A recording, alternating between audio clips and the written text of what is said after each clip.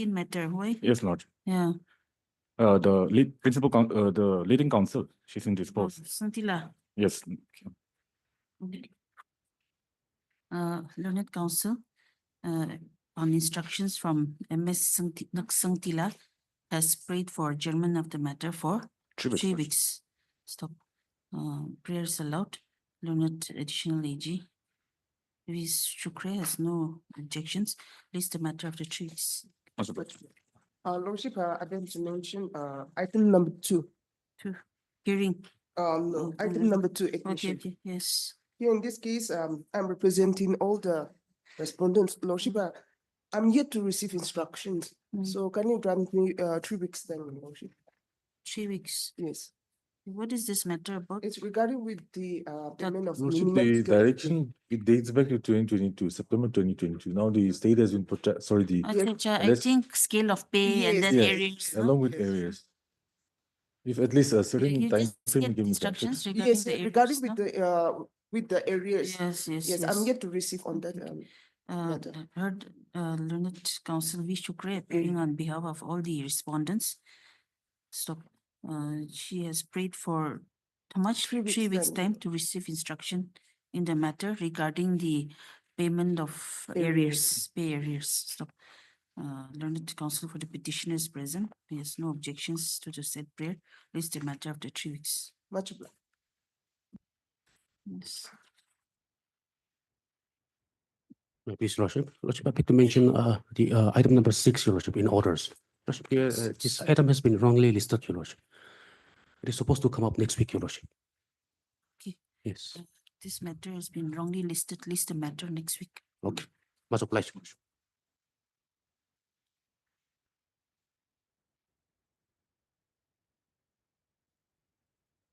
Please, Your Lordship. Lordship, I'd like to mention hearing item 13. Your Lordship may be gracious if this matter can be adjourned for today and fixed for another date. When do you want to? 19 of this 19. one, Lordship. List the matter on 19th May on the prayer of the learned counsel for the petitioner or respondent. Lordship. Respondent. Your Lordship, there's an interim in this matter. Okay. Learned counsel for the petitioner has no objections. Stop. The interim order passed earlier shall continue till the next date. Much obliged.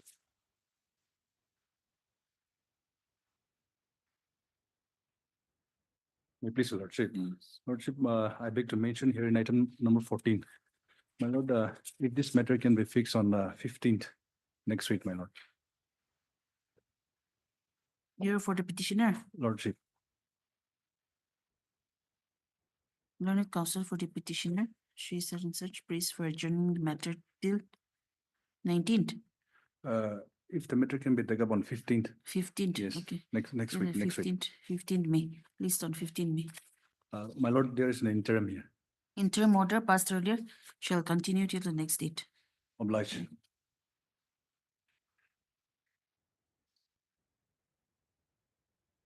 For motion, item number 1.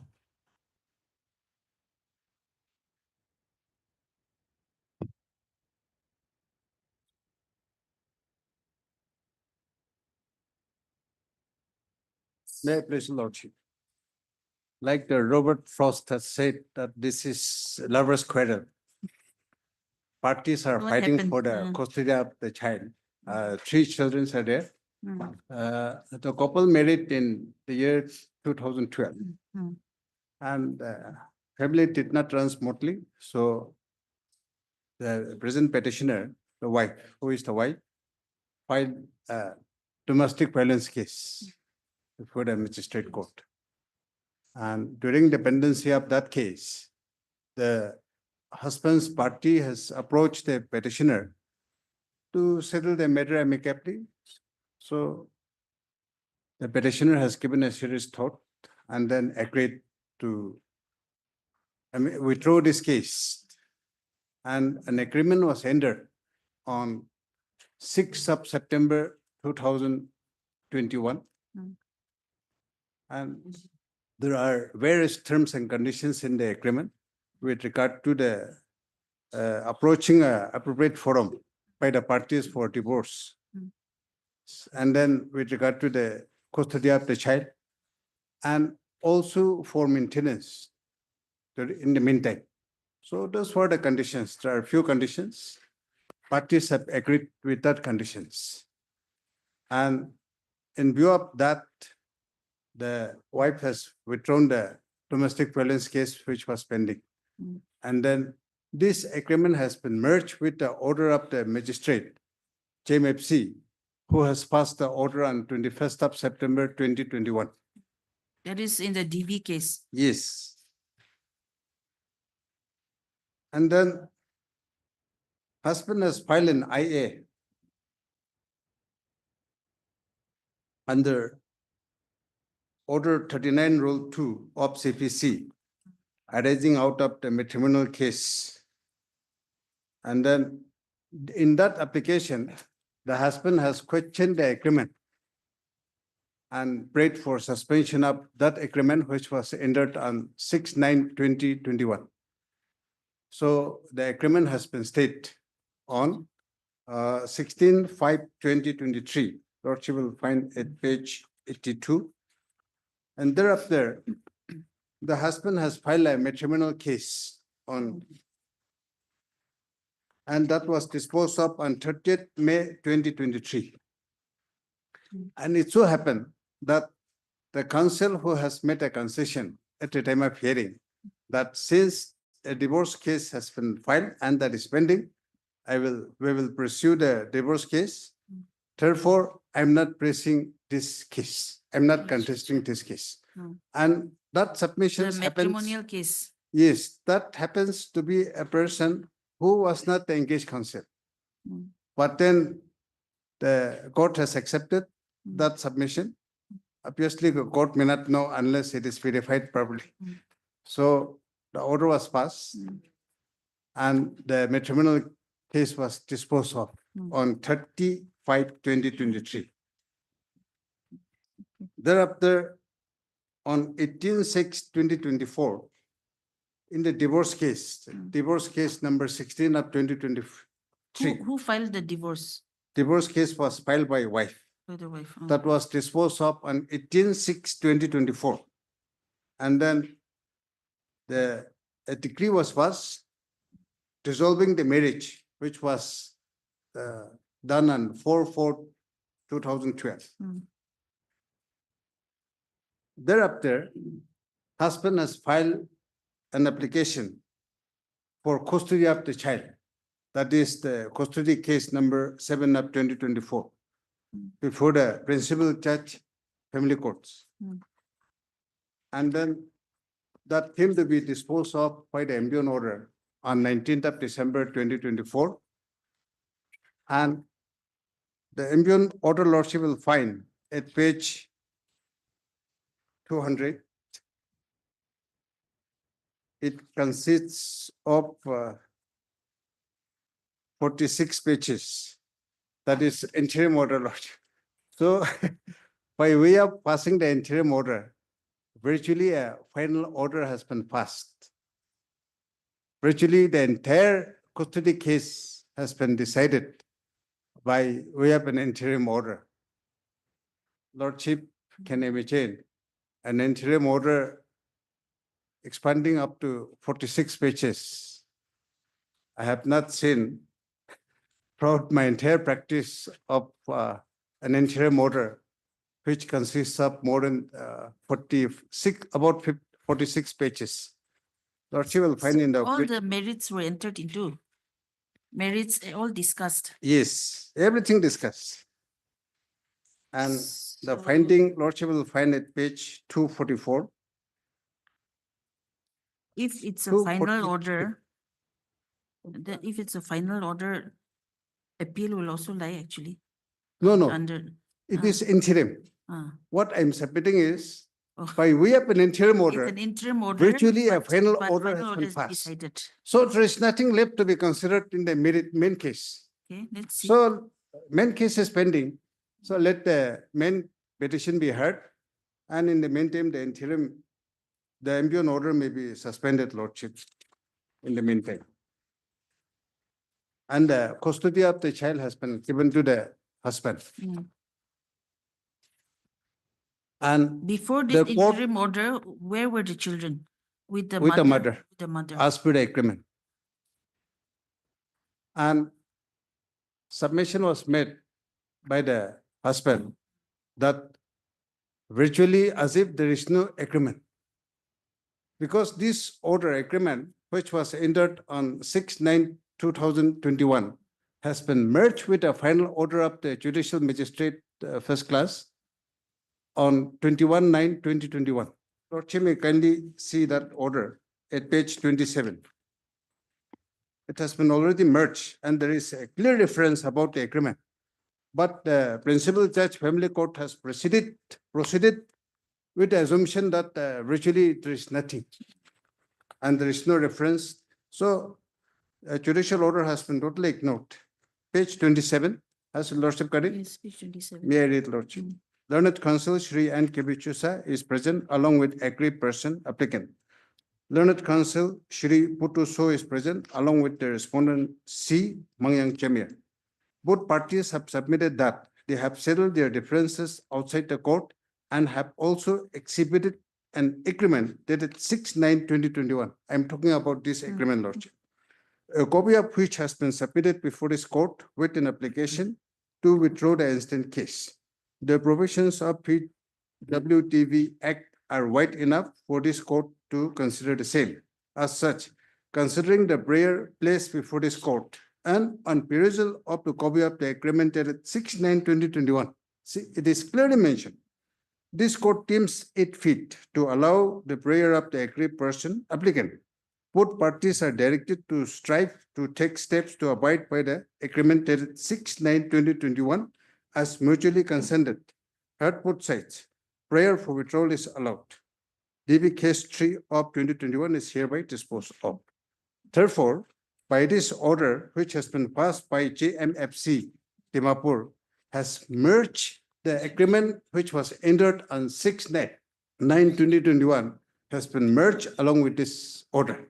So there is admittedly in judicial order, which has a reference to the agreement on 6/9/2021. And by the agreement dated 6/9/21, custody was given to the mother. Mother, yes. Lordship will find the agreement at page 24. Type copy. And relevant portion, Lordship will find at paragraph 2. The first party is the husband and the second party is the wife.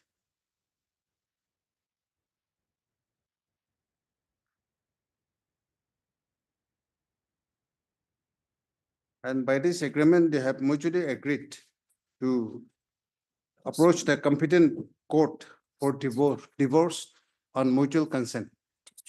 But then the custody of the child has been given to the wife. And the maintenance was also given at paragraph 12. Yes. So on this basis, the JMFC has disposed of the matter. Yes. But the principal judge family court proceeded with an assumption that as if there is no order of the judicial court, Mm. the matter has been decided. And while passing the interim order, the entire custody case has been disposed of. But the custody case is pending before the principal judge family court. So We'll issue notice the at this stage. interim order may be, imperial order may be suspended and then the petition may be disposed of at the earliest lodge. May I please, Oh. madam? You're appearing. Yes, I have in fact filed caveat 9 of 2025. Mm. But it was not tagged along with the present petition. Maybe there was some confusion indeed.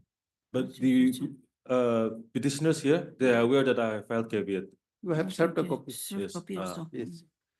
So Oh, but because the petition, caveat has to come up together. the caveat petition was also served to them. Okay, because that has to be By- discharged, no? Mm.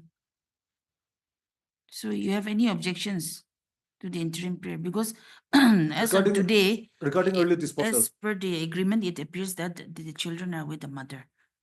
Yes, Mm. but So we'll dispose at an early date. Yeah, you file your, dispose at an early date. yeah, you file your written objections if any. Yes, Mm. and my only concern today is that the interim, Mm. which my learned senior counsel is pressing today, Mm. that may not be granted today. Because Mm. why? Because in family custody cases, Mm. the welfare of the children is paramount. That law is well settled. No, we are all aware of that. Yes. But Now, as per the agreement 6/9/2021, yes, it appears that the custody was given to the wife. yes. So Now, that means as on today, much water has flown between 2021, 6/9/2021 and the custody case, which is pending before the family court in Dimapur. no, but as on record, Yes, as if we go by the record, yes, after that 2021, there's nothing. There's no order regarding the custody. This We have is filed- the we have- impugn order is the only order now. yes, we have filed custody case before the family court in Yes. Dimapur. Now, that agreement, it has been violated by the petitioner, which is why we have filed the custody case 7 before the family court down in Dimapur. If there was no violation of the agreement, the petitioners here, they have a good case. They have even in fact, they had a good case before they have a good case before the family court in Dimapur as well. But there are certain conditions which needs to be fulfilled by both parties. Now, one important condition is that both the husband as well as the wife shall make endeavor for the children to develop a good relationship with the grandparents on both sides. Now, before the divorce, the husband was living at the quarter allotted by the forest department to the wife, because the wife, she is an employee of the forest department. She's a Let them forester. file a You detailed see, objection this is in that only, regard. yeah, Boss. this is only your Yes, submission. yes, This yes. is not on record. Yes. So Yes, my prayer is that we'll endeavor for an early disposal. And I may be allowed to file written objections to the petition filed by my learned no, senior my counsel. only concern is, Yes. see, if the children are with the mother now. Yes, if and- they are with the and- father. They are with the father. Up to the impugn order has been passed. Yes. 19/12/2024. Yes. The it has impugn also order has directed to hand over by 2 p.m. on 21/12/2024. Okay, so now they are with the father. Yes. Yes, Okay, yes. Okay. The Then- school has also then we insisted- will give a short date, let them file the Yes. objections and we'll consider the interim order on that Okay. day. Learned counsel for the petitioner, Shri Siti Jamir. So this is an application under Article 227 of the Constitution of India against the impugn order, judgment or order. Judgment and order of 19/12/2024. If it's an interim order, it should have been order. Yes, Yes. actually it should happen in that manner. But the manner how it was Yes. proceeded is almost, the court is Almost like passing a fine. final order. Against the impugn judgment, an order dated 19/12/2024, passed by the Principal Judge Family Court, Dimapur. Stop. By this order, the interim custody of the 3 children has been handed over to the respondent. Stop. It is the submission of the learned counsel for the petitioner that through an interim order, the entire custody case has been decided and there is nothing left to be adjudicated in the said matter. Stop. And the interim order has ignored the order dated 21/9/2021, It passed by is- the HMFC. It is also stated that the impugn interim order dated 19/12/2024 has not taken into account the earlier order of the JMFC dated 21/9/2021, Yes. passed in domestic violence case number 3 of 2021. Yes. Stop. Shri Sintianger enters appearance on behalf of the respondent. And hence no formal notice needs to be served. It stated that a copy of the petition has also been served upon him. Stop. Accordingly, the Lordship, the fact that I have filed caveat yes, yes, 9 of it is it was also submitted that a caveat has been filed by the respondent in this matter. Let you know the number. Yes, 9 of 2025. Let the caveat number 9 of 2025 be listed along with this matter on the next date.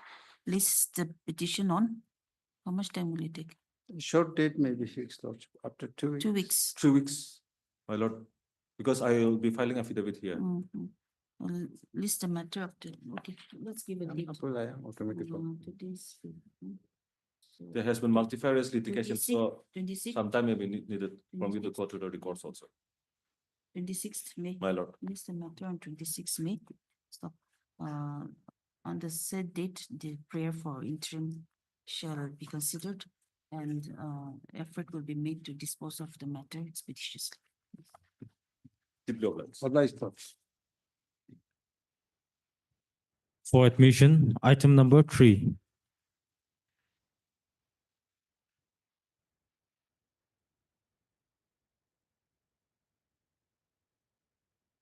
May it please Lordship.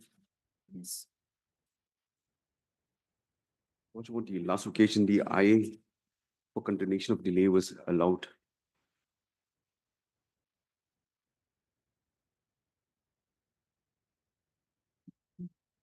So what is the matter about? I'm challenging the succession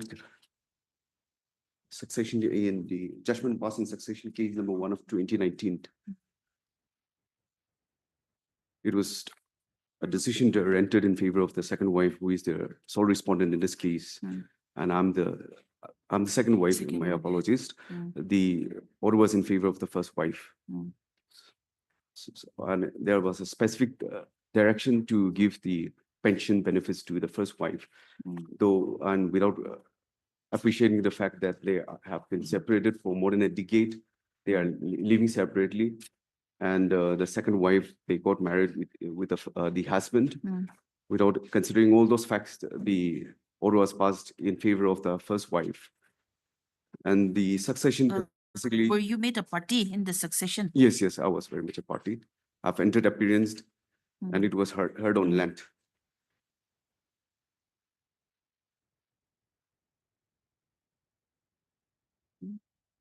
Notice was also issued in the IA. Despite of the notice, the respondent did not appear. But you take steps again here in the main appeal. Yes. Heard learned counsel for the appellant, Shri Mua Jamir. Stop.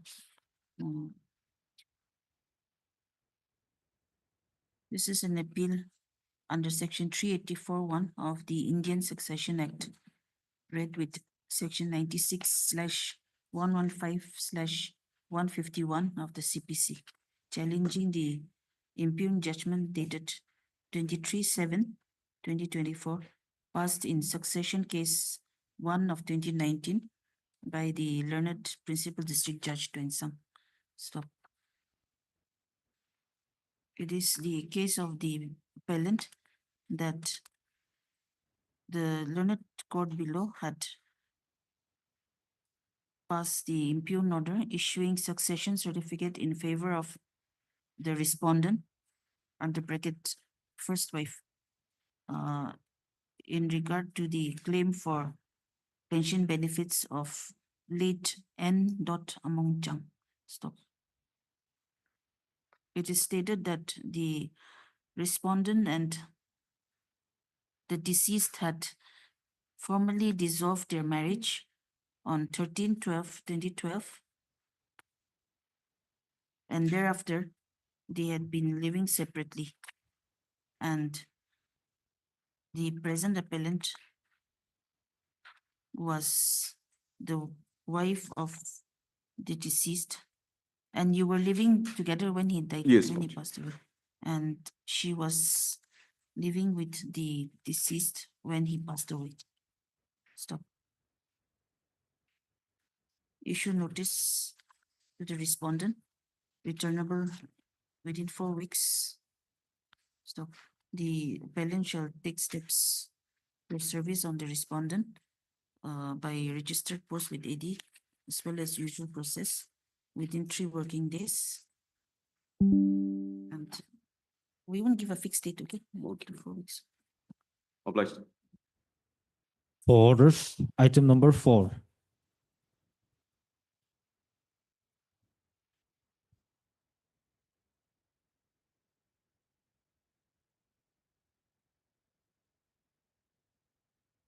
This case, I'm representing the respondent number 2. Mm. I'll file my Wakalatnama as well as the affidavit. Petitioner. Petitioners.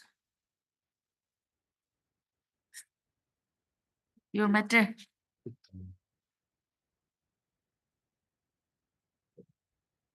My lord, Mm. I have a question. Respondent number 2, Yes. 1 and 3, nothing. Let's see. Return service report in respect of respondent 1 and 3 is awaited. Learned counsel for the petitioner is present. Stop. If I may, my lord, Yes. sorry to interrupt. Here, respondent number 3, who is the deputy commissioner of the Nebuto. I'm informed by my client that he's transferred. So now I have to file IA, praying For for impleting. filing amendment of the petition, since the DC is transferred, a new DC have taken charge. Okay. So I may be allowed to file IA for amendment of the petition. Learned counsel for the petitioner states that the respondent number 3 has been transferred out from Zenepoto and a new incumbent has taken his place. Stop. He prays that he may be allowed to file an IA for impleading the new deputy commissioner Zenepoto. Stop. Prayer is allowed. The petitioner is allowed to file IA. You file an IA by tomorrow. Maybe given at least a week time. Within one week. time. Stop. Learned counsel Moa Jamir enters appearance on behalf of respondent number 2 and has filed his Wakalatnama as well as affidavit in opposition. Stop. Office note dated 28/4/2025 indicates that service report in respect of respondent number 1 and 3 is still awaited. Stop. Await service report, at least the matter after 3 weeks. No, but fine. For orders, item number 5. May I please, Lordship? Lordship, on last occasion, notice was issued, Lordship, but it was returned as answered, Lordship, and LCR already received, Lordship.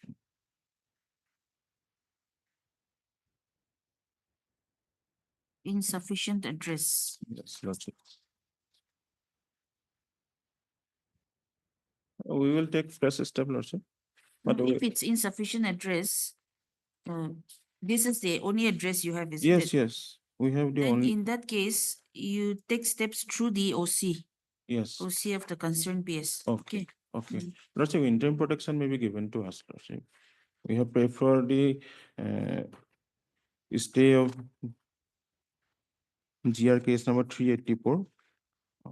Sections are 420, 460, and 471 pending before the Learned Trial Court of JMFC, Dimapur. Next date is fixed on 2nd June for consideration of charge. And we have filed this petition for quashing of the proceedings, criminal proceedings related to the case. So if charge is framed, then it will obviously, Mhm. so interim protection may be given. Lordship. a dual proceeding is going on for the recovery of money. A money suit also is for pending before the CJM in another court. I have also annexed the money suit also. So So you have filed this on the ground that it's a civil. yes, Civil civil matter. nature, yes.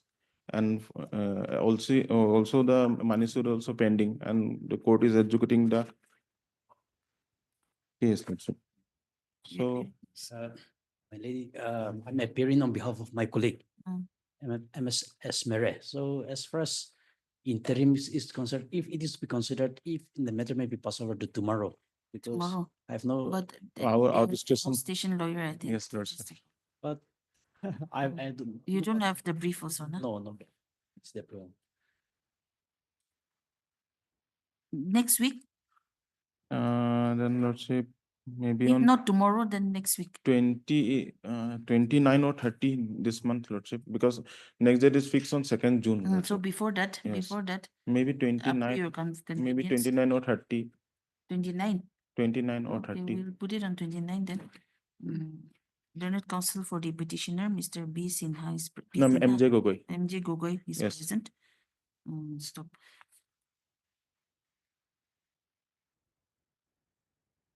Office note dated 7/4/25 indicates that the notice upon respondent number 2 has been returned back unserved with the remarks insufficient address returned to sender within inverted commas, okay? Insufficient address returned to sender, stop. Accordingly, the petitioner is directed to take fresh steps on the respondent number 2 through the OC, through the concerned OC of the police station, which PS of the suburban police station Dimapur. Yes. Stop. Petitioner. Opposite of suburban. Yes, Lordship. Police station is which police station? Maybe Dimapur police station, Lordship. But he is, Dimapur has many police stations. yes, I don't know, Lordship. But he stays opposite of the suburban No, police maybe, station. but then Yes. the concerned police station may be different. Yes, maybe. Tipupar PS. Okay, Yes. okay, Lordship. Through the OC of Tipupar PS, okay? The petitioner shall supply extra copy to the registry for doing the needful. Stop. In the meantime, Learned PP K. Angami has appeared on behalf of S. Mary, who's appearing in this matter, and has prayed for some time as the brief is with MS S. Mary. So this is the matter on 29 29th of this month. May, And Lordship, on which date the interim prayer shall be considered. deep level, Lordship, deep level. For hearing, item number 8.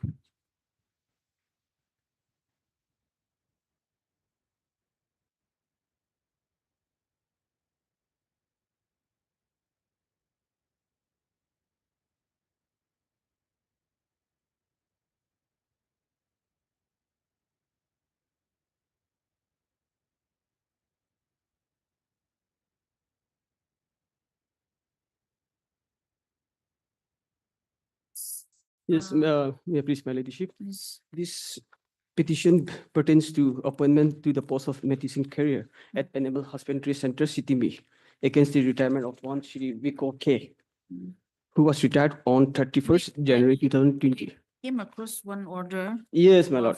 11/4/25. Yes. 11/4/25, where there was a direction. Yes. Yes, Lordship. The 11/4/2025. respondents herein shall produce before this court as to whether there has been a fresh appointment made in favor of the private Yes, respondent yes, number 4. that- So that any was the- instruction? No, your Lordship. Lordship may find, I have filed the additional affidavit because this court has directed me to file the additional affidavit. Yes. For respondents 1, 2, 3. First, you will find this additional affidavit. The one filed on 22nd April. Yes, 22nd April, okay. What have you said? You have received copy? Yes, I have received a copy. Lordship, my submission is, Lordship, you will find in paragraph 3, page number 2. Hmm. May I read your Lordship? Yes. Yes, please read. Paragraph 3, Yes. page number 2. Mm. That answering deponent with utmost respect and with all humility respectfully states that the office of the answering deponent has received the judgment in order dated to the 6/6/2018 passed by the learned division bench of this Honorable High Court and read Bill number 18 and 19, 2013, which has set aside and quashed the appointment order dated 28/11/2013 to the private respondent number 4 in the incident writ petition. Accordingly, the office of the answering deponent has forwarded the same to the government for affording necessary approval. The authority of the government accordingly forwarded the same to the Department of Personnel and Administrative Reforms and to the Department of Law and Justice for concurrence. Both the departments have accorded approval for termination of the private respondent number 4. However, due to human and inadvertent error and technical procedural communication lapses between the authority of the government and the office of the answering deponent, the termination of the private respondent number 4 was not done exactly as directed by the division bench of this Honorable High Court. Otherwise, there was absolutely no intention to disobey the direction and order of this Honorable High Court. In the backdrop of above stated lapses, the answering deponent most respectfully states that the answering deponent has unreservedly amicable respect to the sacrosanct majesty of this Honorable High Court. And therefore, if this Honorable High Court arrives at the finding that the answering deponent has violated or disobeyed this Honorable High Court's order and direction, the answering deponent tenders sincere, unqualified apology for the same. Lordship, now come to the paragraph 5. Para 5. That the answering deponent most respectfully states that the order and direction dated 11/4/2025 passed by this High Court was received from the Office of the Senior Government Advocate on 14/4/2025.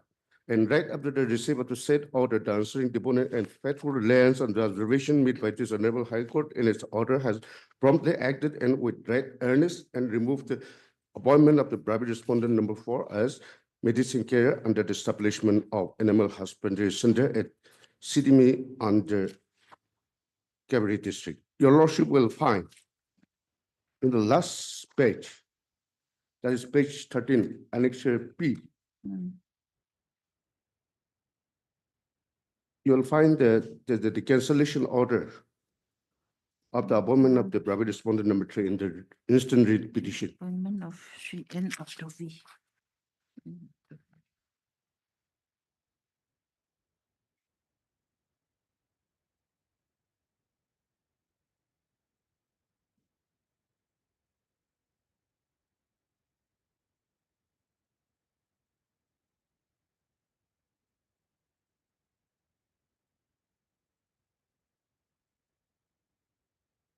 So partly complied. Yes, it's partly complied in view of the subsequent order which they issued cancelling the Yes. appointment of the respondent number 4. So your prayer is to comply with the judgment and order dated such and such, direct the respondent authorities to restore the approval order, an appointment order, direct the respondent. So C is complied. He is complied then, with. what A about and C is, A and C is complied? yes. Prayer number P is left So your appointment order is to be restored in yet view to of be the, restored. yes, in view of the interference by the appellate court Mm, on the judgment passed by this learned single judge mm, of this coordinate bench. So in view of the interference by the appellate court, mm, my appointment revives. mm. So what is your position now?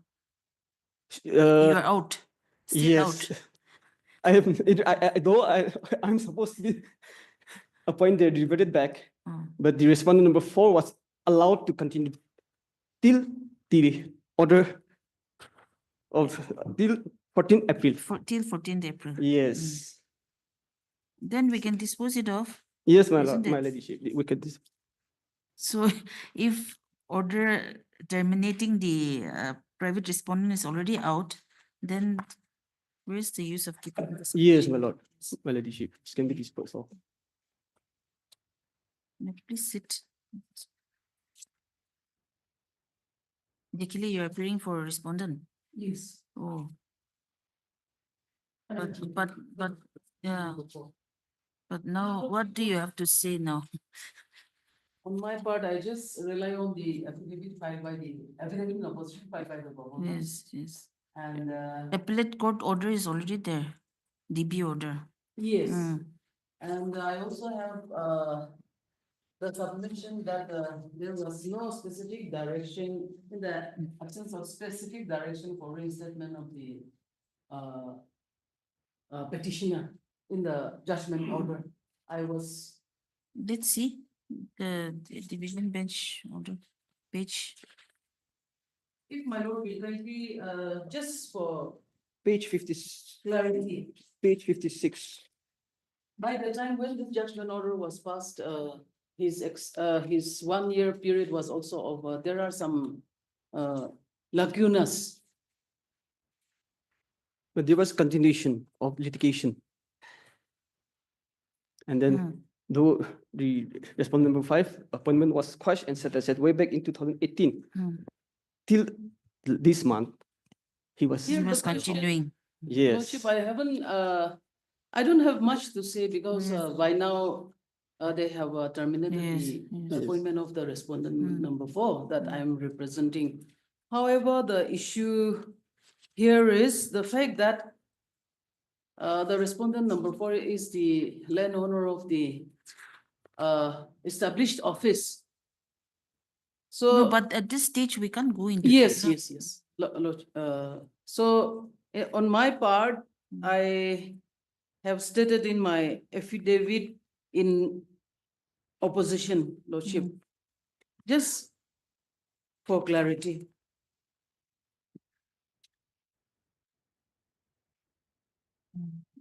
Starting from, just allow me to read out my affidavit in opposition only for my Lordship's reference. At least these are the references that I want to submit before this honorable court. That is at para 4. That with regard to the statement made at para 2. 4 of my affidavit in opposition. Yes. Page 2. Page 2.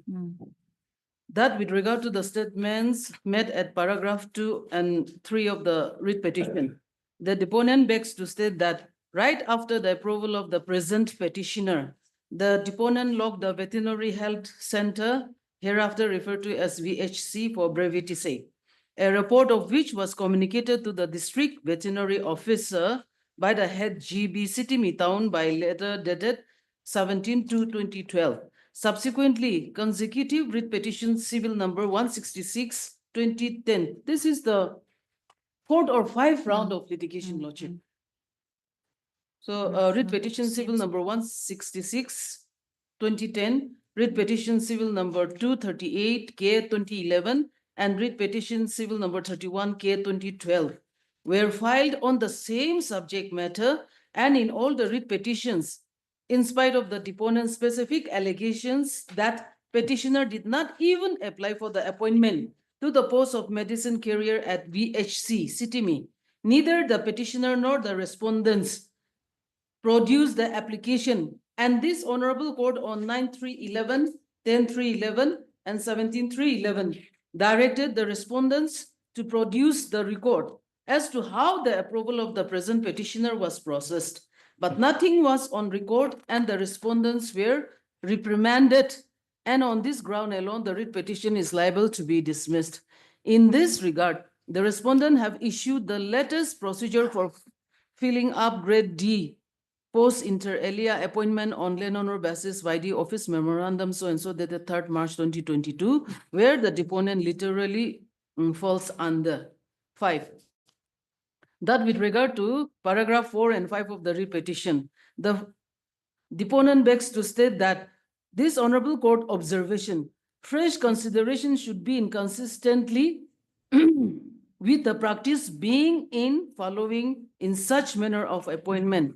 In other words, means fresh consideration should follow the practice of landowner appointment scheme adopted by the respondents. Otherwise, backdoor appointment without applying to the post was never in practice. Further, both the present petitioner and the respondent having admitted in their affidavit in opposition that the deponent is the landowner of established district veterinary office with or without so-called unauthorized affidavit dated 7/2/2009. The respondents ought to have considered the appointment of the petitioner respondent on landowner basis, but nefariously, the respondent, without giving opportunity of personal hearing to the deponent as per this honorable court's direction, revalidated the approval of the present petitioner by letter dated 15/9/2011 6.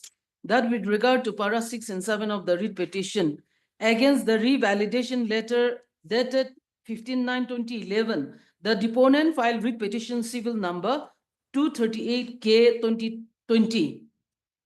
And in the interim, by order dated 28/9/11, this honorable court state the revalidation letter against the present petitioner filed miscellaneous case number 119K/2011 for vacation, alteration, and modification of the order dated 28/9/11, which came up on 16/11/2011 for motion. The deponent sought for some time to file affidavit and prayed to take up the miscellaneous case 23/11/2011, the date fixed for listing of the main writ petition.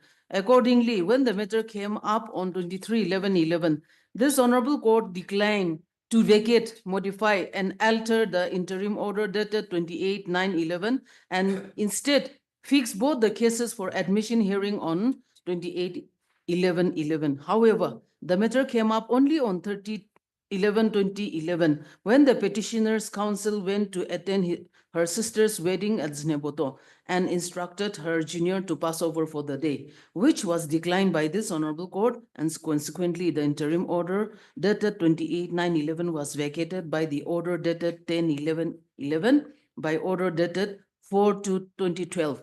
The respondent arbitrarily appointed the respondent number 4, even though the approval was under challenge and sub judice in court. 7 is relevant. That at para 8/9 of the writ petition, the deponent filed writ petition number 31K/2012, challenging the appointment of the present petitioner, and by common judgment and order dated 29/13. Next year, I of the writ petition, I or 1, Lordship. Anyway. This honorable court quashed the approval letter dated 6/10 and appointment order dated 14/12/10 of the present petitioner. In pursuant to it, by letter number so and so, dated 14th November 2013, the respondent government wrote to the respondent number 3 to terminate the present petitioner and to appoint the deponent. Accordingly, by order number so and so, dated 27/11/13, the appointment of the petitioner was terminated, and by order number so and so, dated 28 November 2013, the deponent was appointed as medicine carrier at VHC Sitimi, stating inter alia, as a one-time settlement with the landowners, and shall not confer any right to appointment as landowner in the near future. To supplement, the present petitioner was appointed through backdoor on 14/2/2012 for a period of 1 year, with a condition to be terminable by 1 month's notice. At the same time, when the learned single judge passed the judgment order dated 29/13, 1 year period had already expired, as well as when his termination order dated 28/11/13 was issued. And on this ground alone, the writ petition is liable to be dismissed. 8, that with regard to para 10 of the writ petition, The deponent contends that, well, the writ appeal 18/2013 and writ appeal number 19/2013 filed by the present petitioner was under progress by order dated 9/10/2015. The division bench of this honorable court directed the chief secretary to the government of Nagaland in matters of grade 4 appointment. We direct the chief secretary to the government of Nagaland to file comprehensive statement before, if necessary, after making consultation with the political executives, so that the court can pass appropriate order in the matter, and to file affidavit within a period of 6 weeks. Accordingly, the respondent number 1 filed his affidavit annexed with relevant documents and matter of grade 4 appointments, specifying that appointment to grade 4 post is required to be done through advertisement. Further, in culmination of the direction, the respondent subsequently issued notification number so and so, dated 5th March 2018, adopting a policy for appointment in grade 4 posts on land honor basis, followed by the aforesaid OM dated 3/3/2022 for filling filling up Group D post inter alia on land owner basis, and thereafter by common judgment and order dated 26/6/2018, the writ appeal 18/2013 and writ appeal number 19/2013 of the writ petition were allowed. Just show me the operative part of the division bench judgment.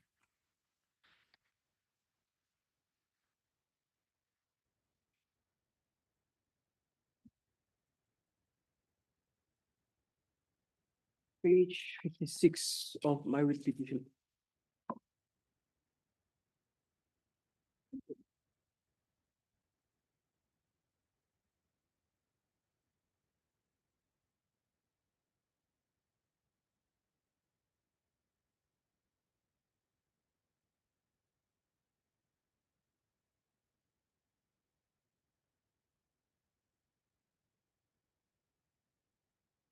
Lordship, the operative portion may be Para started from para 10. para 10, I think. That is.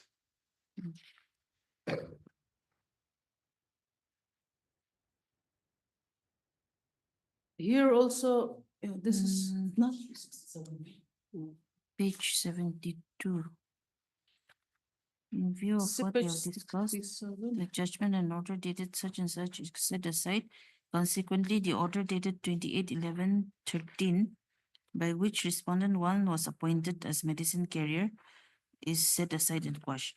So by this judgment, your yes. appointment was set aside. Yes, set aside. But what does it say about But- your appointment? There is no direction for reinstatement. That's why my just a thin This line.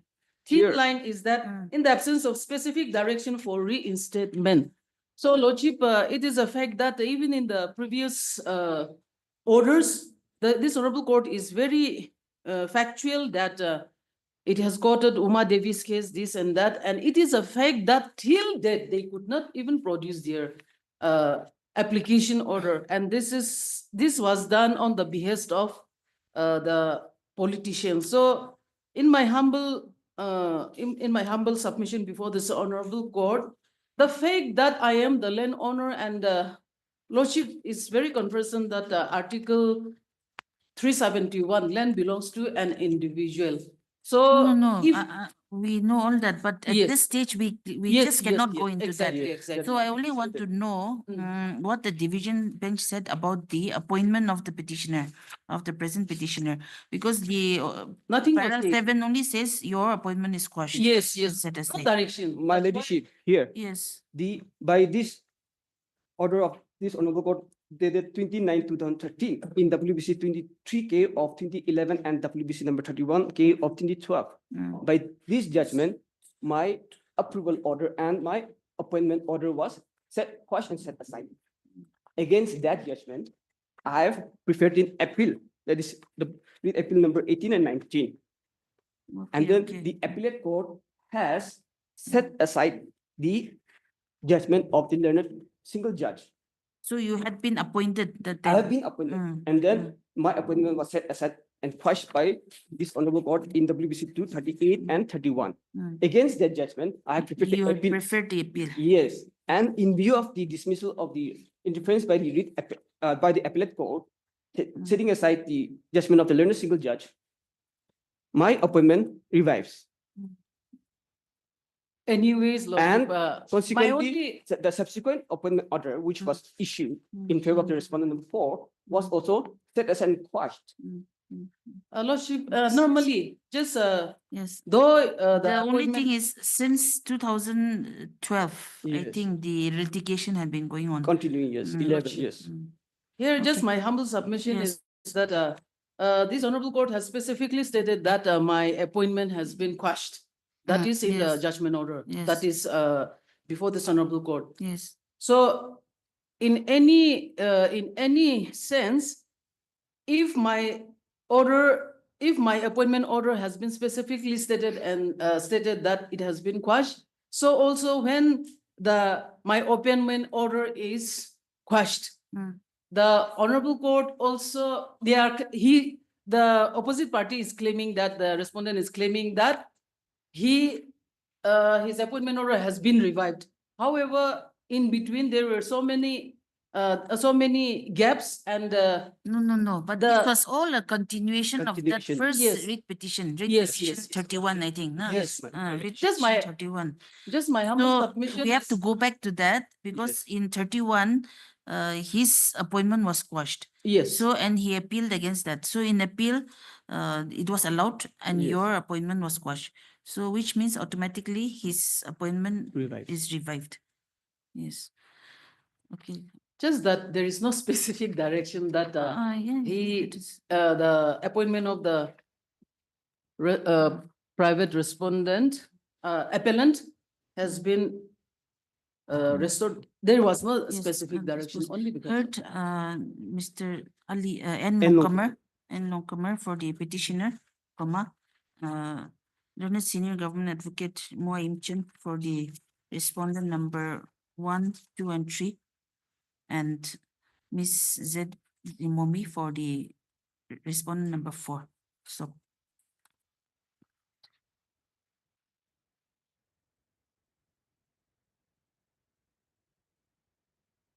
This writ petition under Article 226 of the Constitution of India has been filed by the petitioner. You can sit.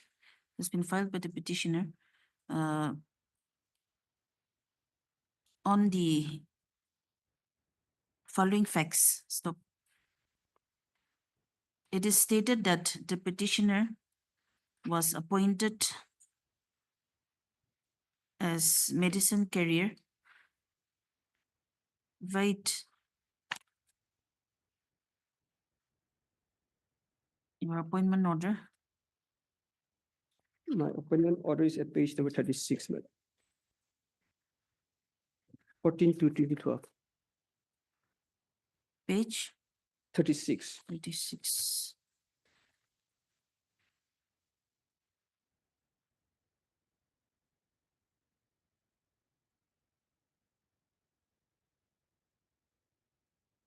The right order dated 14 to 2012. Stop.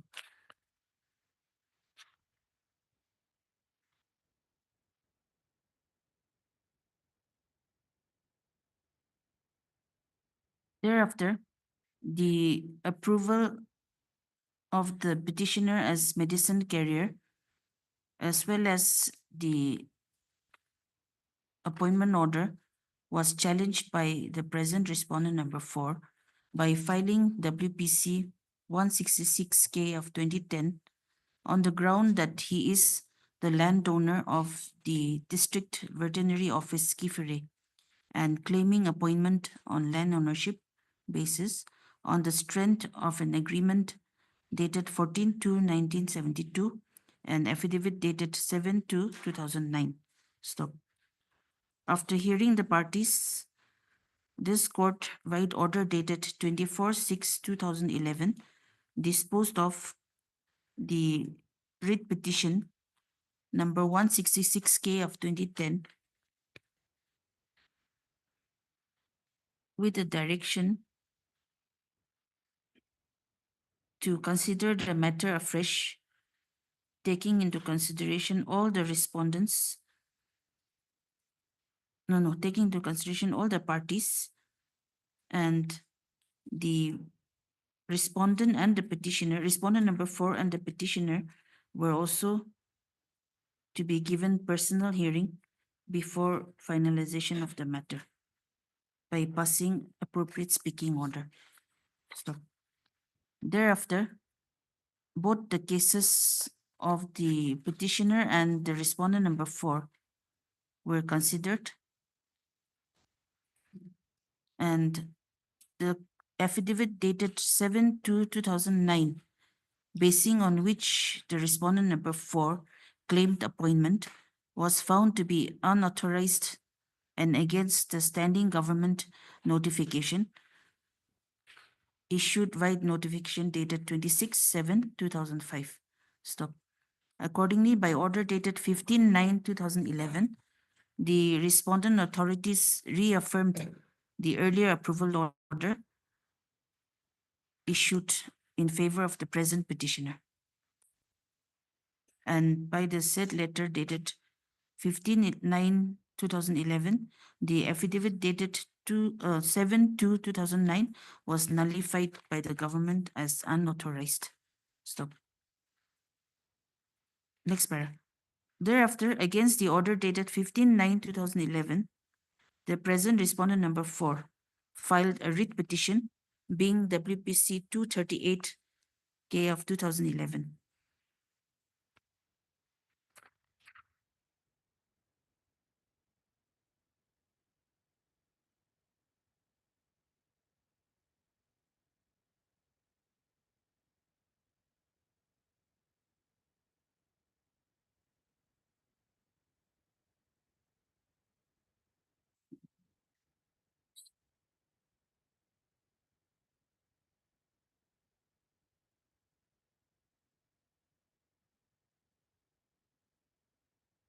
During the pendency of the said writ petition 238K of 2011, the present petitioner was appointed as medicine carrier on the strength of the approval order dated 6/10/2010. Stop. The respondent number 4, being aggrieved by the appointment of the petitioner, filed another writ petition being WPC 31K of 2012, challenging the appointment order of the present petitioner dated 14/2/2012. Since the issue involved in the aforesaid 2 writ petitions were based on similar facts and circumstances, this court heard the matter together and by a common judgment and order dated 29/2013, set aside the approval order of the petitioner dated 6/10/2010, as well as his appointment order dated 14/2/2012. Stop. Para.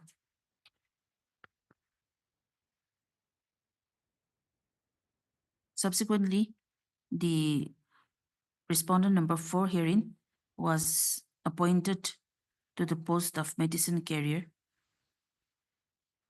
under the establishment of the district veterinary officer Kifiri. Stop. Para. The petitioner herein being aggrieved by the judgment and order dated 29/2013 filed writ appeal number 18K 2013 and writ appeal number 19K 2013. Stop. The appellate court, by a common judgment and order dated 26/6/2018, allowed the writ appeals, holding that the document dated 7/2/2009 has no legal validity in the eye of law and therefore set aside and quashed the appointment order of the respondent number 4 dated 28/11/2013.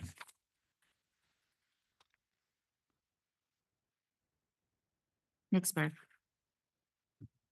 It is the contention of the learned counsel for the petitioner that the direction passed by the appellate court in judgment and order dated 26/6/2018 is clear and without any ambiguity. However, it is stated that the respondent authorities are still allowing the respondent number 4 to continue in service when his appointment has already been quashed, set aside and quashed. Stop. Next paragraph. Therefore, the petitioner is now before this court praying for number 1, complying with the judgment and order dated 26/6/2018, passed in Writ Appeal 18K 2013 and 19K 2013. Number 2, to direct the respondent authorities to restore the approval order dated 6/10/2010 and the appointment order dated 14/2/2010 in favor of the petitioner.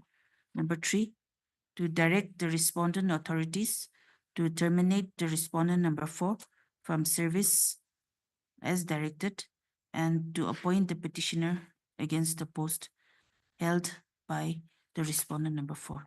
Stop. Next paragraph. Learned senior government advocate Shri Moim Chin has submitted on the basis of his additional affidavit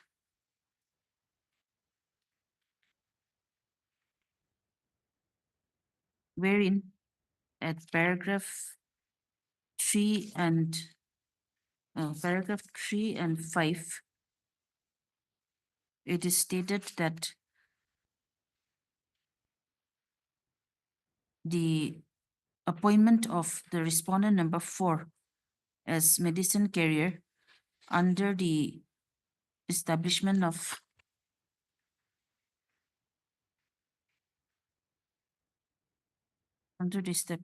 the what is that? Veterinary and animal husbandry at Sitimi has been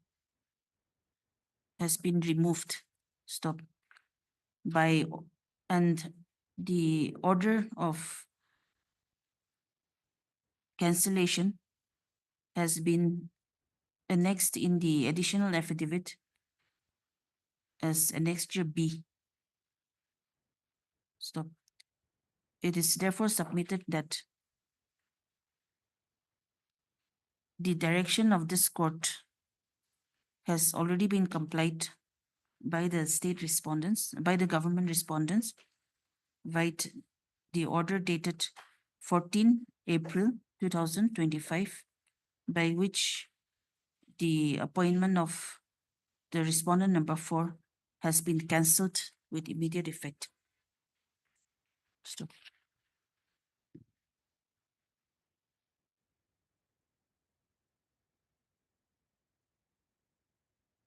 Next paragraph.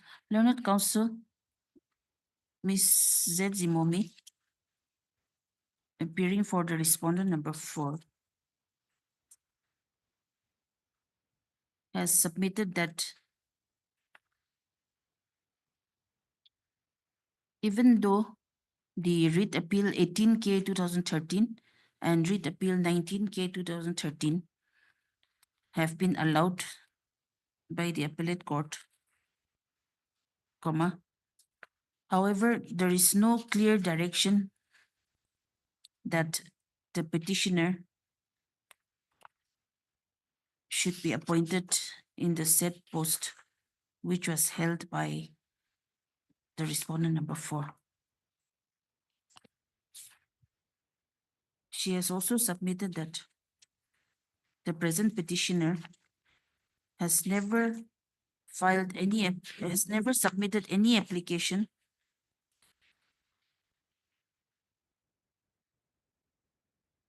praying for his appointment till today.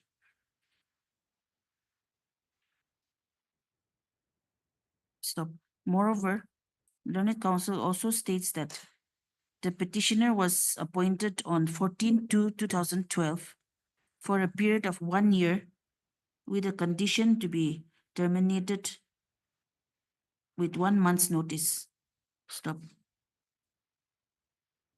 And by this time, the 1 year period has already expired. And on this ground alone, the writ petition is liable to be dismissed. Stop.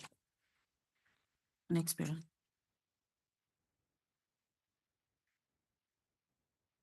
The court has considered the submissions of the opposing parties and perused the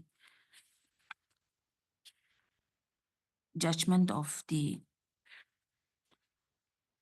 appellate court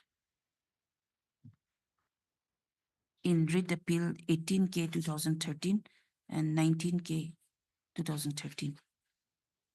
Stop.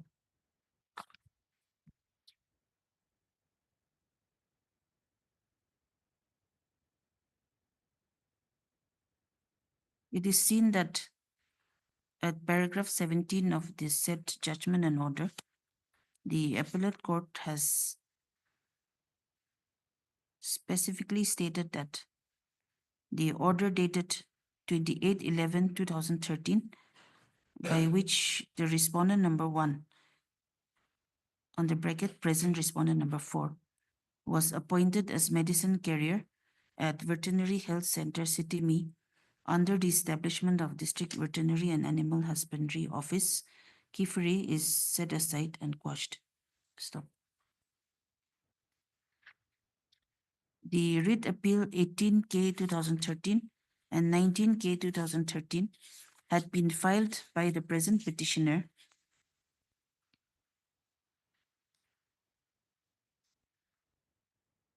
against the judgment and order passed in, which was your WPC, by which your WPC 31, na? Yes, 238 and WBC 31K of By 31K which your of appointment was 2012. quashed, 31, na? Yes. It was filed against the judgment and order in WPC 31K of 2012 and WPC 238K of 2011, by which his appointment and approval were quashed and set aside, isn't it? Were quashed and set aside.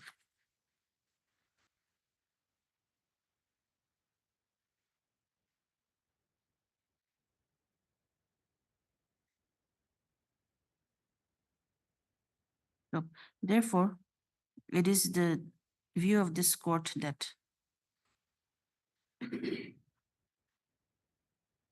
when the writ appeal 18K 2013 and 19K 2013 were allowed by the judgment and order dated 26/6/2018, thereby quashing the appointment of the respondent number 1, under bracket respondent number 4. Yeah, there it was 1. Yes, na? there it was one.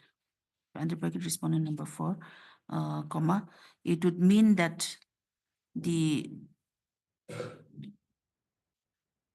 approval order and the appointment order of the petitioner stands revived. Stop. Next para.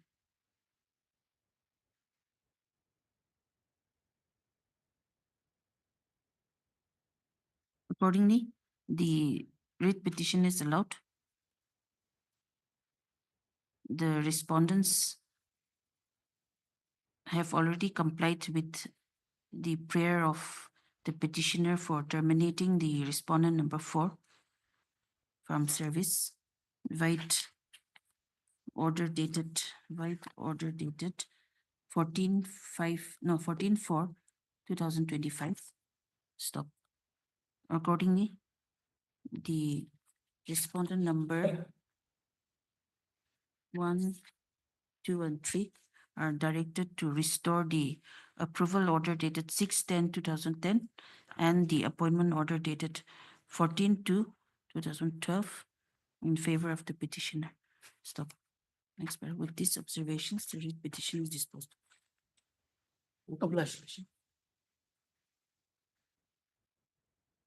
For hearing, item number 9 and 10.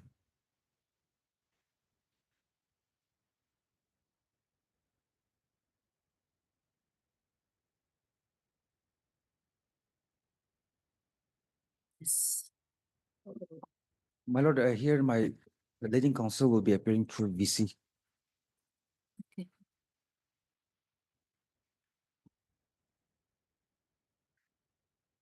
You are for the petitioner? I'm for the respondent Respondent. in both the matter. Okay. I am for the petitioner. Okay.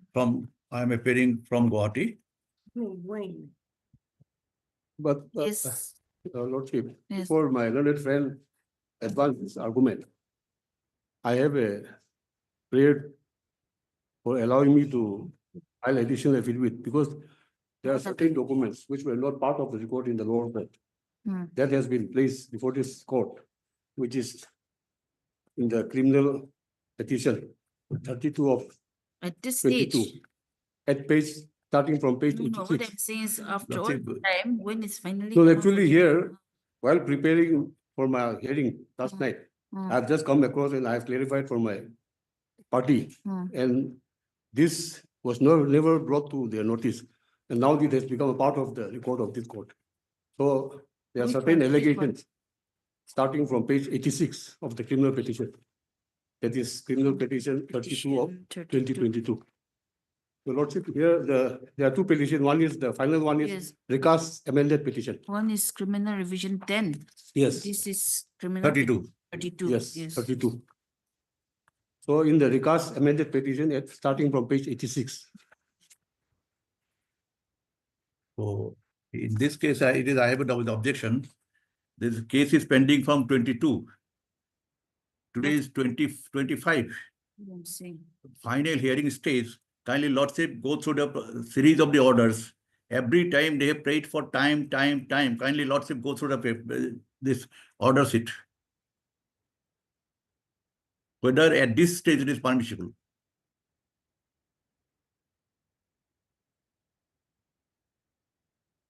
And you didn't mention during the mention hour also.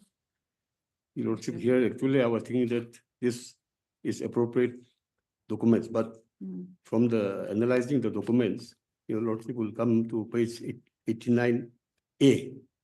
89A. Now, this document, they are also going to rely. Here, the address is given. 89A. Yes.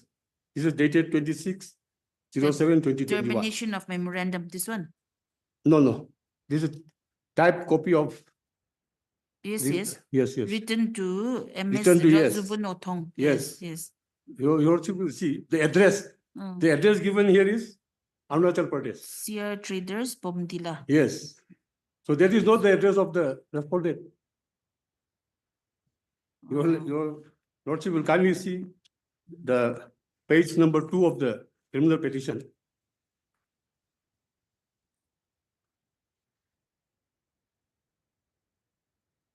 So this is the correct address. This is Naharbari, Yes. Dimapur. So Lordship, this is the documents which they are going to rely on, which has never been served upon the respondent because of the address indicates. Lordship, Yes. it is a matter pending from 22. Yes, I'm aware of that. That's why I'm asking them. Secondly, Yes. that so many, they have exchanged the affidavit. When That, did you receive this? so it is now it is a ending part fixed for hearing so many times, not today. See, Kindly go through. Kindly go through the Lordship orders it. Yes, I've seen that. Now it is up to your Lordship whether only delaying is the tactics. I do not know.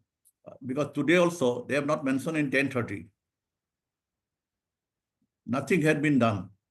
At the last moment, they have raised this objection. Otherwise, I'm ready. But if this document is going to be relied by them in that case. No, no, no, I will not rely on that document because I have sufficient materials on the other part, Lordship. This Huh. 9A, Yes. the address No. appears to be wrong. Yes. So Wrong. let me start, Lordship.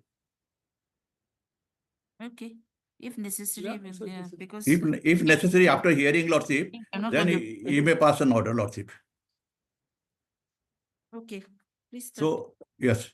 So this is an application under section 482 of the CRPC, Yes. quashing the proceeding initiated by the Judicial Magistrate First Class Dimapur by order dated 16/11/22. Kindly Lordship know that why I have challenged this on the following grounds. There are 3 grounds. 1 minute, That- your Lordship. name, your name? My name Hasibur Rahman, Senior Advocate. Lordship. And you're assisted by? Jamir. He's in Kohima. Yes, yes. So it is the grounds of challenge that it is purely a civil dispute. And when arbitration clause is there in the MOU, then second is company was not made a party. Third challenge is section 422. IPC is not attracted as there was no criminal intention which can be verified on the basis of the record of the MOU. Now, Lordship, 3 grounds of challenge. One is it is a civil dispute. Second is it is a matter relating to a company, but company was not made a party. Third challenge, section 420 is not attracted as there is no criminal intention which can be verified from the MOU on the basis of which case is initiated. Lordship, now Annexure 5, page 70, that is the impugn order. Page 70. 17 or 17? 70. 70. Yeah. Yes. So this is the impugn order. Mm. Here, complainant says so-and-so is present along with her learned counsel and Kelvi Khan. Accused Sri Indranil Ghusa is represented by his learned senior counsel H. Rahman along with learned counsel. This present case is pertinent to the complaint filed with the complainant against the accused for a offence punishable under section 417 and 420 IPC. Contending the present complaint and praying for discharging the accused person in this instance case, learned counsel for the accused has raised his objection on 2 main grounds. That this court has no jurisdiction to try the case as per section 177 CRPC. Secondly, that this present case is of a purely civil nature. To begin with, the learned counsel has argued that the MOU was signed in Kolkata. It is seen in MOU that it was in fact signed by the complainant in Dimapur while the accused had signed from Kolkata. Furthermore, the payment of rupees for 4 lakhs only was made through NEFT, which has not been disputed by the alleged accused as well. Thus, though it has been contended by the learned counsel for the accused that this court does not have jurisdiction to try the case as per section 177 CRPC, this court would like to run the attention to sections 178 of the CRPC. So 178 place of inquiry or trial. So this is discussed. Thereafter, they have discussed it is in the present case, considering that the agreement was partly signed in Kolkata and partly in Dimapur. Furthermore, the fact that money was transferred through NEFT from Dimapur, it is the considered opinion of the court that both the court in Kolkata and Dimapur would have jurisdiction to try the offence. So try the same.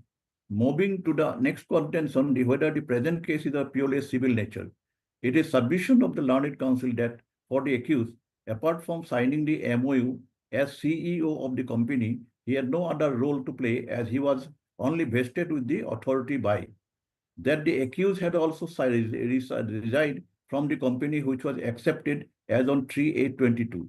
It was further contended that the complainant had deposited the money to the company account. However, he was not responsible in any way for any liability in the present capacity, and therefore he cannot be held to be responsible for any violation of the terms of the condition of the MOU.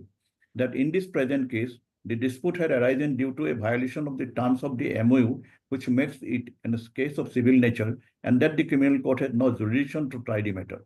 In support his submission, Learned Counsel relied upon two decisions. Honorable Supreme Court, the two decisions were cited. I have duly considered the submission and have also perused the relevant documents. Now, though the learned counsel for the accused had argued at length with regard to the MOU and the failure to the part of the complainant to pay the agreed upon the amount of the first installment, and therefore which led to the termination of the MOU, it is the opinion of the court that had the facts only been limited to that on alone, it would be a fit case to be considered as the purely civil nature. However, in this case, it has also been brought to the notice of this court that the Jamaguri tea estate located in Golaghat, which was tea estate, that was to be leased out to the complainant, was under litigation in National Company Tribunal, Kolkata Bench, a UCO Bank, so and so, has also been seen by the order passed by the tribunal that the Jamaguri tea estate was in fact under the equitable mortgage of the UCO Bank. As it is stand of the tea estate that was agreed upon to be leased out did not in fact belong to accused tea company, that is Darjeeling Organic Tea Company Private Limited, at the time of agreement. It was the property of the Rubia Tea Company Private Limited that subsequently became the equitable mortgage land belonged to UCO Bank. Therefore, the accused had no right over the land and the inception of the agreement. The very fact that the accused had even come to an agreement with the complainant without any right over the land raised on a presumption of the criminal intention to cheat the complainant.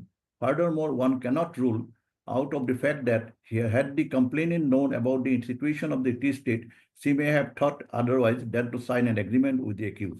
With regard to the other submission raised, considering that this is not the stage of trial and the merit of the case cannot be dealt with at length of the court, shall refrain from discussing the same. The Honorable Supreme Court, so and so had held that on a mere fact that a civil remedy is available, a criminal remedy is not extinguished. That being said, this court would also like to point to the fact that question of discharging would not arise at this stage, and the case has not even proceeded to the stage of evidence before charge as provided under Section 244 CRPC. In the light of the above, this court deems it fit to proceed. So accordingly, this summon was accused for fixing 2212. This is the case. So now my submission is the complaint was initiated on the basis of MOU signed by both the parties. Kindly turn to page 45 to 54 is the MOU. Page 45 to 54.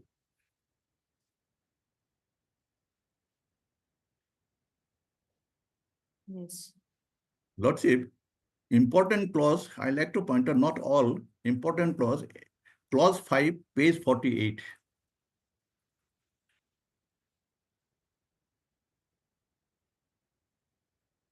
Clause 5. No, thereafter 4 is early, R4. That is the agreement MOU. 4, Lordship got it?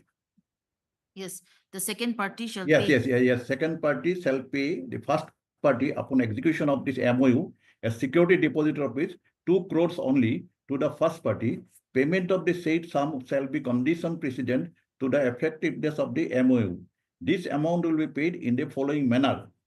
A, 50 lakhs only on signing of the MOU and before effectually the MOU. B, 1 crore only by 30 days of the date of signing of the MOU. The second party will give a PDC post-dated check to this effect to the first party on signing of the MOU and before effectuating the MOU. C, 50 lakhs only by 60 days of the date of signing of this MOU. The second party will give a PDC post-dated check to this effect to the first party on signing that. These are the terms. Second terms is 51. The security deposit as mentioned in point 4 above shall be refunded back by the first party to the second party within 45 days from the date on which all charges existing with the UCO Bank against the tea estate is cleared and the UCO Bank provides a no objection certificate to that effect and the tea estate is acquired by the second party. Also, in the event of the term of the MOU expires before the acquisition of the tea estate, the security deposit shall be refunded to the second party within 45 days of such completion of termination as the case may be after necessary deduction complainant. So regarding the mortgage of the UCO Bank, it is known to the party and it is in record in the item 5 of page 48 of the MOU. Then, Lordship, next clause is page 50, clause 19.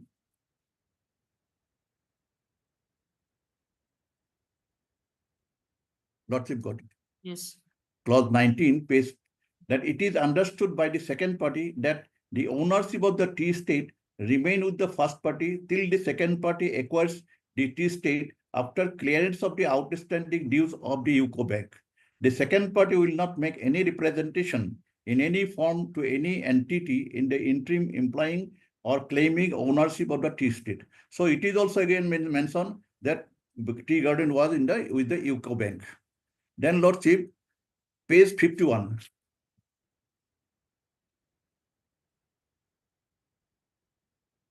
Here Not- the second party yes. is the respondent. No? Here 22, 23, I am reading 22. That this MOU has been executed between the parties as the second party is desires to acquire the said tea state by virtue of taking over the property after clearing the outstanding dues and encumbrance existing in favor of the mortgage bank, UCO Bank, and mutually agreed terms and conditions. 23. That the first party shall provide all assistance to the second party in the process of acquisition of the mentioned tea state, including obtaining NOC from existing banker, so that the second party can proceed with the financing on the said tea state with the banker. 25. That once the acquisition of the mentioned tea state from UCO Bank is made, the second party will be absolute owner of the tea state, and the first party will not have any right over the tea state in any form, manner otherwise than mentioned above. Then 27.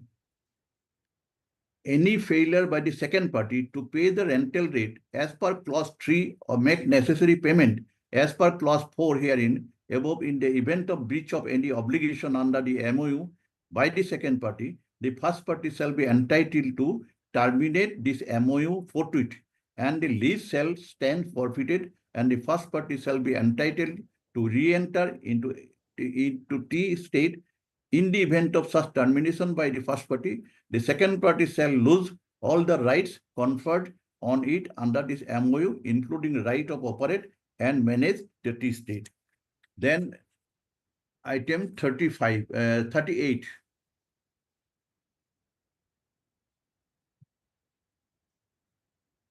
Lordship, page 54. Yes. Lordship got it? Yes. Please read. This MOU and all questions of its interpretation shall be construed in accordance with the law of India. All dispute and differences between the parties herein with regard to any terms and conditions herein as contained in interpretation thereof shall be referred to arbitration in accordance with the provision of Arbitration and Conciliation Act 1996 as amended from time to time. The seat and venue of the arbitration shall be Kolkata, and all proceedings of the arbitration shall be in English language. So this is the MOU here signed, sealed, and delivered by the Darjeeling Organic Team Company, that is my client, as a authorized signatory. The other side, the CR Traders, the present respondent. So CR Traders, that was the sign. After knowing fully regarding the condition of the tea state, they have entered into an agreement. Lordship, now I like to point out page 91 of my appeal, page 91, it is an important document. Page 91.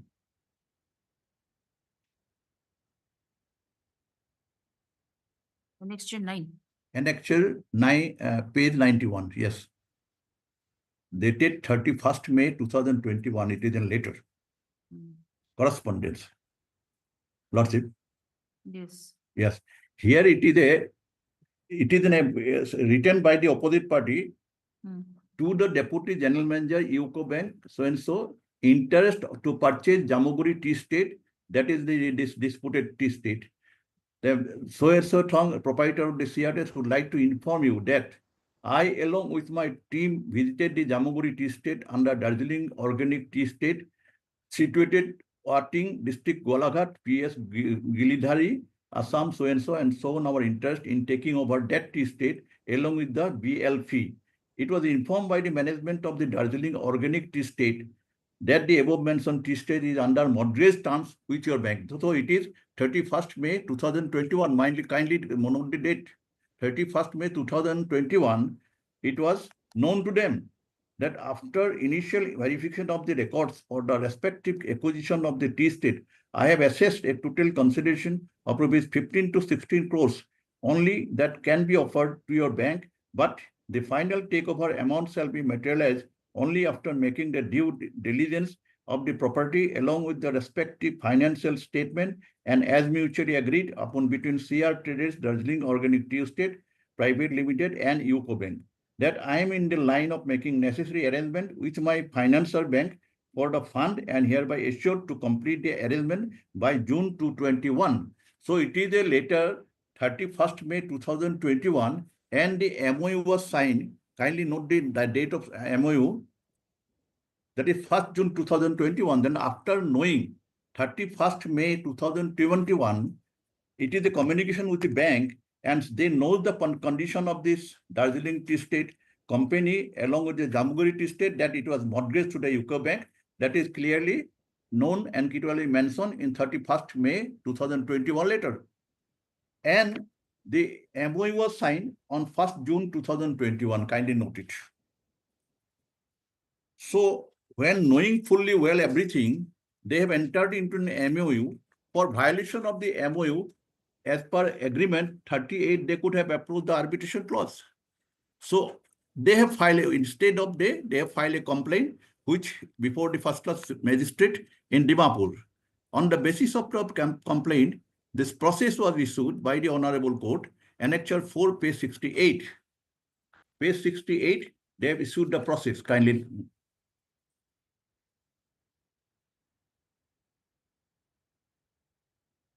Page 68. Page 68, Annexure 4. So this is the process. A translated copy 69A.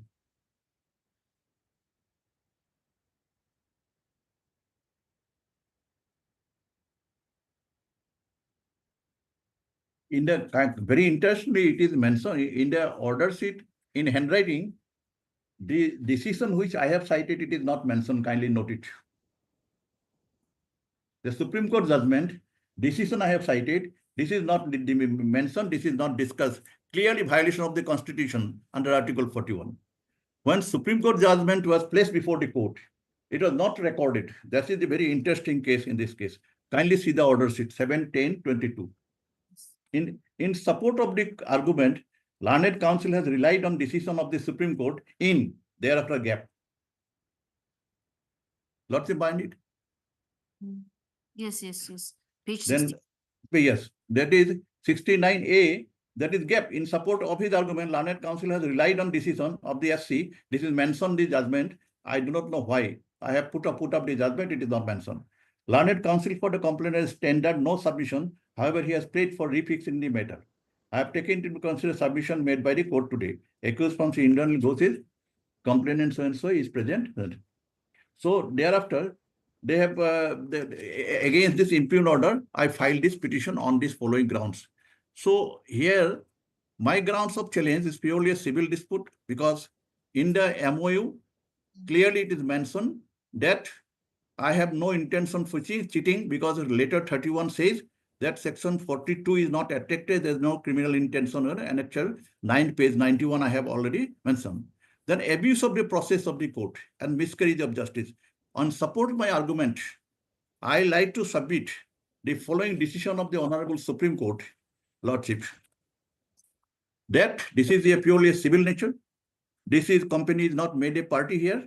Section 420 is not attached as there is no criminal intention because my intention was very clear, which reflected by the letter dated 31 by the MOU.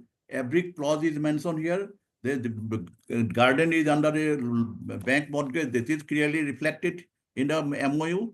Later it is reflected. So I like to now close my argument on by submitting the Supreme Court judgment that purely a civil dispute scope and ambit of the inherent power of the Honorable Court.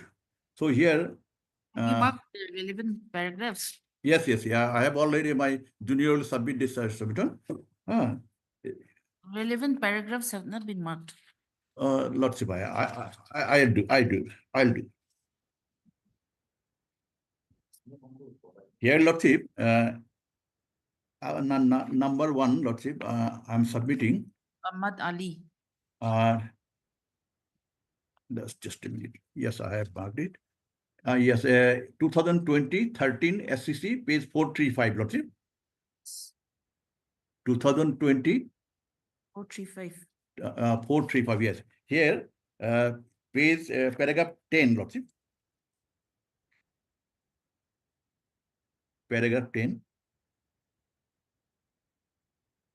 Lordship got it? Yes. Before we enter into facts of the present case and submission made by the learned counsel for the parties, it is necessary to look into the scope and ambit of inherent jurisdiction which is exercised by the High Court under Section 482 of the CRPC. The court had the occasion to consider the scope and jurisdiction of 482. This court in the state of Haryana versus Bhajan Lal had elaborately considered the scope and ambit of Section 482 CRPC, Article 226 of the Constitution in the context of quashing the criminal proceeding. In para 102, this court enumerated 7 categories of cases. 7 categories of cases. So here I like to mention this paragraph 16 also.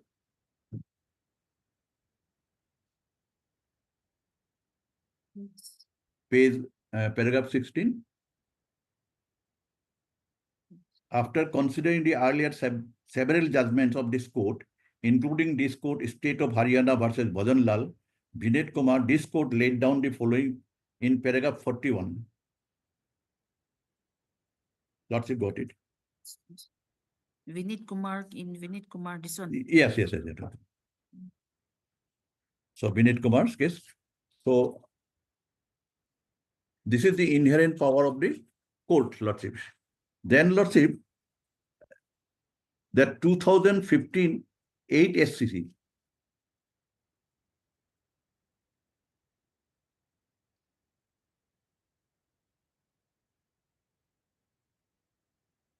Vesa Holdings. Visa Holding versus the State of Kerala and others, page 13 to 18. Yes. So which para here? I am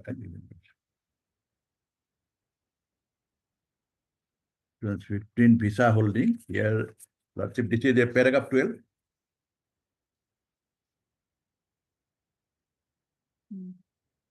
From the decision cited above, appellant, the settled proposition of the law is that every breach of contract would not give rise to an offense of cheating, and only in those cases, breach of contract would amount to cheating where there was any deception played at the very inception.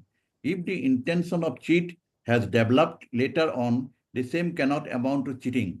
In other words, for the purpose of constituting an offense of cheating, the complainant is required to show that the accused had fraudulently or dishonest intention at the time of making promise or representation. Even in the case where allegations are made in regard to failure on the part of the accused to keep his promise in the absence of a culpable intention at the time of making initial promise being absent, no offense under Section 420 of the Penal Code 1860 can be said to have been made out. Next, it is true that a given set of facts may make out a civil wrong as also a criminal offense, and only because a civil remedy may be available to the complainant, that itself cannot be a ground to quash criminal proceeding. The real test is whether the allegation in the complaint disclosed the criminal offense of cheating or not. In the present case, there is nothing to show that at the very inception there was any intention on behalf of the accused person to cheat, which is condition precedent for an offense under Section 420 IPC. In our view, the complainant does not disclose any criminal offense at all. The criminal proceedings should not be encouraged, which it is found to be made mala fide or otherwise an abuse of the process of this court.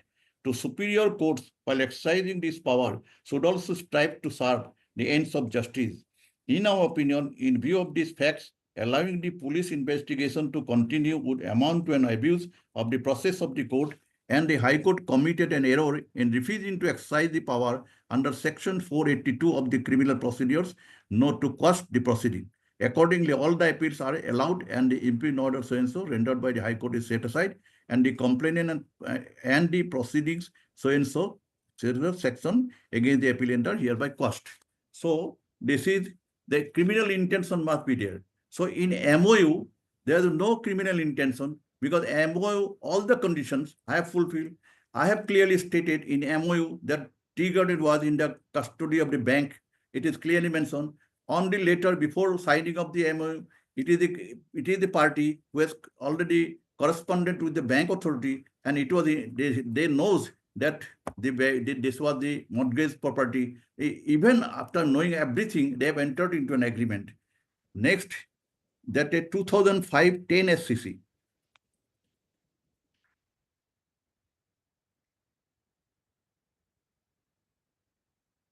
SCC, that is page 19 and 24.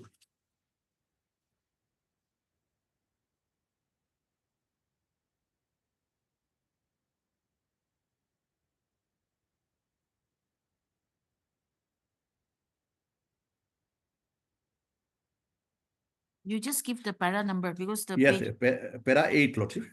are not telling. Para 8. Para 8, the substance of the complaint, Lordship. Lordship got it? Yes. Para 8. Substance of the complaint. Yes, substance of the complaint is to be seen. Mere use of the expression cheating in the complaint is of no consequence. Except mention of the words deceives and cheat in the complaint filed before the magistrate and cheating in the complaint filed before the police, there is no averment about the deceit, cheating or fraudulent intention of the accused at the time of entering into MOU, wherefrom it can be inferred that the accused had the intention to deceive the complainant to pay. According to the complainant, a sum of rupees so out of this total amount so and so was paid, leaving balance so and so. We did not go into the question of the difference of the amount mentioned in the complaint, which is much more than what is mentioned in the notice, and also the defense of the accused and the stand taken in the reply to notice, because the complainant's own case is that over rupees 3 crores was paid and the balance the accused was giving reason to above. The additional reason for not going into this aspect is a civil suit is pending interest parties for amount to question. So here also, paragraph 10. Yes.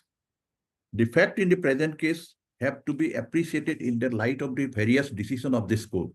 When somebody suffers injury to his person, property, or reputation, he may have remedies both under civil and criminal law. The injury alleged may form the basis of a civil claim and may also constitute the ingredients of some crime punishable under criminal law. When there is a dispute between the parties arising out of transaction involving passing of a valuable properties between them, the aggrieved party may have a right to sue for damage or compensation, and at the same time, law permits the victim to proceed against the wrongdoer for having committed an offense of criminal breach of trust or cheating. Here, the main offense alleged by the appellant is that the respondent committed the offense under Section 420 IPC, and the case of the appellant is that the respondent have cheated him and thereby decently induced him for delivery of property. To deceive is to induce the man to believe that a thing is true, which is false, and which the person practicing a deceit, deceit knows the believers to be false. It must also be shown that there exists a fraudulent or dishonest intention at the time of commission of the offense. So here in my MOU I signed, there's no intention to deceive the person. So my intention was very much clear.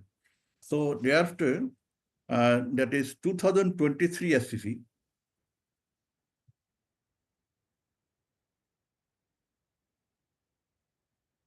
Lordship. That is Sarabjit Kaur versus State of Punjab.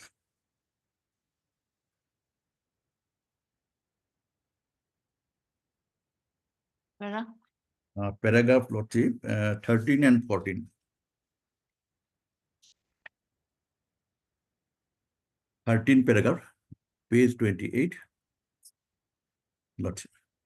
The breach of contract. A breach of contract does not give rise to criminal prosecution for cheating unless fraudulent or dishonest intention is shown right at the beginning of the transaction. Merely on the allegation of failure to keep up promise will not be enough to initiate criminal proceeding. From the fact available on record, it is evident that respondent number 2 had improved his case even since the first complaint was filed, in which there was no allegation against the appellant, rather it was only against the property dealers, which was in subsequent complaint that the name of the appellant was mentioned. On the first complaint, the only request was for return of the amount. So this is the case. So hence, in our opinion, the impugned order so and so High Court deserve to be set aside. So next is that necessary for implementing the company, the 2023 SCC. 2023 SCC. This one is on what? On what That is the company is not a made a party here. 2023 SCC, Sushil Sethi and others versus State of Arunachal Pradesh and others. Lordship, here I am citing page 6, paragraph 6.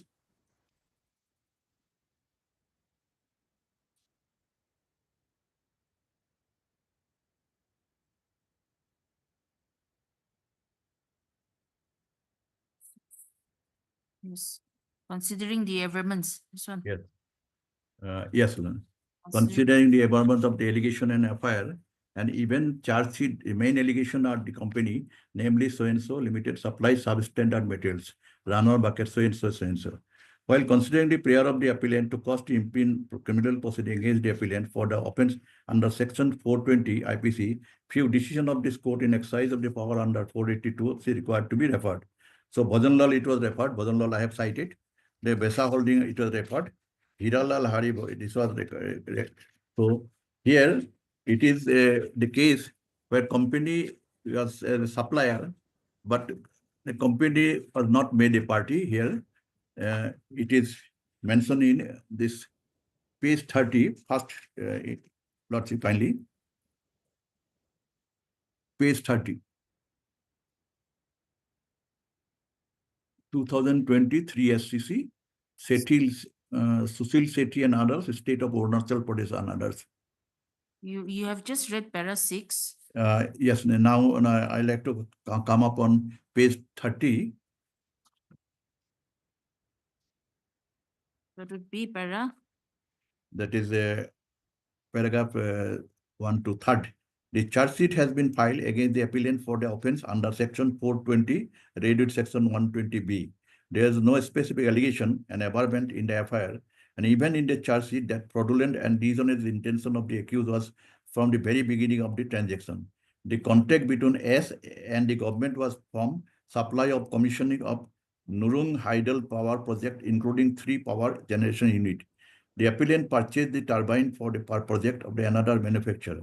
The company used the said turbine in the power project. The contract was in the year 1993. Thereafter, in the 1996, the project was commissioned. In the year 1997, the Department of Power issued a certificate certifying satisfaction over the execution of the project. Even the defect liability period expired in January 1998. In the year 2000, there was some defect found in respect of 3 turbines. Immediately, the turbines were replaced. The power project started functioning right from the very beginning. If the intention of the company appellant was to be cheat the government of Arunachal Pradesh, they would not have been replaced the turbine, which were found to be defective. In any case, there was no specific allegation and averment in the complaint that the accused had fraudulently or dishonest intention at the time of entering into contact.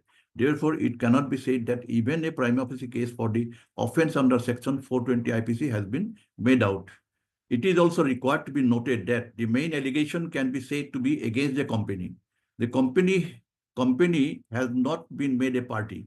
The allegations are restricted to the managing director and the director of the company respectively. There are no specific allegation against the managing director or even the director. There is no allegation to constitute the vicarious liability. It is obligatory on the part of the complainant to make requisite allegation which would attack the provision constituting the vicarious liability. In the present case, there are no such specific allegation against the appellants being managing director or director of the company respectively. Under these circumstances also, the impugned criminal proceedings are required to be quashed and set aside. So this is my humble submission. So I am submitting this 1, 2, 3, 4, 5 cases are there. There are further other cases are also there. But at this stage, Lordship may set aside and quash the proceedings because it is purely a civil dispute as per arbitration clause is there.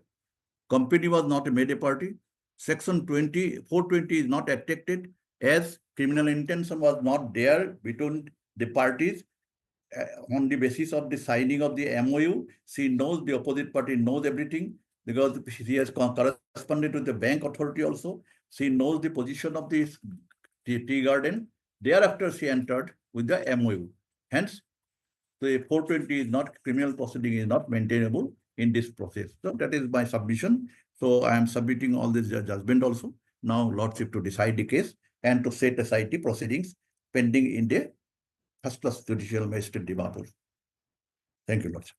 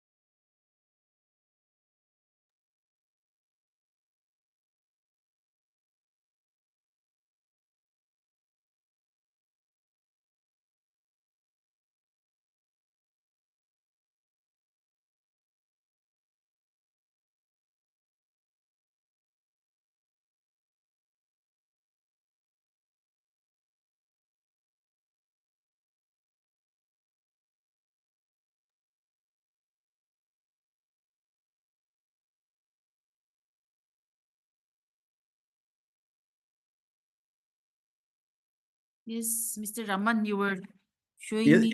yes, Lordship. Resume. Yes. Lordship, I am resuming. Yes. So Lordship, I have forgotten that I am in company is not a made party here. That one. So relevant para you were trying to show me in Yes. Steel City and another. Yes, just Yes, 2023 SEC. 2023. Yes, yes, Lordship.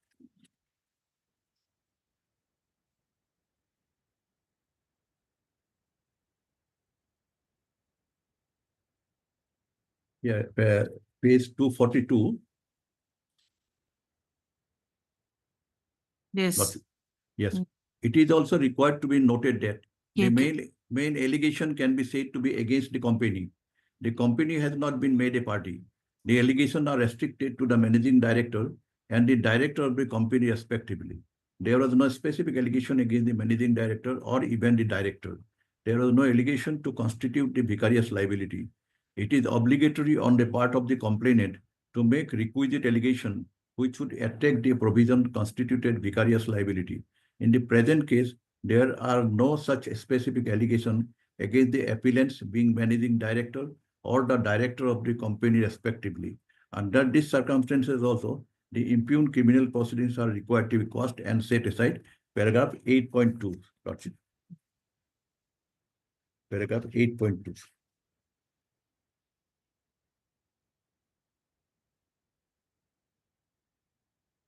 Here, Lordship. It is also required to be noted that the main allegation can be said to be against the company. The company has not been made a party. The allegations are restricted to the managing director and the director of the company respectively. There are no specific allegations against the managing director or even the director. There are no allegations to constitute the vicarious liability. In Maqsood Saeed versus State of Gujarat, it is observed that held by this court that the penal code does not contain any provision for attaching vicarious liability on the part of the managing director or the director of the company when the accused is in the company. It is further observed that held that the vicarious liability of the managing director and the director would arise provided any provision exists in that behalf in the statute. It is further observed that the statute indisputed must contain provision fixing such vicarious liabilities.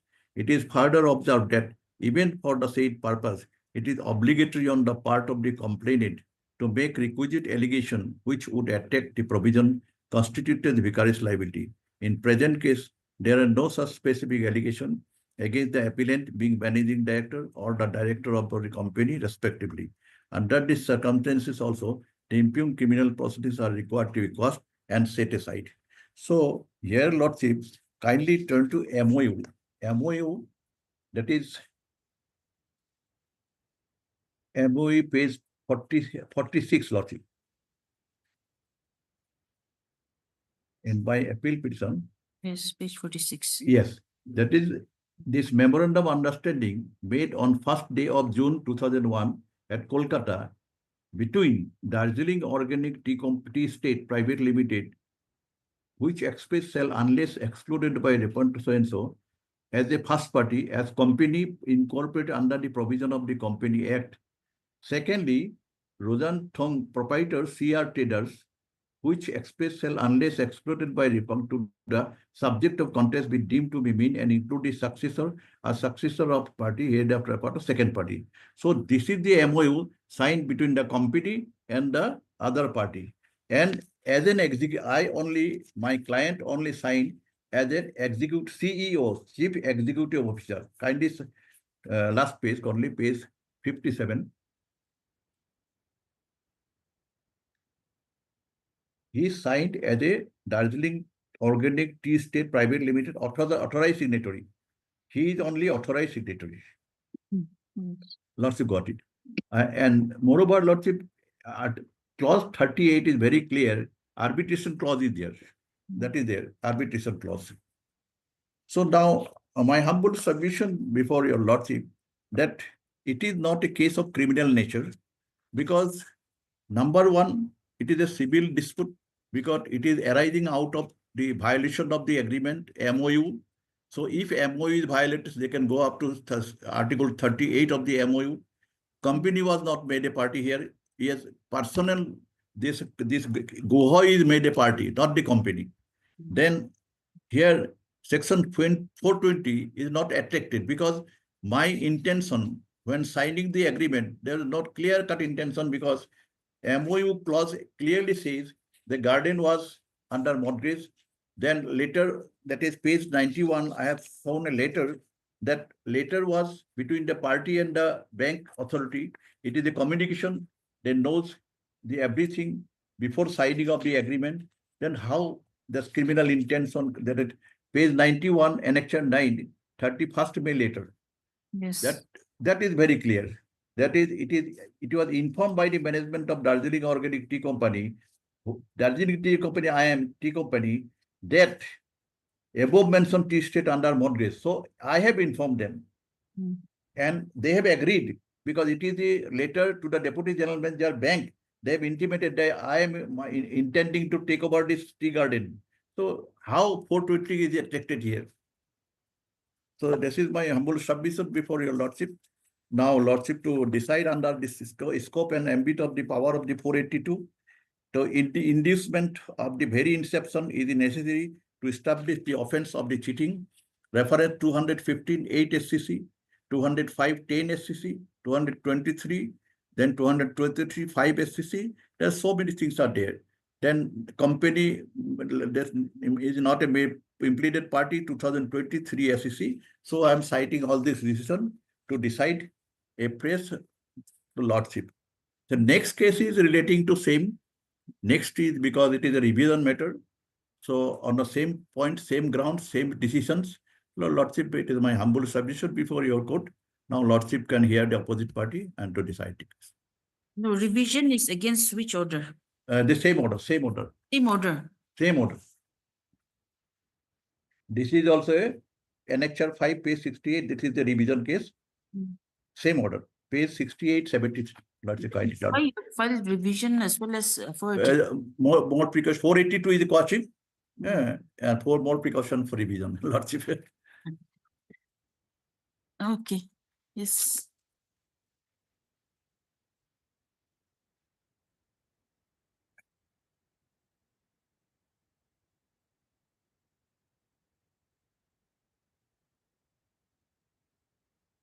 Yes, may I take your Lordship to page 10 of the criminal petition, which is annex 1 of the criminal petition.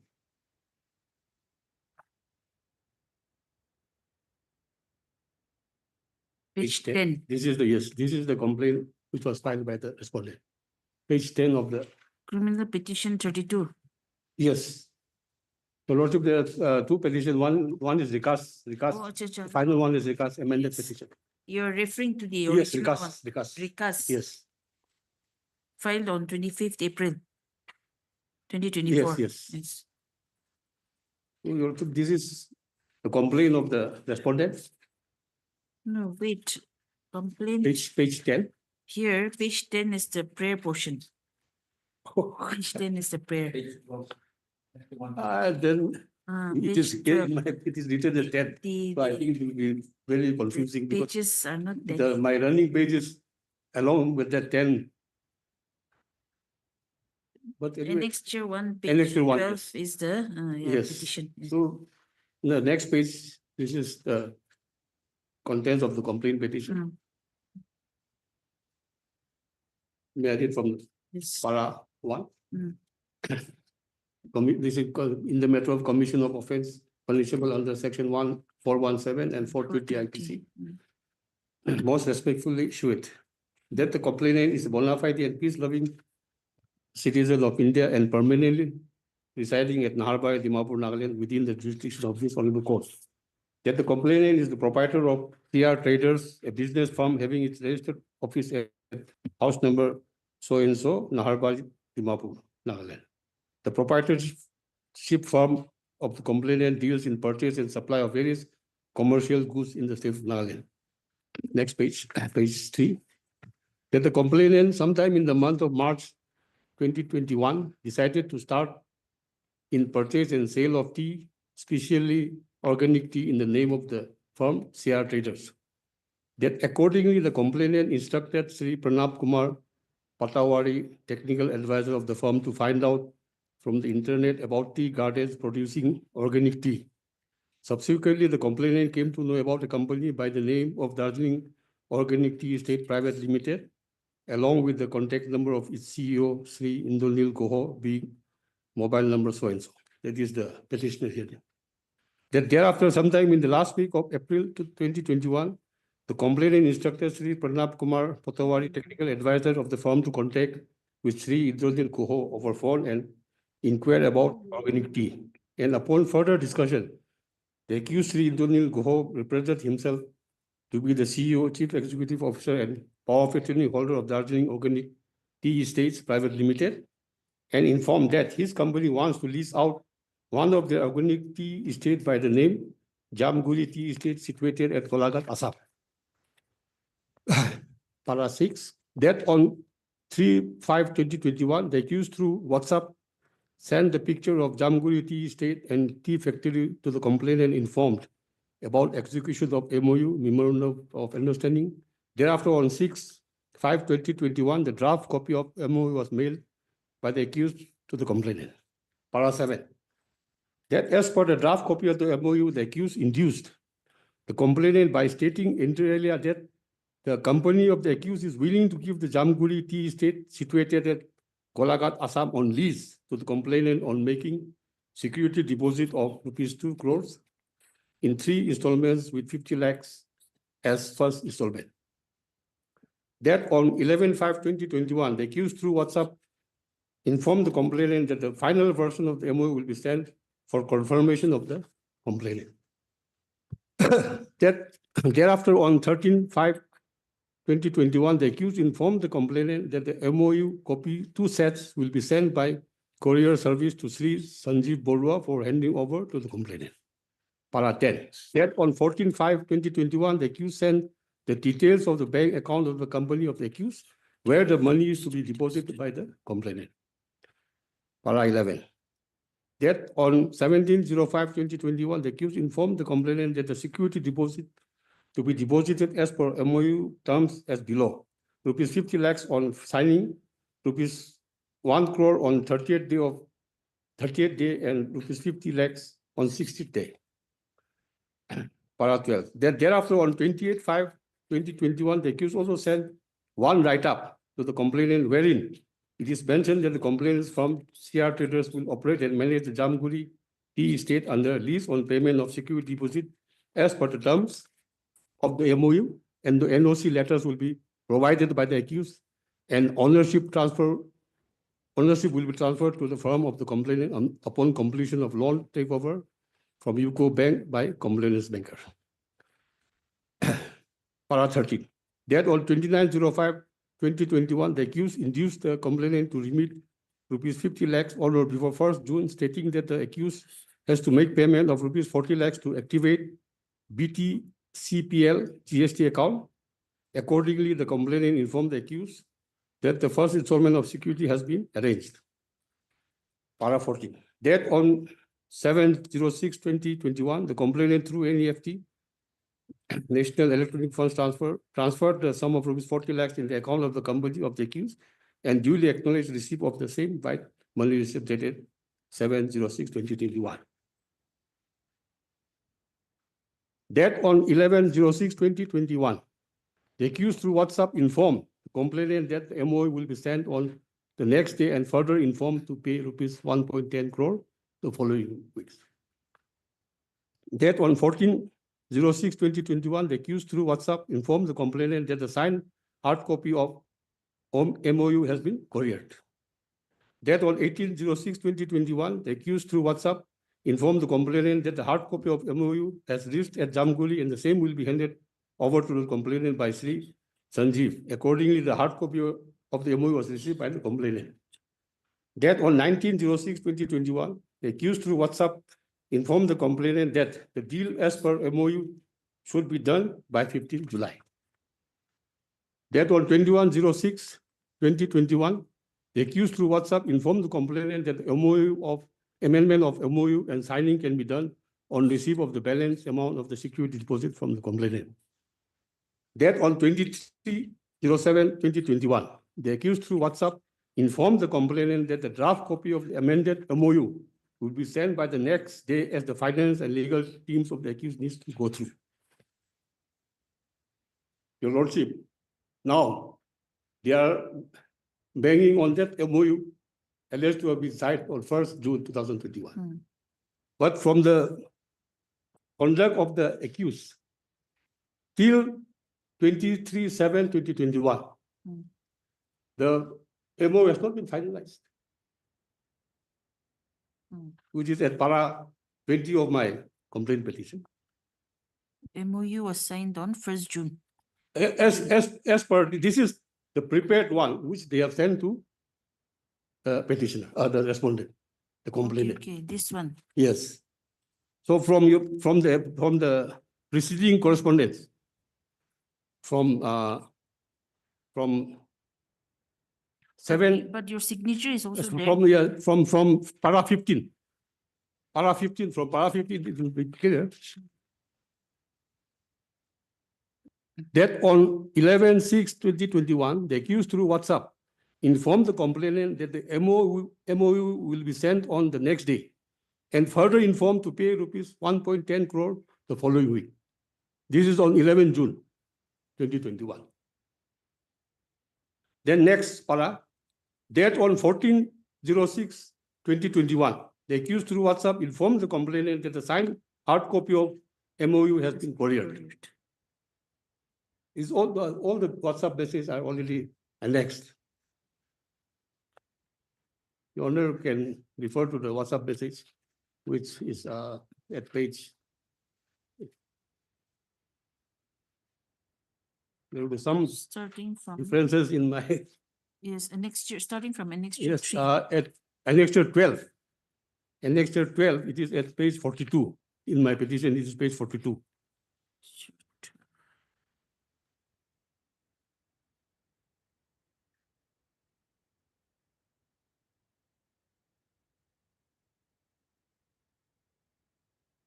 Yes, page 42.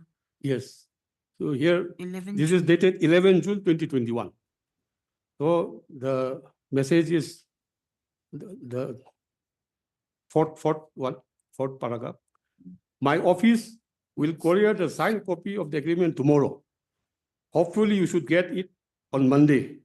Trust 1.110 crore will be paid next week and also the other part. Then Your Lordship, the next page. This is dated 14 June 2021.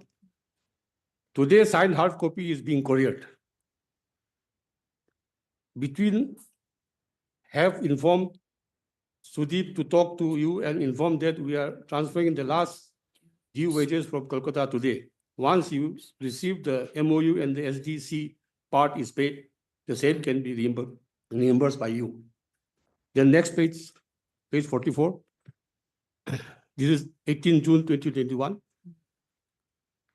Courier has reached Jamguri, have informed Sanjeev to hand over the agreement to you. So Your Lordship, then at page 55, annexure 16, whether it is the same page, it is dated 19 June 2021. Yes. Yes.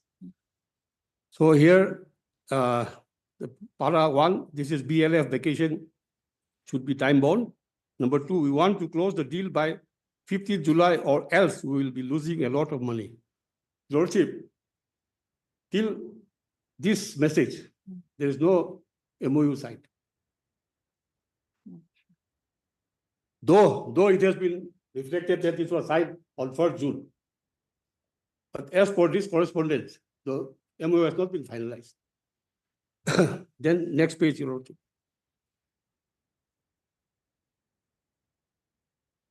June 2021, next page. Yes, next page. This is 21 June 2021. Amendment of MOU. Now here the question of amendment has also come with regard to the same MOU. We'll go through in detail and revert on a cursory look. It seems doable. However, the signing of the amendment can be only after the SD/C part is received by this Wednesday, 23rd June, as discussed. Now, next page, Your Lordship. This is 23rd July, 2021. Here, it is, please send the draft copy by tomorrow afternoon, as our finance and legal team needs to go through it. Dates of payment. Date of restructuring of agreement, 26 July 2021. This is message of 23rd July 2021. So here the restructuring of the agreement MOU, that is yet to be finalized.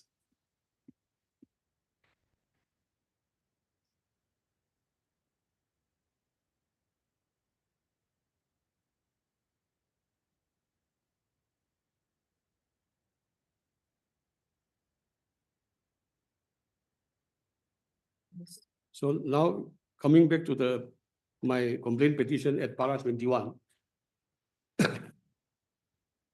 From July till 3rd of October, there was no communication.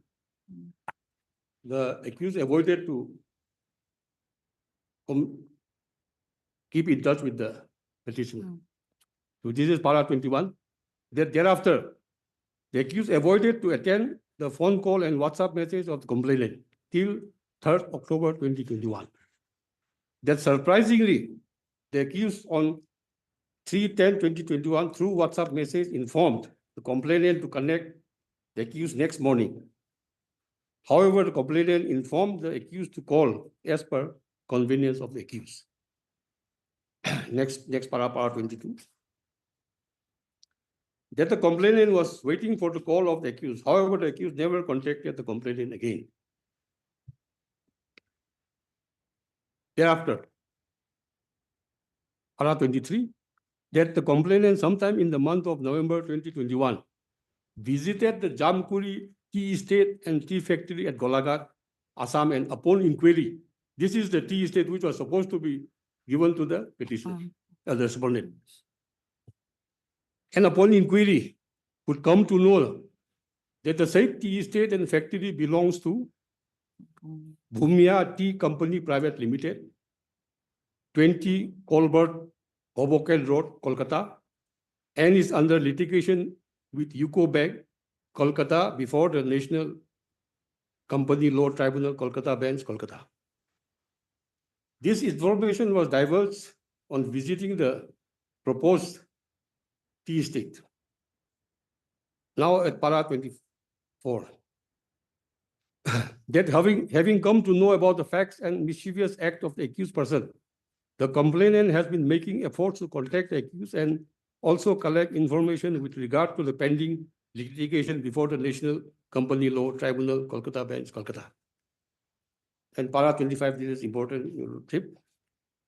That the complainant on 14 August 2022, while visiting the website of the National Company Law Tribunal, Kolkata Bench, Kolkata, and upon extracting a copy of the order dated 05/07/2022 via internet, could come to know that the company of the accused person is not the owner of the said Jamkuri tea estate and the tea factory, Kolkata, Golaghat, but it belongs to Bhumia Tea Company Private Limited and under litigation with UCO Bank.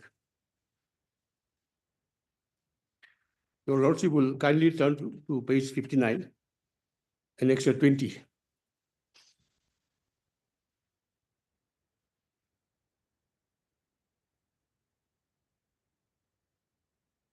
This is the extra copy of the order which was obtained by the petitioner through website of the National Company Law Tribunal, Kolkata Bench. This is Division Bench Court number 2, National Company Law Tribunal, Kolkata Bench, Kolkata, quorum, honorable members so-and-so, honorable member so-and-so. Attendance come order sheet of the hearing on 5th July 2022, 10:30 a.m. In the matter of UCO Bank versus Bhumia Tea Company Private Limited. Counsel's authorized representative appeared physically through video conference. For RP, RP stands for Resolution Professional under the Insolvency and Bankruptcy Court, 2016. sure. This is appointed by the company law tribunal. Okay, okay. Yes. Then this respondent number 1, Darjeeling Organic Tea State Private Limited, that is the accused number 1's company. Then for UCO Bank, so the litigation is between UCO Bank and Bhumia Tea Company Private Limited, which is a different company. Order number 1, para 1. Learned counsel for the parties present, Mr. Prasenjit Roy, Deputy General Manager of UCO Bank, is present in person. IA, IBC, so and so. Number 2, learned counsel for the RP submits that Darjeeling Organic Tea Estates Private Limited, R1, is ready and willing to hand over physical possession of Jamgiri Tea Estate and factory to the applicant on or before 15 July 2022. As regards the claim of refund of the consideration amount paid by R1, R1 has lodged his claim with the RP, which is to the tune of 100 crore. It is submitted by the RP that out of the total claim of 100 crores, rupees 74 crores approximately has been admitted by the RP because respondent number 1 could not produce supporting documents as regards the remaining claim. Para 3. Mr. Prasenjit Roy, Deputy General Manager, UCO Bank, is present in person. He is directed to file an affidavit on behalf of the bank, explaining the reasons as to why, in spite of the land being under its equitable mortgage, bank did not keep its eye open on the transfer or use of the land by some other person. Why they could not take any action against the corporate debtor for use of the land for about 4 years by some other company who claims to be its owner. Let the affidavit be filed within 2 weeks. Your Lordship, this is the claim of the company of the accused. The ownership belongs to some other company, but here the respondent one, that is the Darjeeling Organic Tea Estates Private Limited, they were claiming to be the owner. Para 4. Respondent number 1, who is in possession of the land and was using it for the purpose of tea estate, shall clear the outstanding dues of all the workers, including all statutory dues. Learned counsel appearing for respondent 1 has agreed to this and submits that all outstanding dues of the workers will be paid before 15/07/2022, and payment of the statutory dues will be made within 2 months. Para 5. Learned counsel for the RP submits that RP has received a communication dated 02/06/2022 from the Deputy Commissioner Golaghat, Government of Assam, intimating that around 1,000 workers of Jamgiri Tea Estate have not been provided wages for the last 3 weeks, and there is every likelihood of breach of peace and law and order situation in the garden areas. Since we have ordered payment of all outstanding dues of the workers to be made within 15/05/2022, the workers may be informed about the payment being made before 16/07/2022, so they do not create any problem in handing over the land to the applicant and its transfer peacefully. So, Your Lordship, this order clearly shows that they are not owner. The ownership was claiming by the applicant, that is the Bhumia. It was in dispute before Yes, the law tribunal. this is dispute before between the- UCO Bank and another company who is the owner. So only after finding out these facts,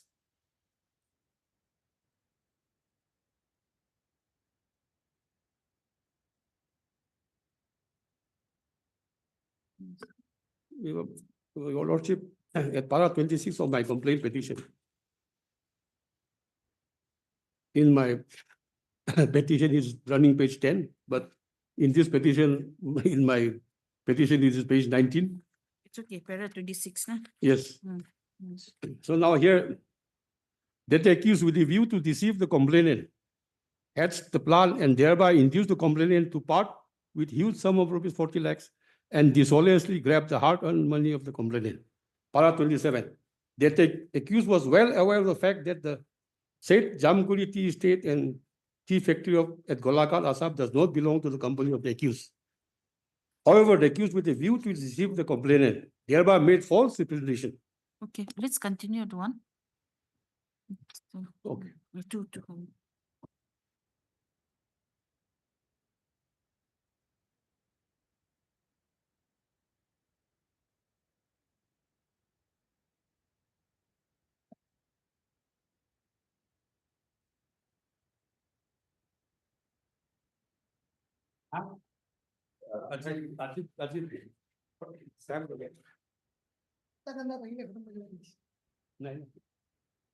There's citation I was.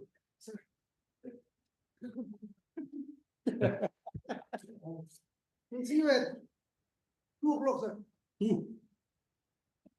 At 2.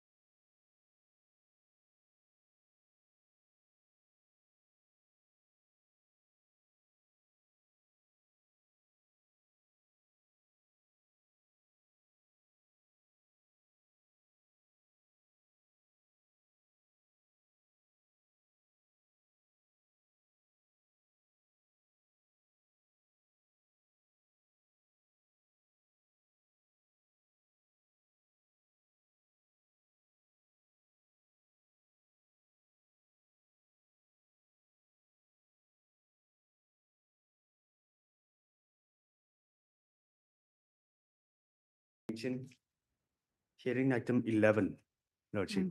Yes. Lordship, here I've taken the consent of the petitioner. Mm. So Lordship may kindly, if Lordship may kindly list this on 20th. 20, 20, 20, Lordship. 20. I'm for respondent number 5 here. Okay, and then bring on behalf of respondent number 5. Lordship. Oh, just-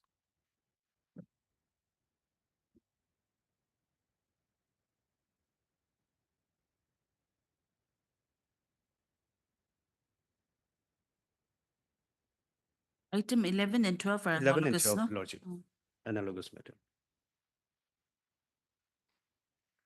What about 15? 15, anyone is here? Mm.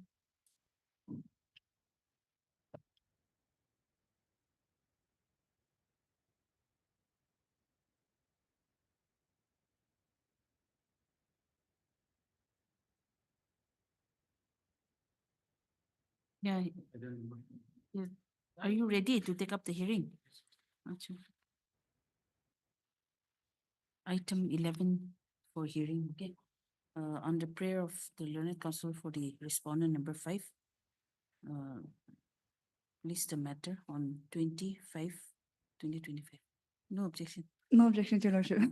Learned counsel for the petitioner has no objections. Yes. Much obliged. Yes, please start. We were on what from? Para 26 na? Yes, your Mm. part 26. Mm.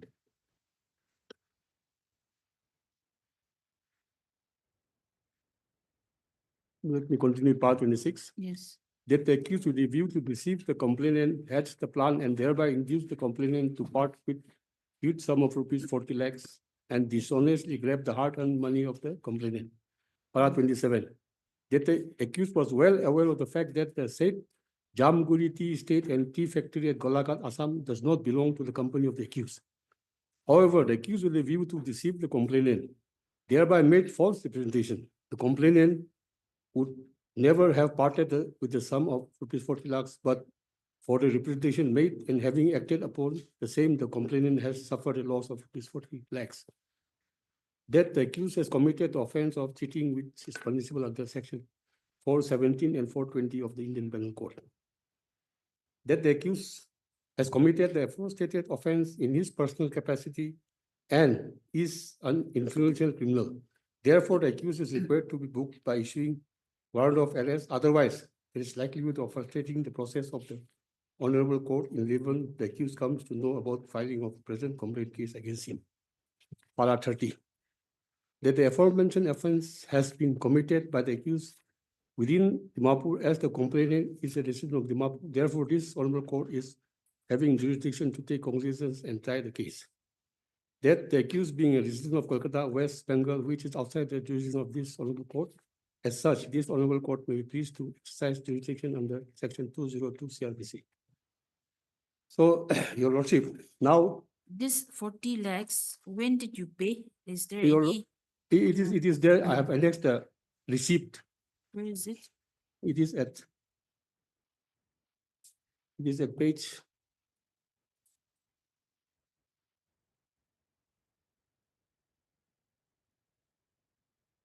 Page 40, 48. In my An yes, extra- an yes, extra that's 11. yes, page 40 and so it is page yes 40 and 41, 40 and 40A. 40A, 41, 41A is the typed copy. Mm.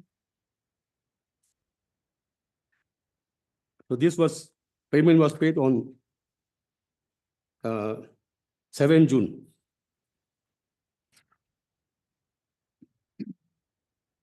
So Your Lordship will turn to page annexure 2 in my petition. It is page 27. That is the general power of attorney.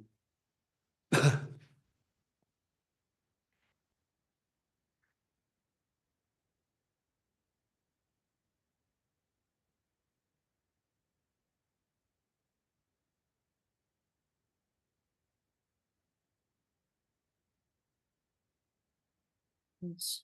Page my, Page 27. so here in the, may I read the contents of the general power attorney?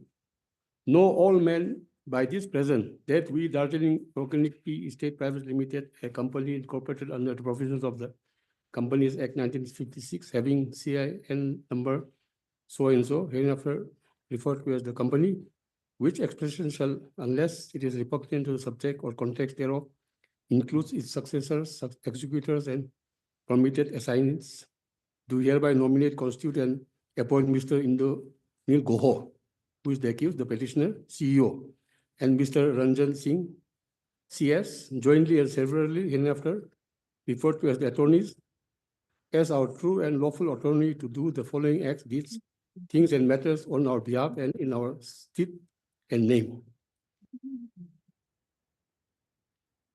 So, Your Lordship, in para 5, Roman 5, I'll just read the Roman 4.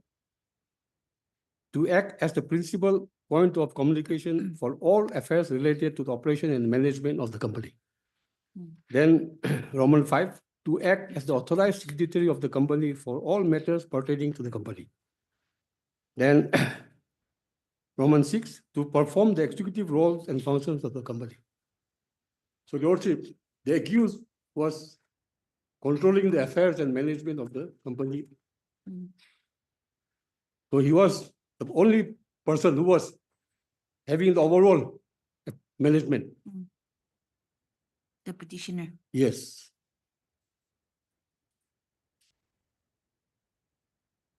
So, basing on this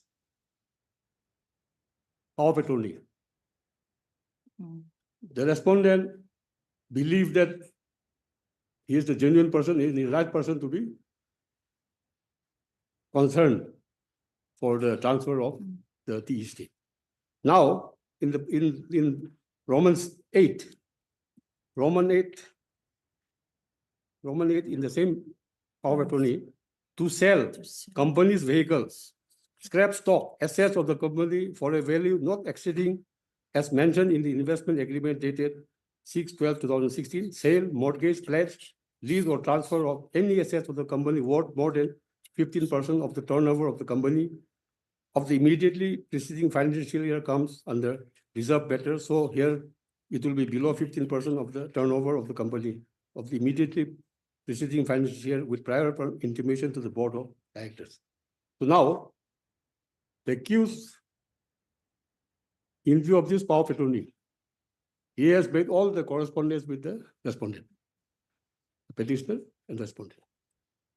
So basing on these documents that has been given to the respondent, complainant, she believed that the intention of the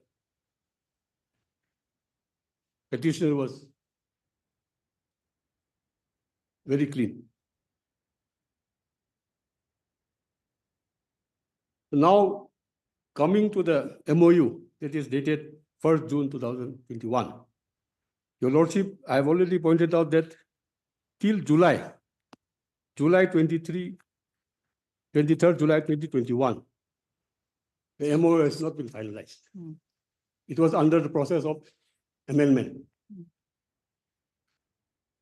which is the document annexure starting from annexure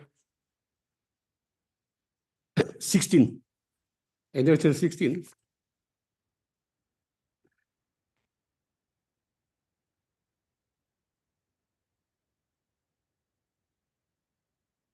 No, your Lordship, The MOU yes, is it, annexure 15. it starts from annexure 12, 11 June.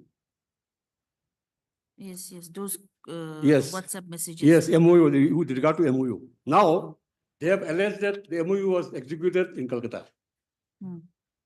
The signing of the MOU was done by the petitioner company at Calcutta. Whereas the respondent, that is the complainant, she has signed at Dimapur. Because the same copy which they have prepared, it was couriered to. It was sent. Yes. Only after putting their signature, it was sent back to them. So till 23rd July 2021, the MOU has not been finalized.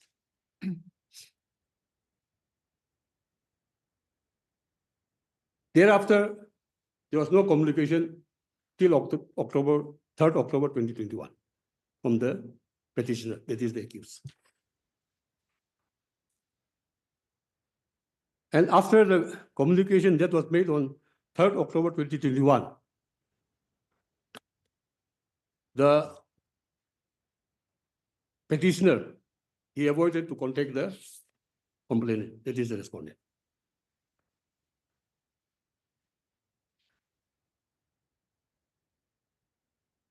So it was, after 310.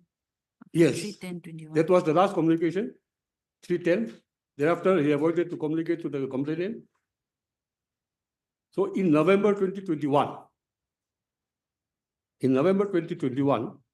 the complainant visited the Jamguri tea estate and tea factory at Golaghat, Assam.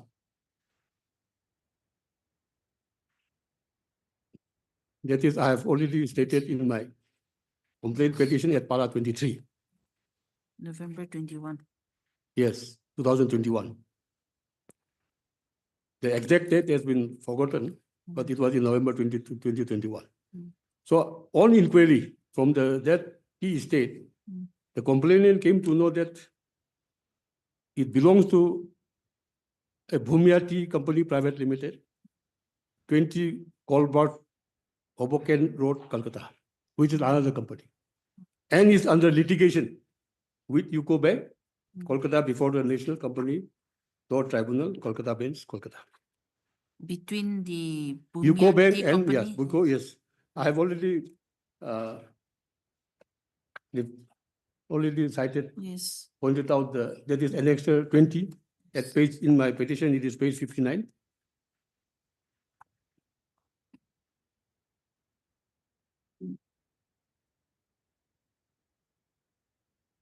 This is the order of the National Company Law Tribunal, Kolkata Bench.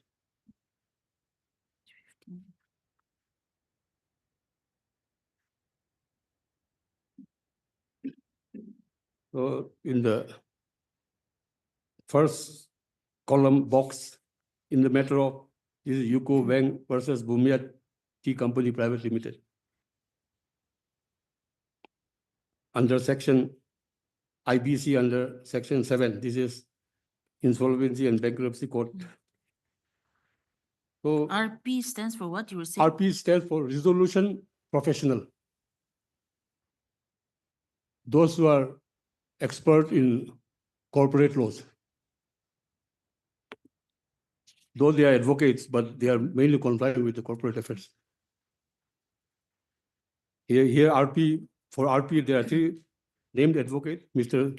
Sonak Mitra advocate, Mr. Manas Das advocate, Mr. Santanu Brahma RP in person. So here, respondent number 1 is the company of the accused.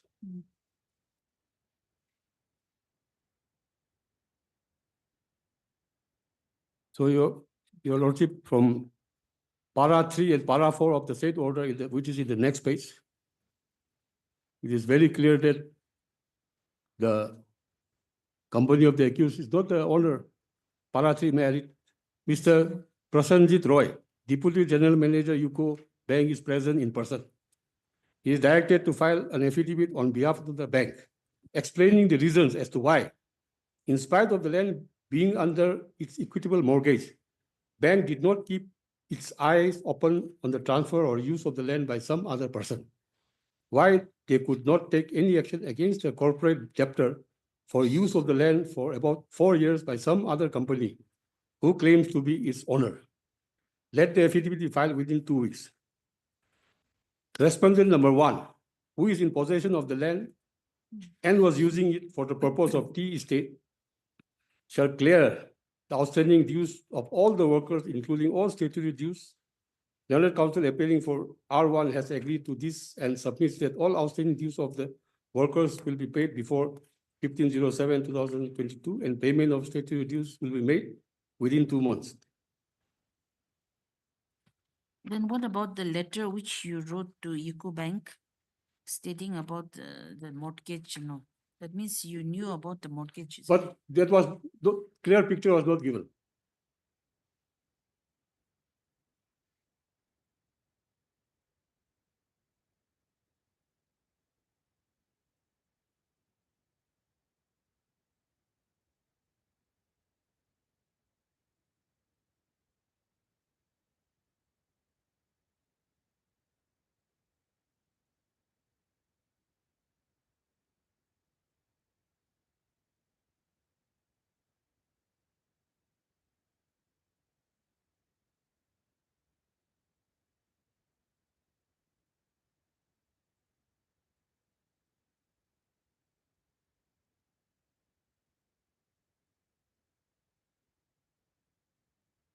Your Lordship, next page, there is after the company, national companies, lower tribunals order, next page. This is the order by which the learned trial court received the report. Actually, the learned trial court sent the matter to the OC ESPS for necessary investigation. inquiry, So only after receipt of the inquiry report, this order was issued. Case record, this is dated 21 September 2022. Case record put up, received police inquiry report filed by the OC ESPS. That was the inquiry report. I have considered the report submitted, and upon due consideration of the statement made by the complainant and the witnesses, it has been asserted that the sum of rupees 40 lakhs via bank transfer by the complainant to the alleged accused. Furthermore, though the tea estate is located in Assam, the fact that the money transferred in the form of advance payment was transferred by the complainant in Nagaland. This is the opinion of this court that this court has jurisdiction to try the same. Moreover, going by the documents placed before this court is the opinion that there are privacy grounds made out against the accused person, Invalid Go under section 417 and 420 IPC. Accordingly, this court deems it fit to issue summons to the accused person, Invalid Go. Copy of the complaint to the attached with the summon complaint and to take steps, fixing 27/10/2022. So thereafter, next page, page 62. The petitioner, that is the accused, he appeared through his counsel and the counsel submitted this petition. That the petition received a summon with a copy of the complaint petition in connection with the above case for his appearance on 27/10/2022 before this honorable court. That the petitioner is unable to attend the court as he is preoccupation of his official duty as such. He has authorized his senior counsel, Hasibur Rahman, to represent him in the honorable court and submit the following reply in complaint case number 17/2022. That the humble petitioner begs to state that the complaint case was filed by the opposite party complainant on the basis of MOU which was executed between Darjeeling Organic Tea Estate Private Limited and CR Traders, which is a proprietary farm with the name and style as CR Traders at Kolkata on 1st June 2021. There's Sri Indonil Go, as he was the chief executive officer of Darjeeling Organic Tea Estate, and he signed the MOU on behalf of the Darjeeling Organic Tea Estate Private Limited. He was authorized to sign the MOU as per power of attorney, which was executed by the company in favor of the accused, which was annexed in the complaint petition as Annexure 2. Then the complaint was filed by the complainant under section 420 of IPC, which was treated as offense by the complainant for violation of provisions of MOU. The petitioner is shown as accused as per the provisions of section 420 IPC. But for violations of provisions of MOU, ingredients of IPC is not attracted, rather it is purely a dispute of civil nature relating to violation of MOU executed in between the company, so and so, and the complainant. Next page, para 6. That as per the MOU, the money was paid by the complainant to the account of the company, which the complainant himself stated in para 14 of the complaint petition. Para 7. That the signing of MOU on behalf of Darjeeling Organic Tea Estate Private Limited, the accused person, Sri Indranil Goho, has no role to play on behalf of the company, except the signing of the MOU as CEO of the company, and he was in service, and now the accused CEO resigned from the company on 31st/7/2022, and the resignation was accepted by the company on 3/8/2022. That it is reiterated that as per the MOU, the money was paid by the complainant to the account of the company, which the complainant himself stated in para 14 of the complaint petition that the money was deposited to the account of the company for which the accused in the present case is not responsible in any way or for any liabilities in the present capacity and cannot be held responsible for any violation of the terms and conditions of MOU. Yet your humble petitioner begs to state that only making a statement as induced or cheating the accused petitioner cannot be held responsible as the dispute between the complainant and the Darjeeling Organic Tea Estate Private Limited arose for violation of the terms of MOU, which is clear case of civil nature and the criminal court has no jurisdiction. In this matter, as the law laid down by the Honorable Supreme Court, reported in so and so. Para 10. That your humble petitioner begs to state that even if evidence of section 420 IPC is attached in the complaint case, this honorable court has no jurisdiction as per the section 177 of CRPC 1973, as the MOU was signed in Kolkata and the offense, even if committed at Kolkata, which is outside the jurisdiction of this honorable court. Reference may be made of the law laid down by the Honorable Supreme Court in the case reported in the case of Anil Mahajan versus Bhor Industries Limited and another. 2005-10 SEC 228. That your humble petitioner begs to submit that the complainant failed to make out a case of criminal nature and it is a case of purely civil nature for which this honorable court has jurisdiction to proceed with the case and the accused petitioner will be discharged forthwith as per provisions of the Code of Criminal Procedure and as per the law laid down by the Honorable Supreme Court. 12, that your humble petitioner begs to submit that the petitioner may be discharged from the proceedings, considering the facts and circumstances mentioned above, and as per the provisions of law laid down by the Honorable Apex Court. So he prayed for Yes, discharge. now Yes. from page 68. This has already been referred by my learned friend. But the order which has been impugned in this case is that, which is at page 70, order dated 16/11/2022.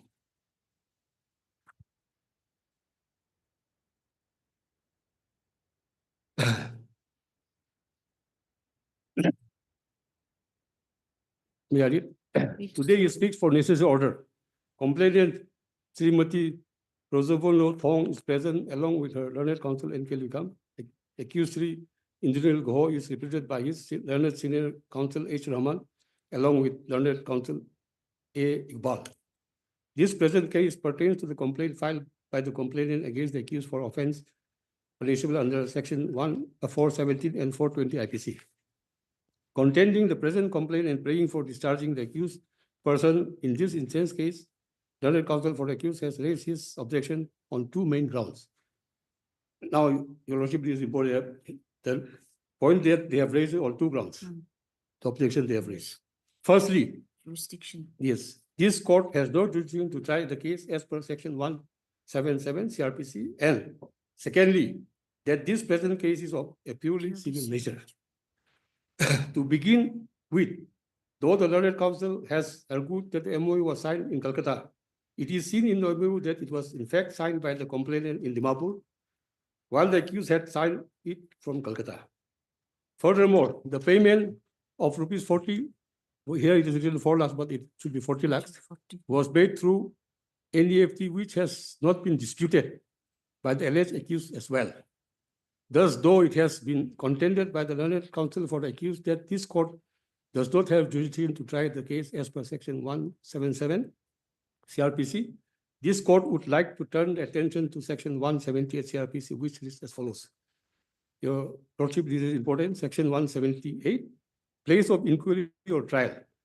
When it is uncertain in which of several local areas an offense was committed, or B, where an offense is committed partly in one local area and partly in another, or where an offense is a continuing one and continues to be committed in more local areas than one, or where it consists of several acts done in different local areas, it may be inquired into or tried by a court having jurisdiction over any of these local areas. In this present case, considering that the agreement was partly signed in Calcutta and partly in Dimapur, furthermore, the fact that money was transferred through NEFT from Dimapur, it is the considered opinion of the court that both the court in Calcutta and Dimapur would have jurisdiction to try the same. Moving on to the next contention of whether the present case is of a purely civil nature, it is the submission of the learned counsel for the accused. Apart from signing the MOU as CEO of the company, he had no other role to play as he was only vested with the authority by. That the accused had also resigned from the company, which was accepted as on the 3/8/2022. He has further contended that the complainant had deposited the money to the company account. However, he was not responsible in any way for any liabilities in the present capacity, and therefore he cannot be held to be responsible for any violation of terms and conditions of MOU. That in the present case, the dispute had arisen due to the violation of terms of the MOU, which makes it a case of civil nature, and that the criminal court has no jurisdiction to try the matter. In support of his submission, learned counsel relied upon two decisions of the Honorable Supreme Court in so-and-so reported in 2023, SEC 240 and Kaushik Chatterjee versus State of Haryana and others, reported in 2020-10, SEC page 92. Next page. I have duly considered the submission and have also perused the relevant documents. Now, though the learned counsel for the accused had argued at length with regard to the MOU and the failure on the part of the complainant to pay the agreed upon amount of the first installment and therefore which led to termination of MOU. It is the opinion of this court that had the facts only been limited to that alone, it would be a fit case to be considered as that of a purely civil nature. However, in this case, it has also been brought to the notice of this court that the Jamguri tea estate located at Gauhati, which was tea estate that was to be leased out to the complainant, was under litigation in National Company Law Tribunal, Kolkata, bench in UCO Bank versus Bhumia Tea Company Private Limited, CP so-and-so.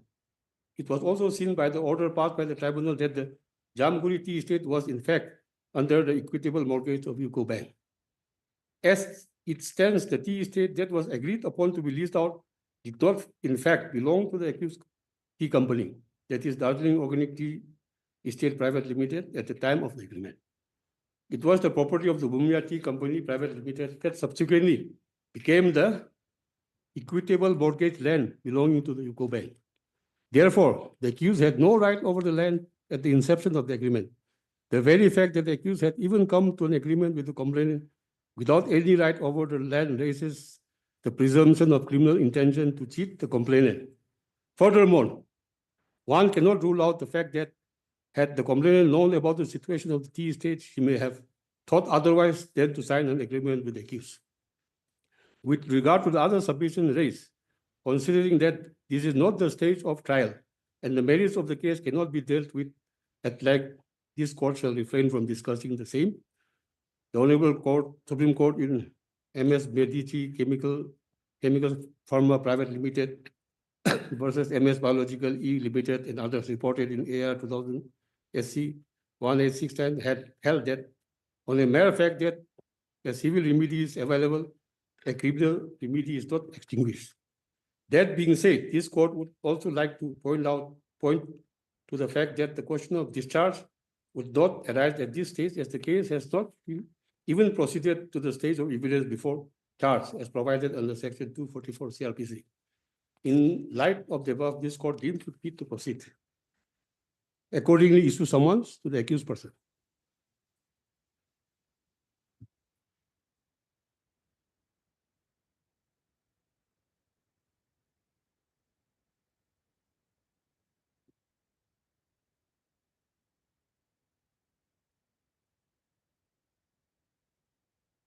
Now, Your Lordship, the MOU, which is under amendment, that is not yet finalized.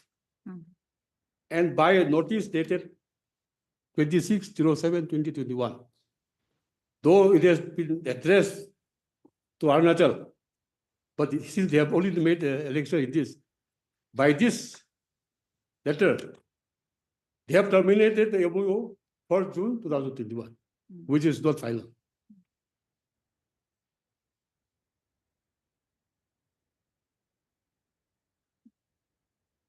Just go back to that letter once, which you wrote to the UCO Bank. That is, That- that is 31/5. huh?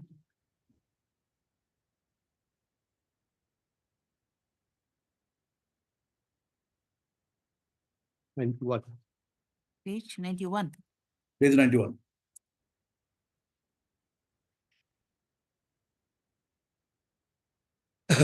This is written to the UCO Bank. Interest to purchase Jamguri Tea Estate. My team visited that. So No, there you was said no- that you visited in November, but this letter is 31st May. This 2021. is before that agreement, MOU.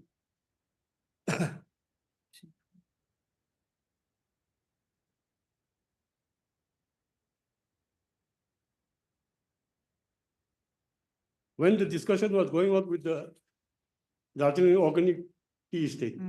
Actually.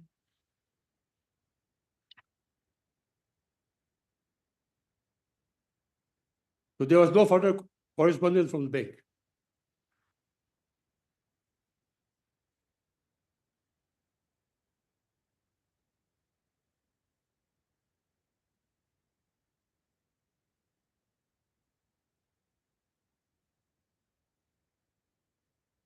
This is before the alleged execution of the MOU dated 1st June 2021. Is the query made by the opposite party from the bank, and it is clear in the paragraph 2. Kindly go through the paragraph 2 of the letter. Who has written the letter? Written Mrs. R. Thong to the Deputy General Manager. You knew that something was there, even before signing the MOU. Yes. It was under mortgage with the bank. Yes. It was C. It was C. Well, She has written. She has informed. I was informed by the management. No, kindly read that paragraph 2. I was informed by the management of Darjeeling Tea Company. Darjeeling Tea. Yes. The property of Darjeeling Tea. Then that was what we were believing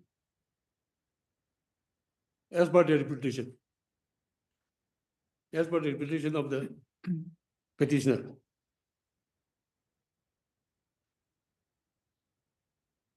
it was very clear on the 31st May 2021,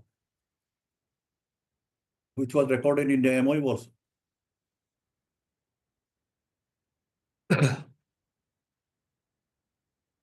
Okay. Then anything else? Lordship, I like to clarify some point, Lordship. No. Wait, he has not No, completed. Let him complete. Let him complete. No. Now, Lordship, as per my learned friend's submission already made, he has confined to 3 points. One is the dispute is civil in nature, and there is a clause for arbitration. Yes. Number 2, company is will not a be the party in this complaint petition. Number 3, that Section the criminal 420 420 is not restricted. this thing Yes. inferable. Yes. Now, in the petition, they have raised this as a ground with regard to jurisdiction, territorial jurisdiction. I don't know whether he has given up to argue on that, because the learned trial court has rightly held, since the action Yes, arose in both. it all arose in Dimapur as well as Dimapur as Kolkata. well as So Kolkata. Dimapur court has jurisdiction. Whether he will stress on that No, point. regarding jurisdiction, I think Dimapur can also have No, that's jurisdiction. why if that aspect is required to be listed, I'll cite the decision of the Honorable Apex Court, which is reported. You are in- not pressing that, I think, Mr. No, Ram. no, I am not pressing on that point. Not pressing, not No, pressing. I am pressing in other points. That's why that should be very clear. Otherwise, I have to make my submission on that aspect He also. is not pressing. Yes. the In my juice. appeal, I have already just relaxed it. Now, now then in that case, I'll come to, before touching on the point of civil dispute and this company matters and 420. Now, the petition has been moved under section 482 CRPC, Yes. invoking the inherent power of this honorable court. Now, in 2000,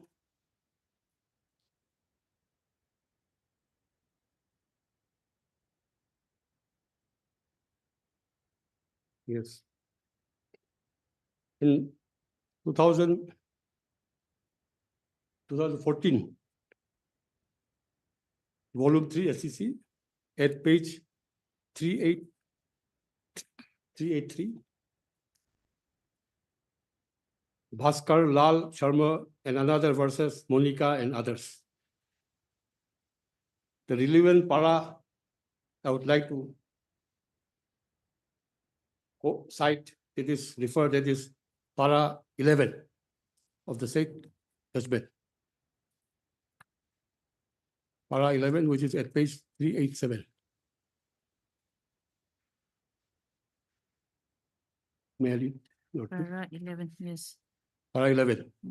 The facts as alleged therefore will have to be Wait, proved. wait. Yes. 2014, this is 2014, 3 SEC. Yes, 3 SEC, page 380. 389. Oh, that is another decision. Oh, Anyway, I can, this is with regard to civil, yes, 383, sorry. I'll be referring to other. yeah, just civil. leave that also. Yes. It's okay. 383, yes. Para 11, which is at page 387. The facts as alleged therefore will have to be proved, which can only be done in the course of a regular trial. It is wholly unnecessary for us to embark upon the discourse as regards the scope and ambit of the court's power to quash a criminal proceedings. The appreciation, even in a summary manner, of the averments made in the complaint petition or FIR would not be permissible at the stage of quashing, and the facts stated will have to be accepted as they appear on the very face of it. This is the core test that has to be applied before summoning the accused.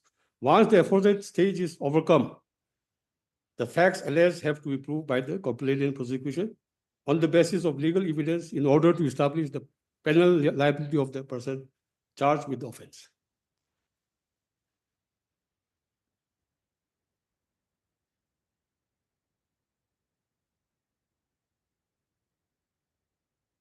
My lord, the averment in the complaint, that is the basic request. What are the materials that has been placed in the complaint? All those WhatsApp messages which I have annexed, that would show that the MOU purported to have been executed on 1st June 2021. Till July 23rd, July 2021, it has not been finalized because it was under amendment. So what you're trying to say is that the MOU was not violated. This is not a case where MOU was Yes. violated, but this That- is a case of cheating. But of he initial. was taking us on the right. Okay. Now, the second decision, that is with regard to quashment, that is page 389, yes. Vijayendra Kumar and others versus State of Rajasthan and others. Para Yes. 10 to 12.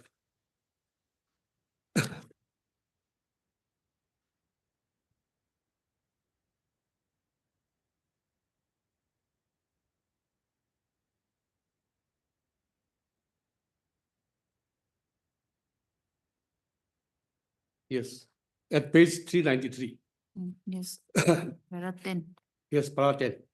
Contra, the submission advanced on behalf of the appellants, the learned counsel for respondent has submitted there is no merit in the contention advance on behalf of the appellants that the FIR discloses only a civil case or that there is no allegation or averments making out a criminal offense. For that purpose, he relied upon the judgment of the High Court rendered in the facts of this very case in Vijayendra Kumar versus State of Rajasthan, already noted earlier, para 11. No doubt, the views of the High Court in respect of averments and allegations in the FIR were in the context of a prayer to quash the FIR itself. But in the facts of this case, those findings and observations are still relevant, and they do not support the contentions on behalf of the appellants. At the present stage, when the informant and witnesses have supported the allegations made in the FIR, it would not be proper for this court to evaluate the merit of the allegation on the basis of documents annexed with the memo appeal. Such materials can be produced by the appellants in their defense in accordance with law for due consideration at appropriate stage. Para 12. The learned counsel for the respondent is correct in contending that a given set of facts may make out a civil wrong as also a criminal offense, and only because a civil remedy may also be available to the informant. Complainant, that itself cannot be a ground to quash a criminal proceedings. The real test is whether the allegations in the complaint disclose a criminal offense or not. This proposition is supported by several judgments of this court, as noted in para 16 of the judgment of Ravindra Kumar Madanlal Goenka versus Rukmini Das Ram Raghavan Spainers Private Limited. So, my lord, the question that this matter, though they are saying it is civil in nature, no, there's criminal ingredients also, criminal elements. From the conduct of the accused, it is very clear. And all those allegations, materials are already there before this honorable court. Now, another judgment which is reported in 2014, volume 14 SCC, page 29. Mosiruddin Munshi versus Mohammed Siraj and another, para 6.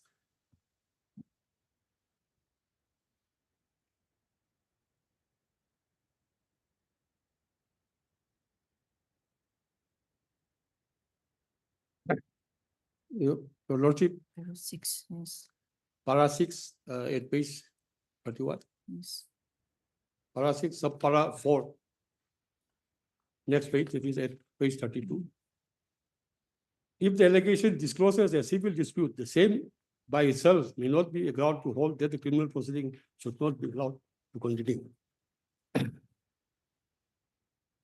This is sub para of para 6. Yes.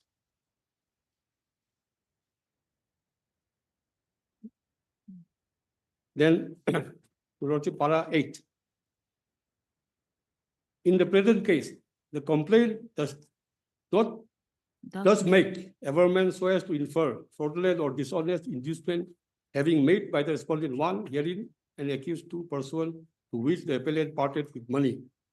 It is the case of the appellant that respondent 2 does not have title over the property since the settlement deed was not registered 1 and respondent number 1 herein and accused number 2 had entered into criminal conspiracy and they fraudulently induced the appellant to deliver a sum of rupees 5 lakhs 1 with no intention to complete the sale deed. The averments in the complaint would privacy make out a case for investigation by the authority. Para 10. The High Court has adopted a strictly hyper-technical approach and such an endeavor may be justified during a trial, but certainly not during the stage of investigation.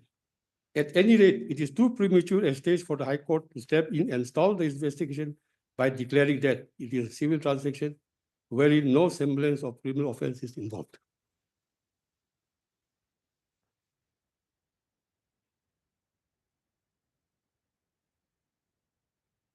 Another decision which is rendered in the and reported in 2011, volume 12, SCC, page 437. This is also with regard to quashing of criminal proceedings by exercising inherent powers under 482.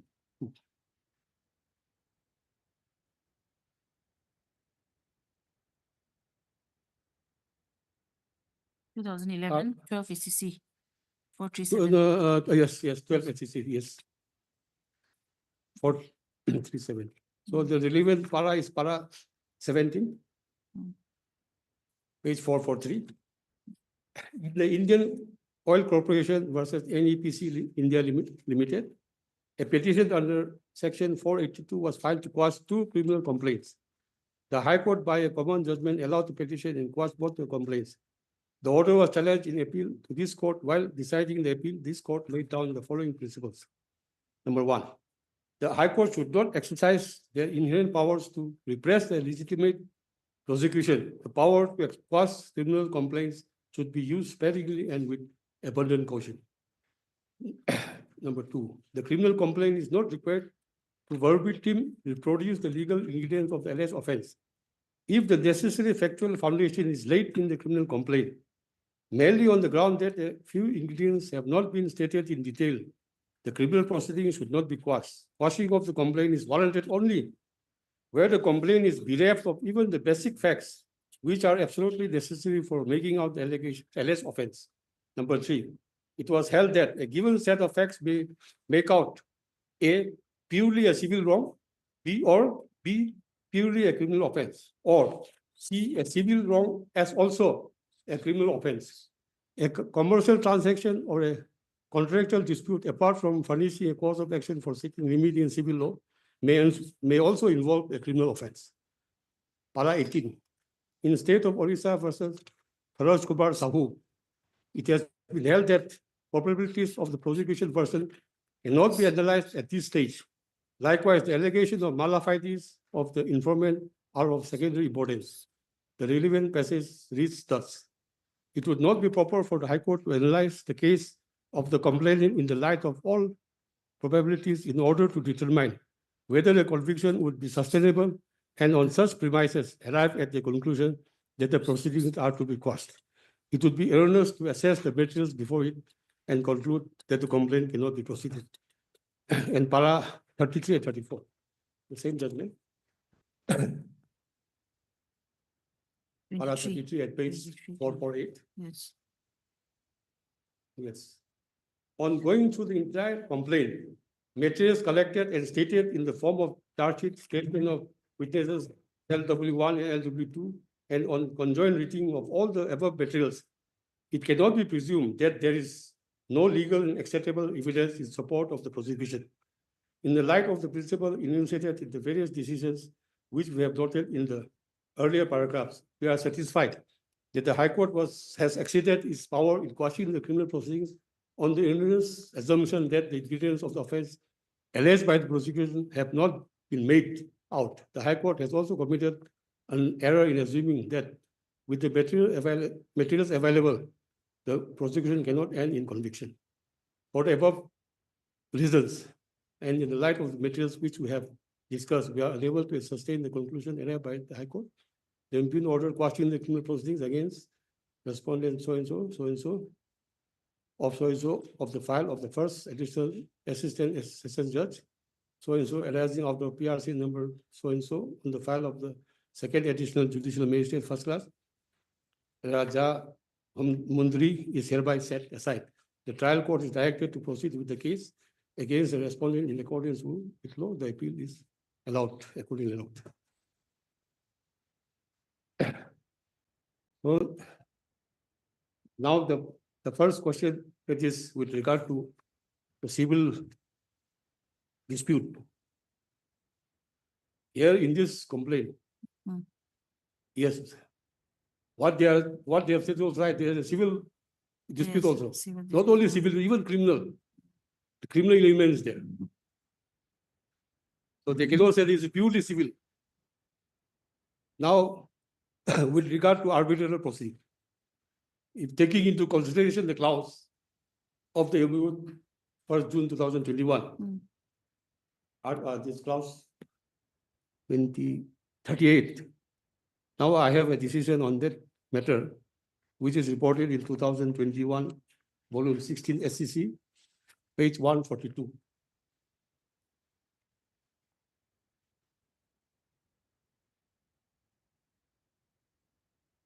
With regard to arbitration clause. Yes. Your Lordship, may kindly see para 30.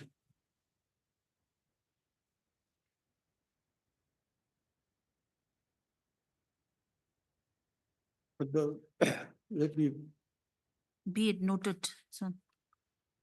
Starts with be it noted. Para 30. okay, be it noted, yes. Be it noted that in the manner, it will be from the previous para, 20, in my list, it is 29, para 29, Here it starts only from para 30. para 30, no? Mm.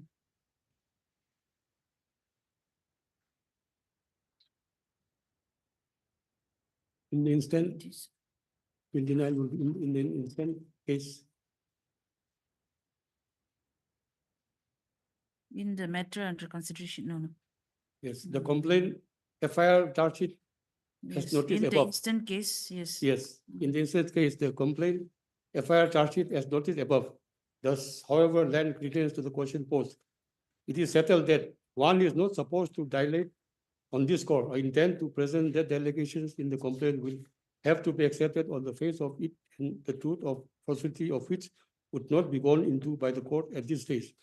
At notice above, whether the allegations in the complaint were true is to be decided on the basis of evidence led at the stage of trial and the observation on this score in the case of Nagpur Steel and Alloys Private Limited versus P. Radhakrishna and others.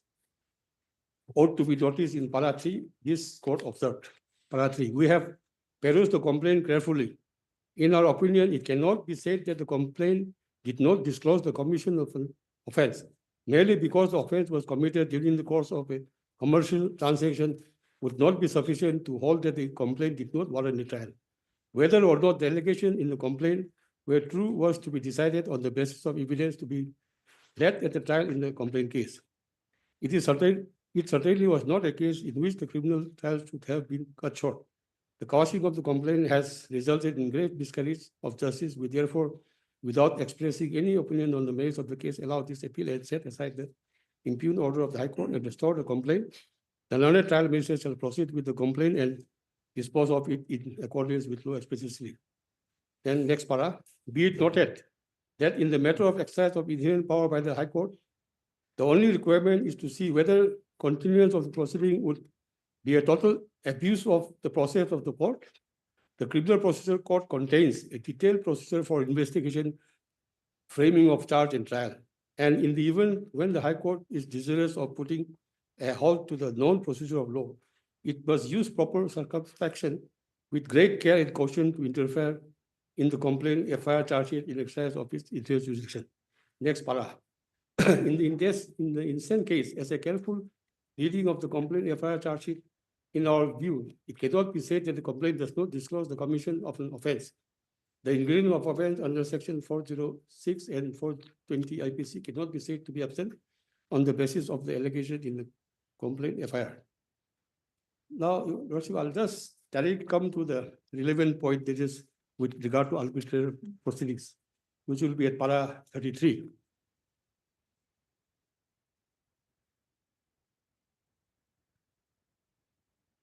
Similar observations. Para 33.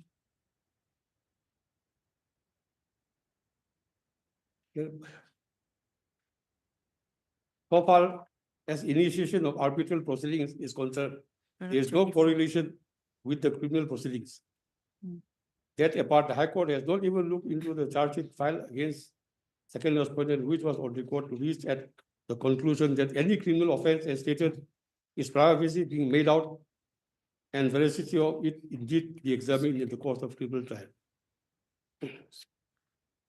So, Your Lordship, there is no correlation between the arbitration proceedings and the criminal proceedings. Even assuming that there is an arbitration clause in the MOU, but that MOU is not final, Your Lordship. It may be noted from the last communication, that is 23rd July 2021. That communication has said that the amended MOU is yet to be finalized.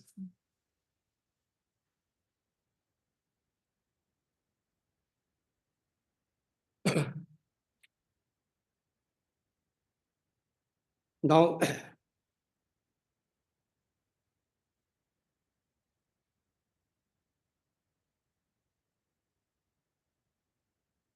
Your Lordship, I would like to take your Lordship to the decision which has already been cited by my learned friend.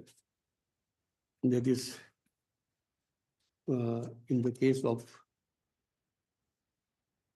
just a second. That's Social out, City. 2020, volume 10. Sorry, 2020, volume 3, page 240. Social Sushil Shetty versus State of Arunachal Pradesh. My lord, there in that decision, which is cited by my learned friend,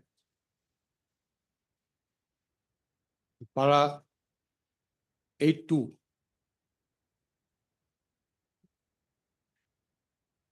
At page 254.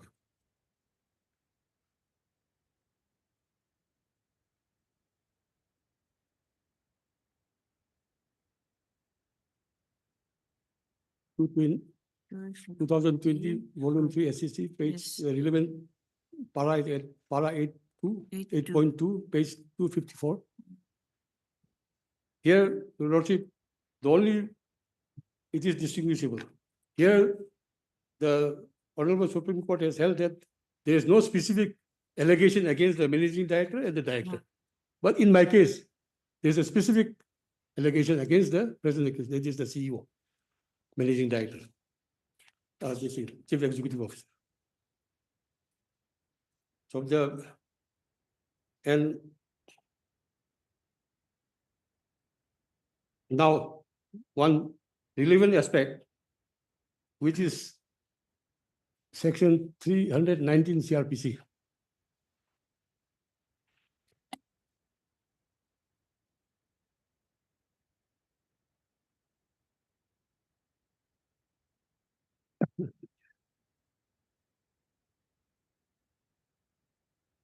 Which is reported, a decision which is reported in 2013, volume 9 SEC, page 500.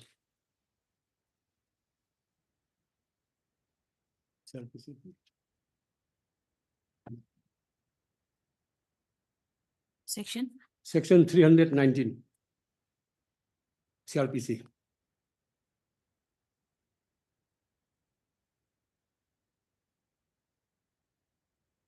May I read, Your Worship? Power in section 319, 319 CRPC. Adding other persons. Powers to Power proceed to against proceed other against- persons appearing to be guilty of offense. May I read? This is regarding those who are not named Yes, in the FIR. yes. and Now, that. in this case, only from the materials that has been placed by the petitioner, the involvement of the company that is made out. So I still have a scope Under 319. to approach the trial court to complete, to add the company as a, and in this regard, I would like to just cite a decision which has been rendered in the case of Babu Bhai, Bhima Bhai, Bokharia and another, which is reported in 2013, volume 9 SEC, page 500. The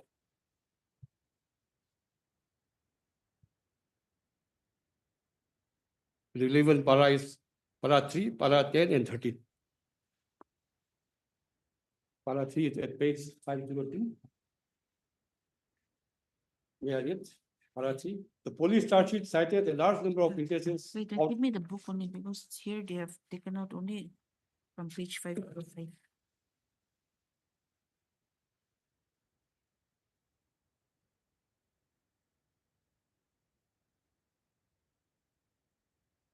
Babu Bhai. Yes, Babu Bhai, Bhima Bhai, Bokhiria and other versus State of Gujarat and others. 500. Yes. Yes, para 3. The police charge sheet cited a large number of witnesses, out of whom as many as 134 have been examined by the prosecution. It was at this stage that an application was filed by the son of the deceased on 17/3/2008, in which the applicant prayed for adding the petition Babubai Bimabai Bokaria as an accused in exercise of the court's power under section 319 CRPC. The session judge allowed the said application and added the said Sri Babubai Bimabai Bokilia as an accused in the case by order dated so and so. To agree by this, by his addition as an accused, the petitioner referred special criminal application so and so before the High Court of Gujarat, which as noticed earlier had been dismissed by the High Court in terms of order dated so and so in this special leave petition. Now, para 10.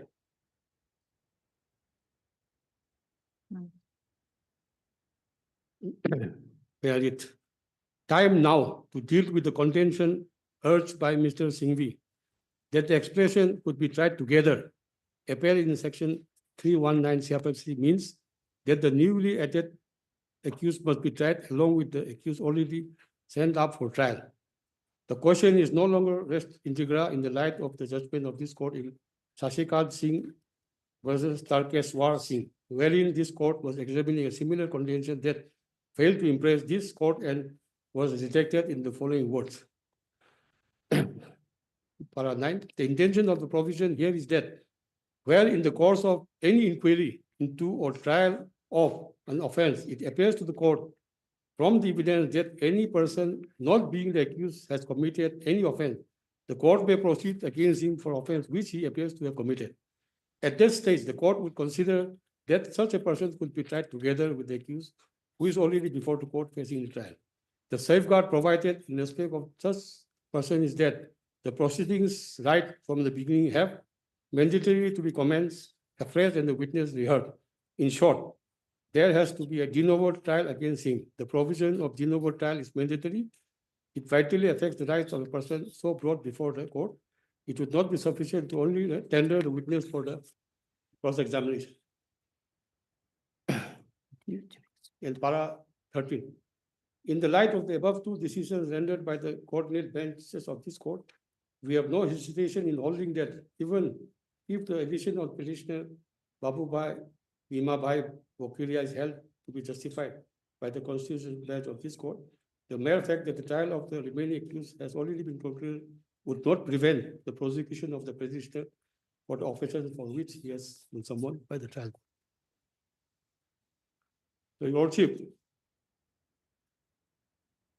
even I have a scope to implead the company in the trial court. So there is no legal defect in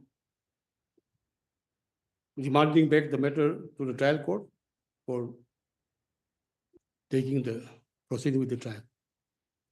There is no legal infirmities in the decision, the order which has been rendered by the trial court to proceed with the case by summoning the accused.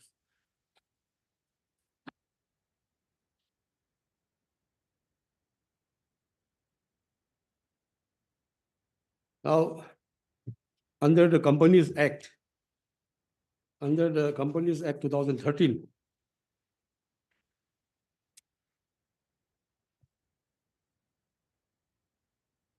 Section 203,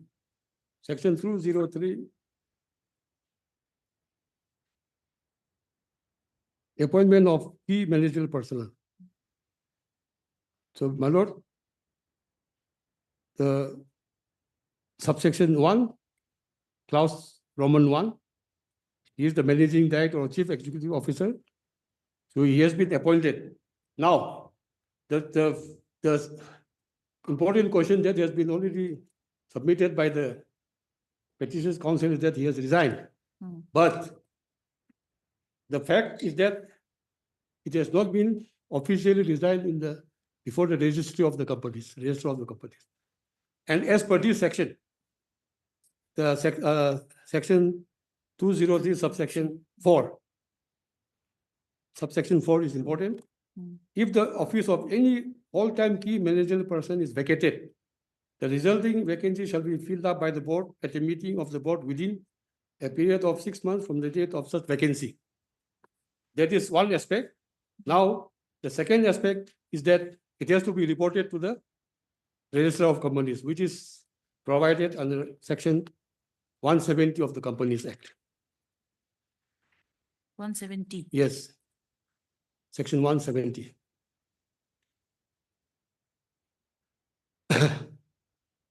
Register of the Register of directors and key managerial personnel and their shareholding. The relevant portion is subsection 2. A return containing such particulars and documents as may be prescribed of the directors and the key managerial personnel shall be filed with the register within 30 days from the date of appointment of every director and key managerial personnel, as the case may be, and within 30 days of any change taking place. Though in paper they have submitted that he has resigned, but on the record of the Register of Companies, there is no such document which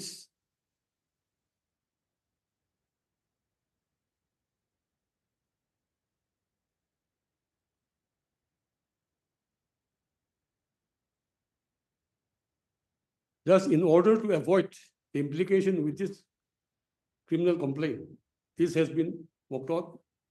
Officially, there is no record before the Register of Companies. This has to be intimated to the Register of Companies if the office is vacated, if there is any change of office.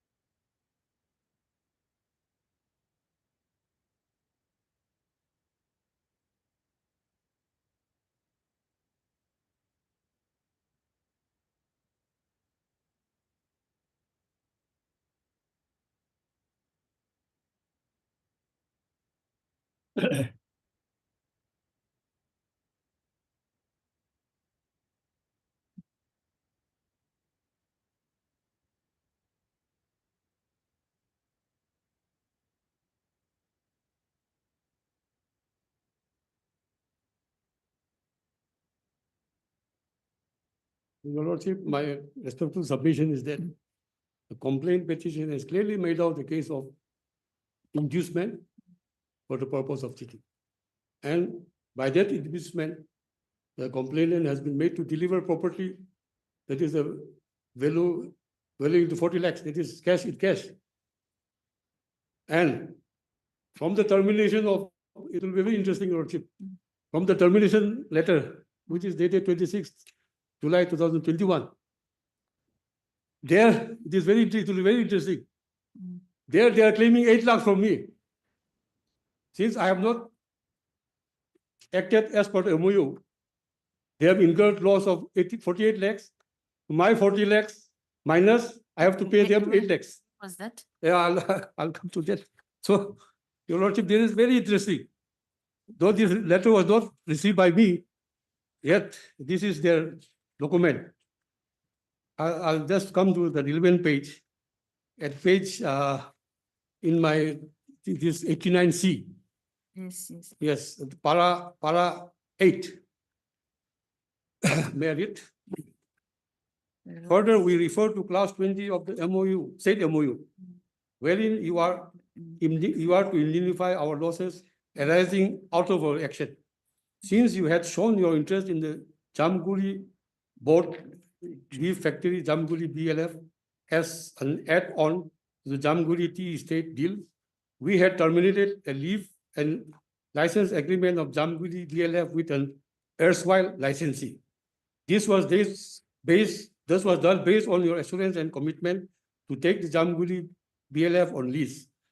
This has resulted in the loss of a minimum annual license fee of rupees 18 lakhs and further resulted in a refund of security deposit of rupees 30 lakhs to the erstwhile licensee. The minimum loss of business on this account is therefore rupees 48 lakhs. As this loss of rupees 48 lakh is a direct consequence of your failed commitment, it is attributable to you and is to be recovered from you. We are adjusting this amount against the advance of rupees 40 lakhs paid by you, and we call upon you to pay the balance of rupees 8 lakhs. No, but this one, you cannot say that it's written to you because address. No, is that's also- why. But however, since they have already this thing enclosed in the petition, so this aspect is also there. Though that's why if necessary, I have to file a additional. But he has also not raised But this one. it is not facing, but this is how it has been done. So my respectful submission is that a clear case has been made out. There is no the infirmities in the order of the trial court in summoning the petitioner.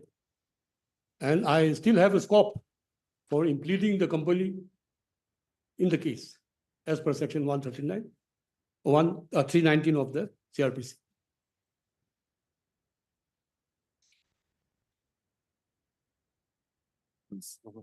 May I please, Lordship?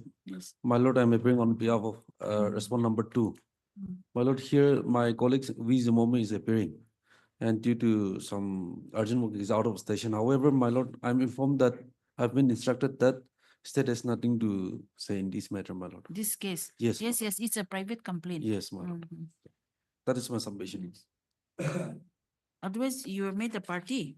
Yes. Yes. Yes. The state was, as per honorable direction of the court, the state was made a party. Actually, state is not required to make a party here. Not required, actually. Not required, but I do not know another court opinion that you have to file a petition. That's why we have amended the petition. Yeah, party. So, Lordship, I like to clarify that my minimum. Who appeared? Lordship, if Lordship permits me, I will. Yes, of course, you can reply. So what happened, Lordship, in the complaint petition, I am taking up the complaint petition, that is page 15.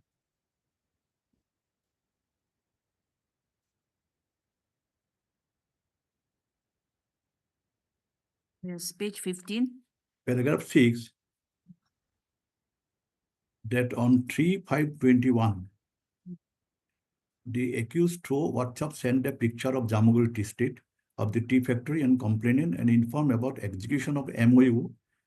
Thereafter, 6/5/21, the draft MOU was signed. So, sole basis of the dispute is MOU, it is admitted fact. MOU, paragraph 6. WhatsApp, this correspondence is made before execution of the MOU because it is an intention, they have explained, then we have accepted the proposal. So this way, this is process. What happened in when MOU, who has made a correspondence on behalf of the Darjeeling Tea Company? Kindly, Lordship, take up the page, General Power of Attorney page, that is page 27 and 28.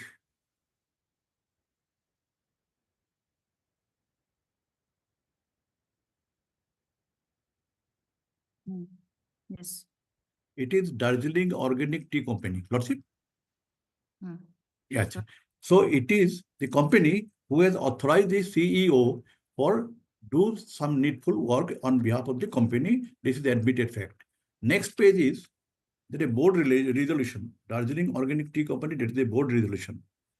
Extract of the board resolution passed by circulation by the board of directors of Darjeeling Organic Tea Company, State Private Limited company.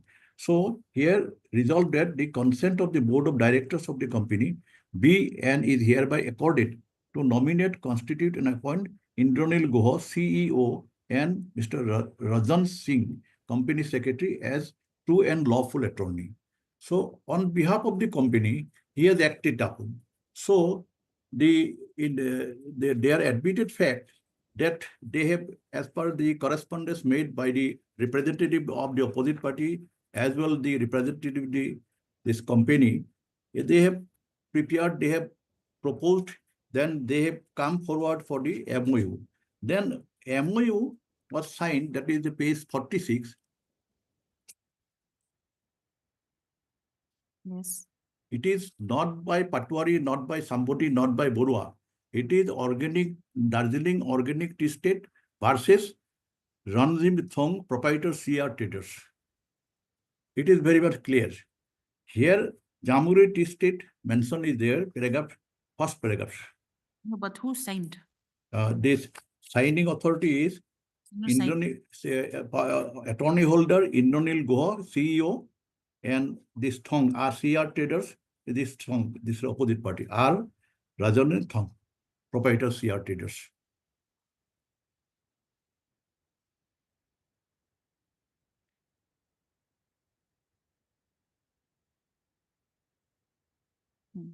So admitted fact that the MOU is signed by, as per the authorization letter, MOU has been signed. Secondly, they have deposited the money not in my account, in the company's account, paragraph 14. They have clearly stated.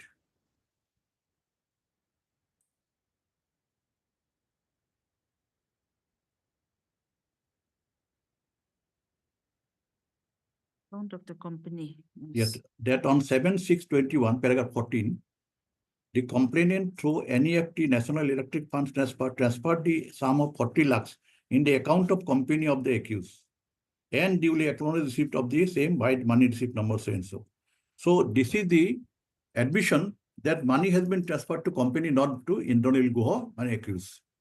So any action, any work done by the executive officer is treated to be done by the company. So company is liable here, but company is not made a party in this case. That is why my submission in this case that Sushil Sethi and others, that the company is not made a party in this case. Secondly, the MOU is not denied till today. MOU is in all the paragraph of that they have stated from paragraph 6, 7, 8, 9 that there is a conversation. There's regarding paragraph 11, 17/5/21, the accused informed the complainant that security deposit to be deposited as per MOU terms. So MOU terms they knows. So MOU terms, if they knows everything in the MOU terms, so where is the ingredients of cheating? Because MOU terms, everything is written. But They have they're denying this MOU. They are saying that there should have been an amended MOU which was never signed. But it is not, they have not challenged that one till today in this petition also. What is that? What is that? Only statement made. That is not sufficient. But it is a 482. Section 482. Inherent power of the 482, scope and ambit, that is clearly discussion in 2020, 13 SCC. Clear discussion. Simply saying something is not enough. Because they have to be, so inducement of very inception is necessary to establish this offense. So where is that? Because MOU, they have admitted about the MOU. MOU is not about the MOU, terms and conditions, they have clearly mentioned in their petition. They have deposited the money on the basis of the MOU, 40 lakhs transferred on the basis of the transfer company. So how Indrajit Guha, an employee, is responsible on behalf of the company? That is my whole submission. Secondly, if terms of the MOU is in correspondence, they have admitted that MOU has been already drafted, MOU has been transferred to them, draft MOU, that paragraph 20, through WhatsApp informed the complainant that draft MOU will be sent by next date, finance and legal care. After WhatsApp message complainant, so this surprising. So everywhere MOU mention is MOU. So terms of the MOU is known to them. If terms of the MOU is known to them, that in these terms also they are known to them regarding this bank. Secondly, the letter dated 31 May 2021, page 91. That is most important because when the Darjeeling Organic Tea Company state is under mortgage, who has informed them? I was informed by the management of the Darjeeling Tea Company. Then who has informed? It is not that they have collected the information from somebody. They have collected the information from me also. Because I have clearly, Darjeeling Tea Company representative, I have clearly mentioned that above tea estate is under mortgage. So how did their admission? So in this type of case, I think 482 is required to be interfered by 482 under this decision, 5 decision I have cited before your lordship. All are Supreme Court decision. An important decision is this 2023 SCC on the same point. Yes, we have taken note of that. That's all. It is also page 242. It is also required to be noted that the main allegation can be said to be against the company. The company has not been made a party. The allegations are restricted to the managing director and the director of the company respectively. There are no specific allegations against the managing director or even the director. There is no allegation to constitute the vicarious liability. It is obligatory on the part of the complainant to make requisite allegation which would attack the provision constitution vicarious liability. In this present case, there is no such specific allegation against the appellants being managing director or the director of the company. Under these circumstances, the impending criminal proceedings are required to be quashed and set aside. So, in this last judgment, 2023 SCC, I refer to 82 paragraph again. My learned friend also referred the same paragraph, the managing director and director respectively, whether they are liable or not, because there are no allegation to constitute the vicarious liability in Maqsood Said state of Gujarat case. So my submission is that about the MOU, they have well informed about the MOU. In MOU, there is arbitration clause there. In MOU, it is this violation of the MOU. This is the case. So it is purely a civil nature. So civil nature case, criminal court cannot try this case. The company is not made a party in this case. So my humble submission, the accused, Indranil Guha is an appellant here, maybe the church from the church after interfering under the 482 of the inherent power of the honorable court. Lots.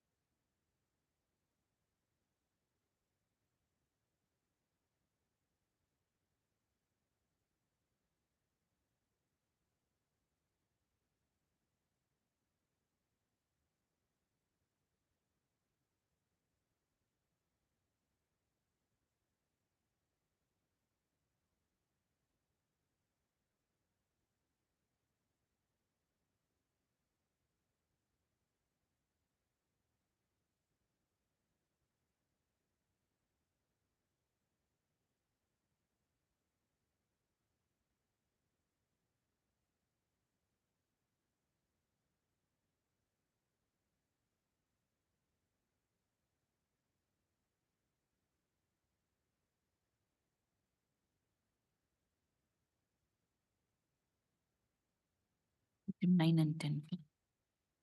Heard learned senior counsel H. Raman, assisted by I. Jamir for the petitioner. Also heard Shri N.K. Luikam for the respondent. Respondent number one. Respondent number one. And Mr. V. Zimomi for the respondent number 2. Order reserved.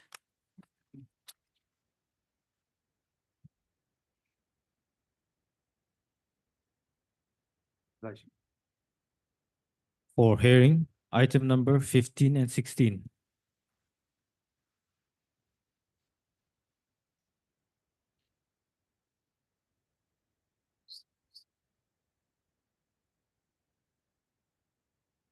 To the chamber. Okay.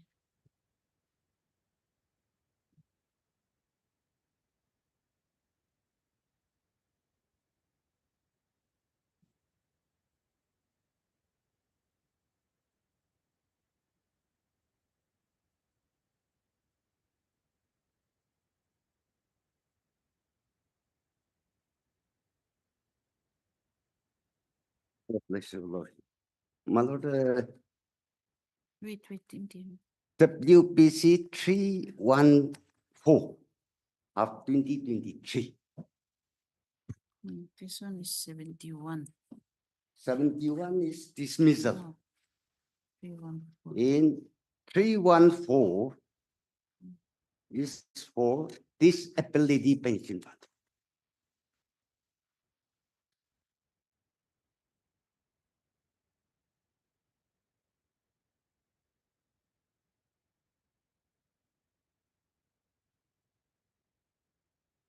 the petitioner, Mm. he was enrolled in 32 Assam Rifles on 8/9 of 09.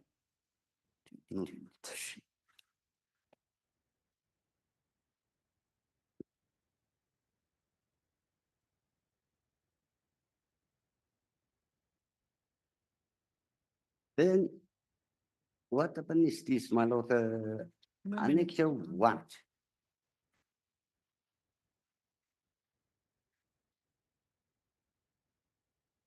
Page 18. He was enrolled on 8/9, 8/9/2003. 2003 in 32 Assam Rifle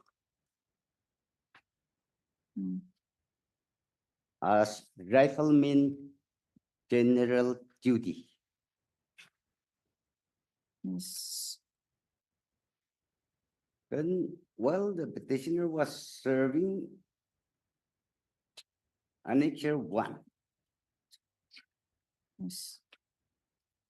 this is hospital admission specialist opinion. Sergeant Sai. Name is Sana now.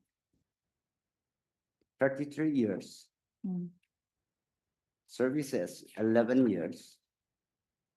Rifleman general duty. Mm. Number is given.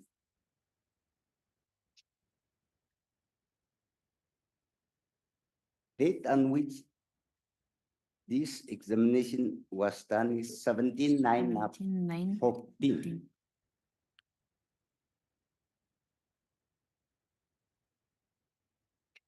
This is medical examination. My lord.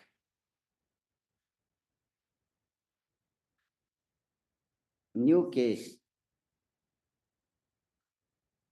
33 years old, rifleman general duty, son and now, reported to the unit hospital, 32 Assam Rifle, for his annual medical examination. In during investigation, he was found HIV positive on 17/9/2014 with rapid gait test.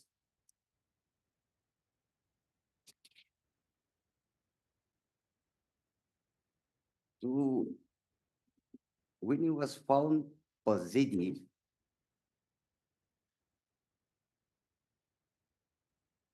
he was given counseling, that is consent to go for HIV test.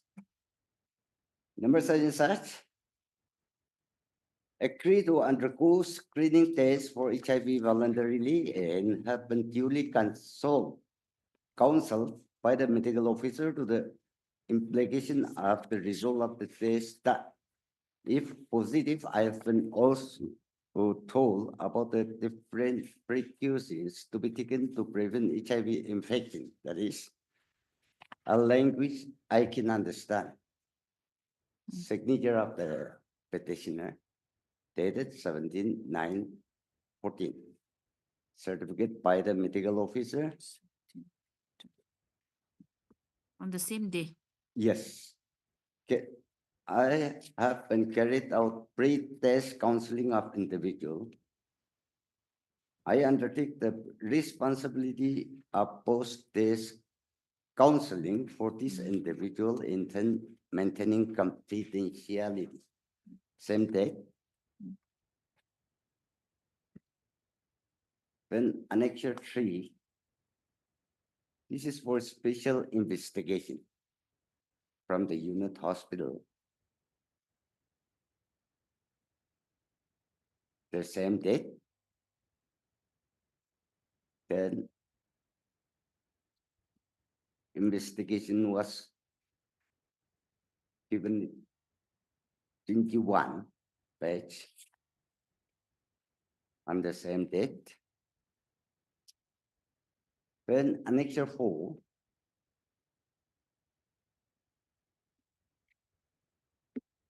Detail is given. Antiretroviral treatment number 541 of 2015. That is for the HIV. Mm. Mixture for Principal disability is immune surveillance. Free. Onset is September 2014.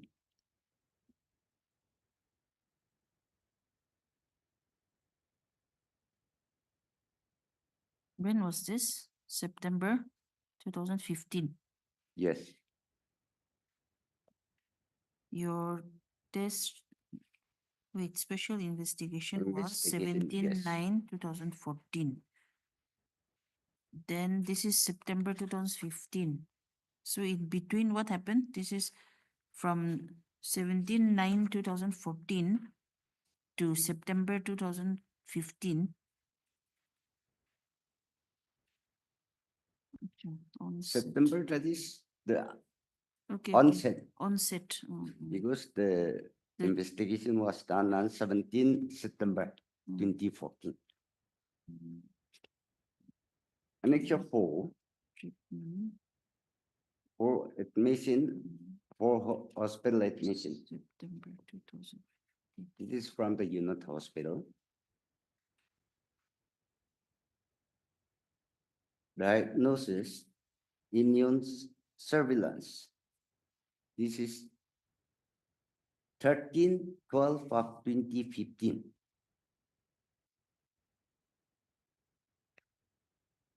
It's a mixture.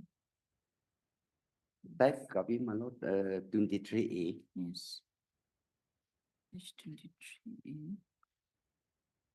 Name, sergeant.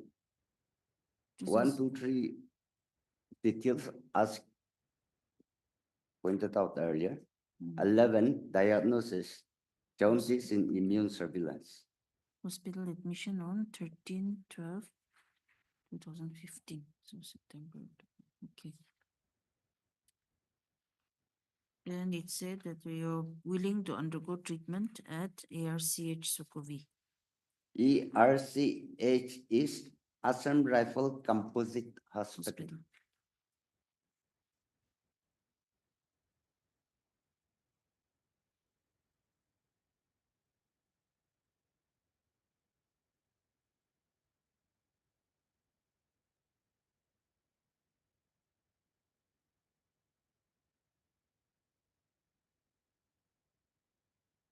Then admission, Annexure 6, it Assam Rifle Composite Hospital. When date of admission? Base 24.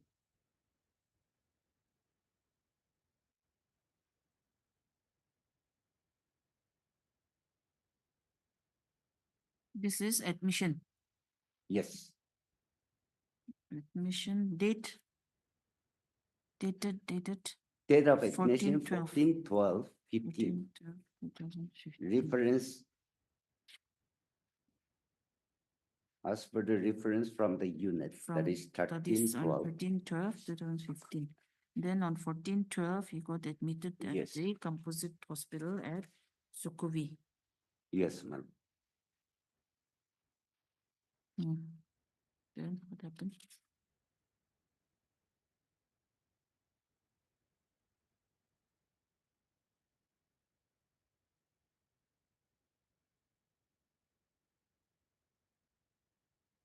Meter 7 is the test.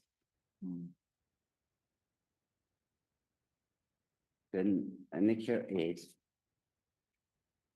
This is discharge. Dated 6/2/2016.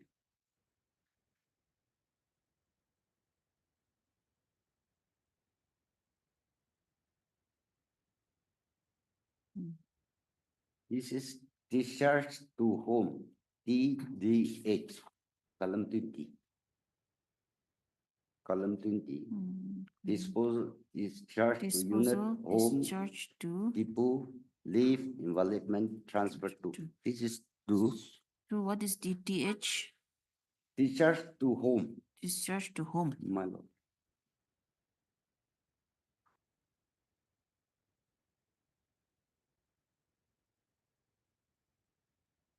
And what is SL? As discharged to home / SL. I'm not mistaken, it must be sick leave. Sick leave. My lord. Mm.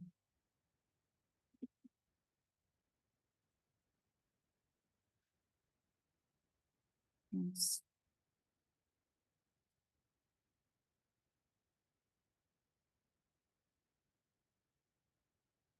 Discharged on 6/2/2016. Then what is this? Another discharge This on was 18/3. after, again after treatment. So that means after Date of 6/2. admission is 6/3/16. No. He was discharged on 6/2/2016. My lord, Then after that, he got admitted again. my lord. Admission date is given page 27, 6/3/16.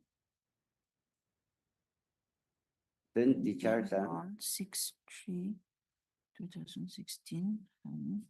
discharge on 18/3/16. Discharge on 18/3/16.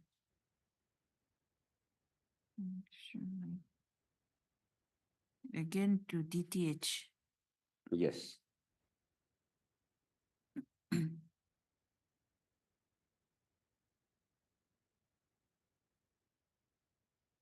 Then page 28 is ERT number 541 of 2015 until the referral.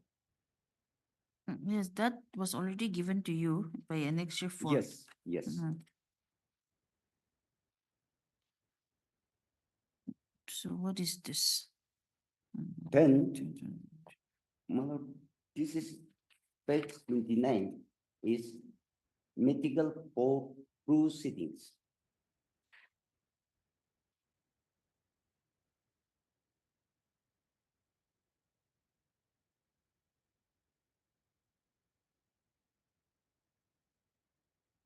Immune surveillance. Then page 30. Medical board proceedings. What was said on in this medical board proceedings? In Kungsan and Ao, such and such. Address on leave, date of birth.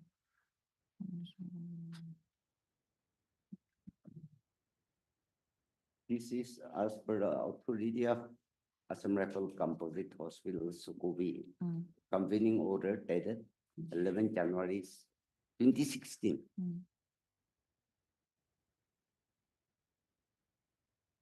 Then the opinion of the board, page 30. 30.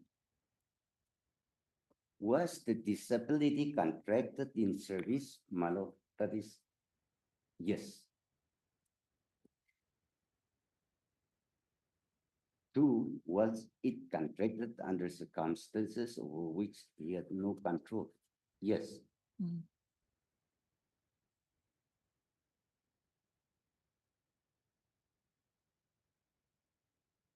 Medical category recommended this SHBE, that is P3, physical, my lord.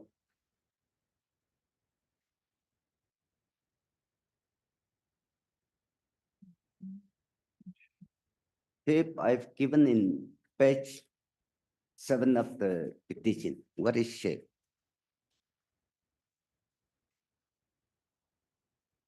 Seven point three.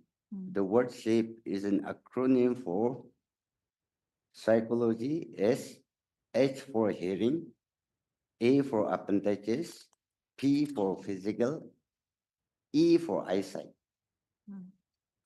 In the categorized that from 1 to 5. 1 is everything is perfect. Okay, so yours is P3. Physical is 3.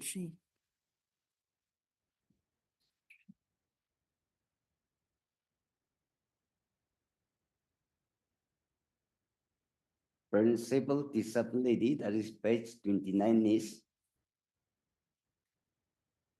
serial 13. What is the principal thickness? Immune Immune surveillance. surveillance. So immune physical treat for principal disability.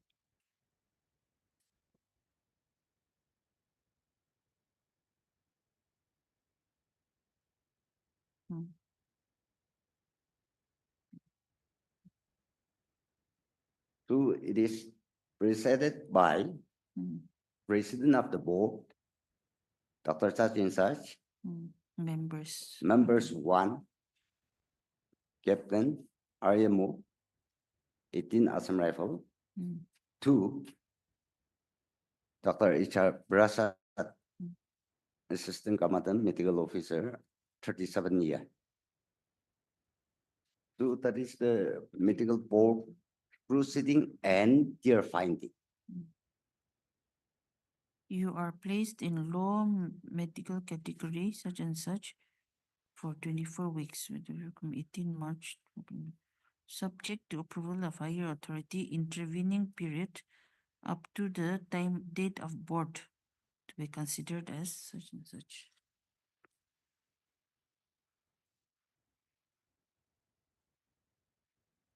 Date of board was which date?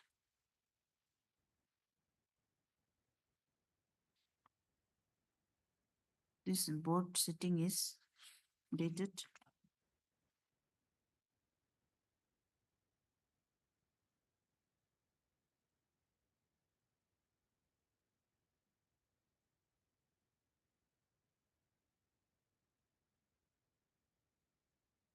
Page 29. Date. but date is not given. No? My lord.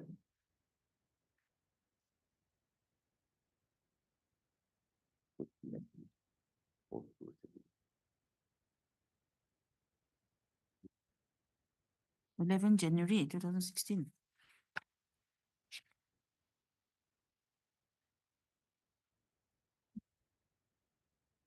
Yes. That is company mode. 21/3/2016.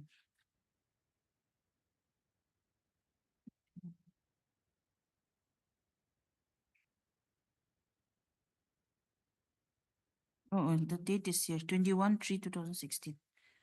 21/3/2016. Date of board. Date is of board, 21 March. 11, yes. No, no. 21 March of 21st March, yeah, 2016. column 11. Yes, my lord. Yes.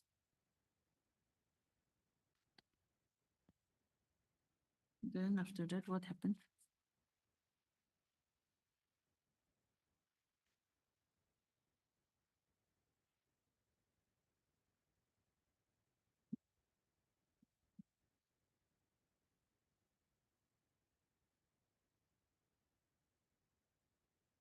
Yes, then what is this movement order? From That's track unit to 11. ERCH, my lord. For medical review.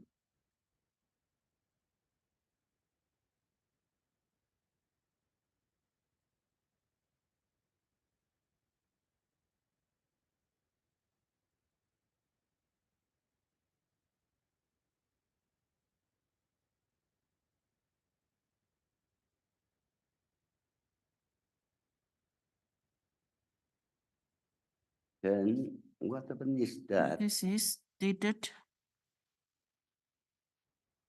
25th September 2016. 26/9/2016. So on this date, you again went to the hospital. Yes. That is ERCH. 32 was stationed in Impal. This particular point of time. Okay, okay.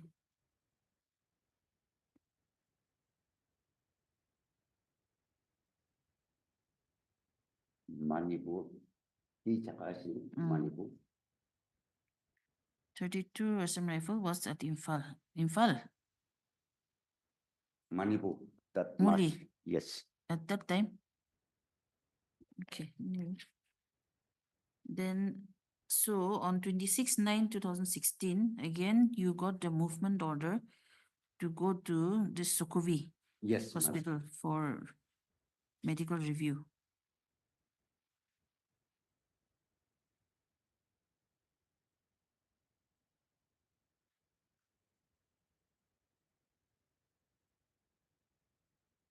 Okay.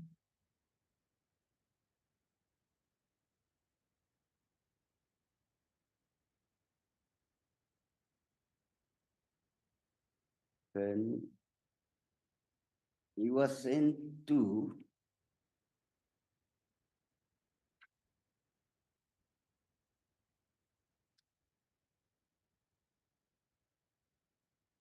Reported for reget of immune surveillance.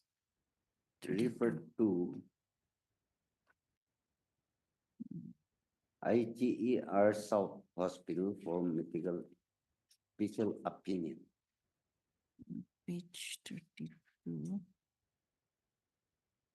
Reported to MCH on 26/9/2016.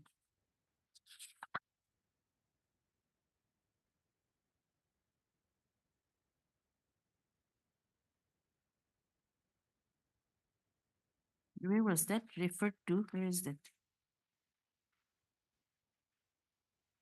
Oh, it's page 32. My lord. Referred to, what is this? 16 AR. IGAR, I was also Referred to 16 AR. What is South this? Hospital. Something hospital. Referred to.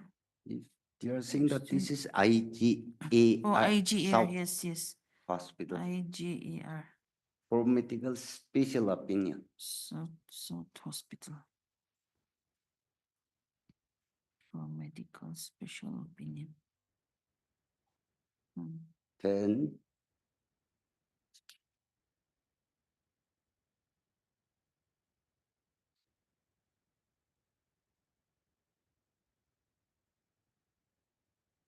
So next year 12 is the diagnosis, I think, at the IGAR my lord. South. Next year 12.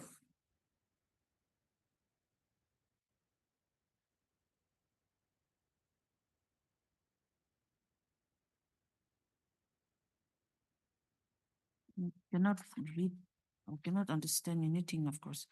Review something.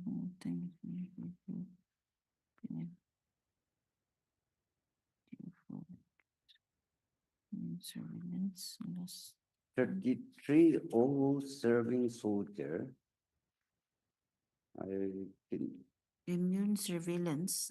Immune surveillance on that yearly onset is 2014. Last CD4 count 678. In P3 with effect from March 2016. In physical 3, Yes. P24 with effect from March 2016. 2016. Now, Now due for recat. Okay. Recategory no? Medical. So after this, what happened? Then what happened is this. My Paratan from Tenan got from 16 years old, which we have clarified it to be IGAR Notul Hospital. Nah? Notul Hospital, that is Imphal. that from 16 years South Hospital, the petitioner came back to his home in Dimapur is under treatment. At District Hospital, Baratan, page 8.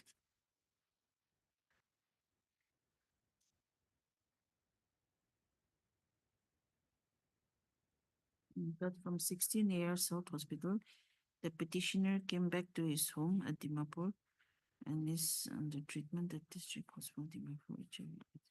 10-1, due to health complication, the petitioner was admitted to City Hospital on 15-7.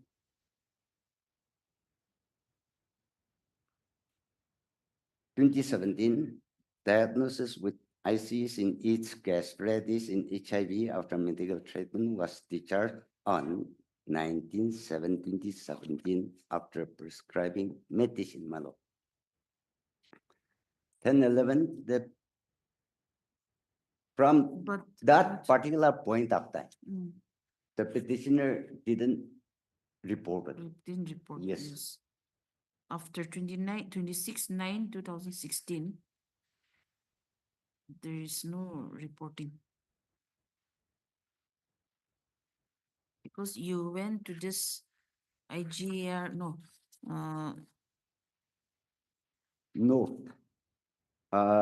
South This South, yes, IGR South. is 1/10/2016. 1/10, on 1/10/2016. So after this, you did not report. My lord, I accept that because what happened is this.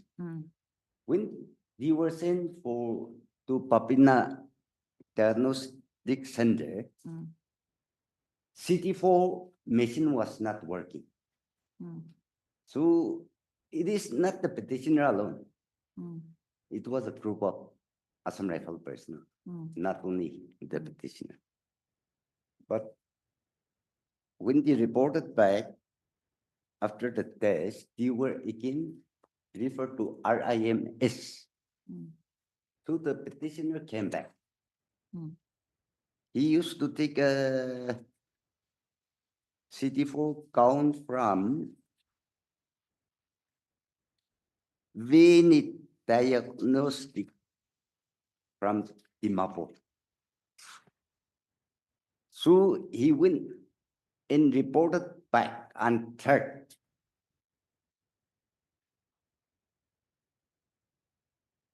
Third of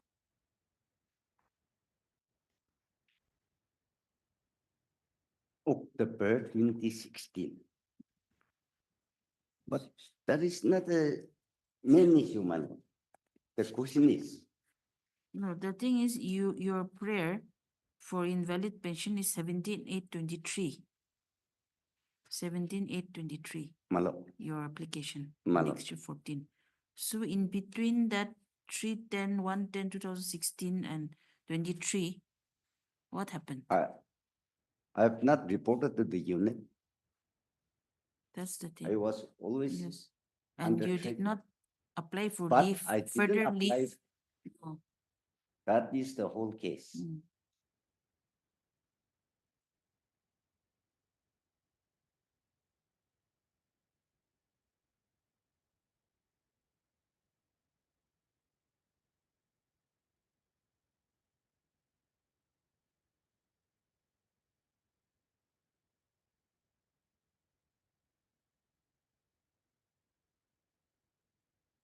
Yes. So application is for invalid pension, but it should be under the disability pension under the law. So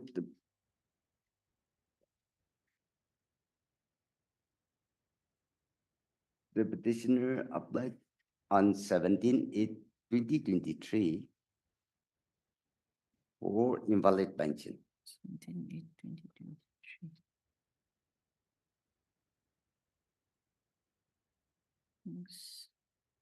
However, the same was not granted. Right? But what happens to this unexplained absence? My lord, Since from that is an accepted fact, my lord. 2016 till Yes. 23. it's an admitted fact on the part of the petitioner that he didn't report it back from Notal Hospital back to Sukhumvit.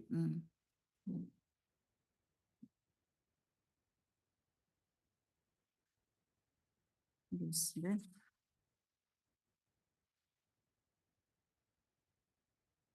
So you applied for this invalid pension or disability pension, whatever, but that was not Considered. accepted, that was not considered.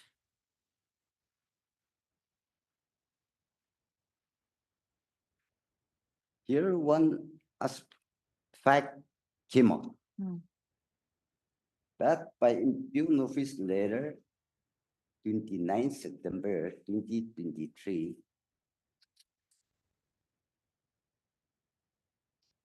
wrote to the petitioner as follows.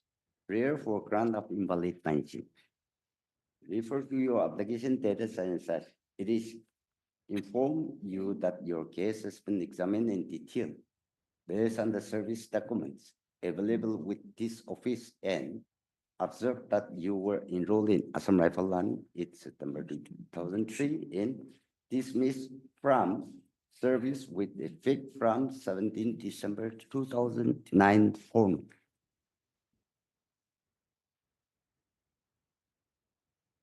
As per Central Service Pension Rule, invalid pension is entitled only to those persons who were invalidated out from service on medical ground. Whereas you were dismissed from services, you are not eligible for any pension. In view of you are not eligible for invalid pension due to policy constraint. This admitted fact of the petitioner is that from the month of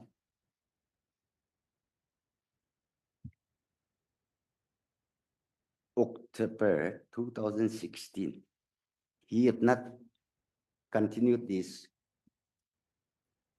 service or treatment from Sukhumvit or from the unit. And neither did you apply for any leave. No.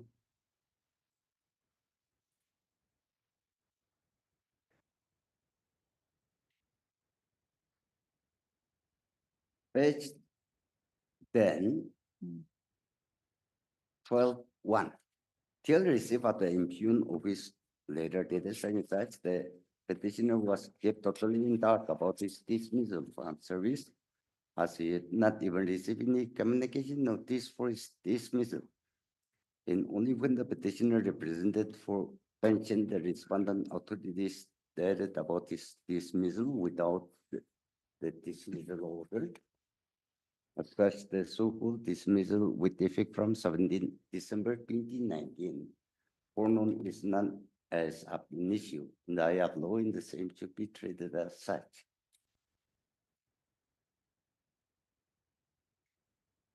That the respondent authority is fully aware about the medical category being physical 3, P3, in under medical treatment all along. Over and above the contact number of the petitioner. Till today, this is still today. The contact number of the petitioner is the record of the respondent authority. As such, if any communication is needed, the respondent authority could have given a call. However, the respondent authority has decided and acted to dismiss the petitioner without following any procedure in violation of the Assam Rifle Act and rules in constitutional mandate, my lord. Then, what does it? Assam Rifle Act,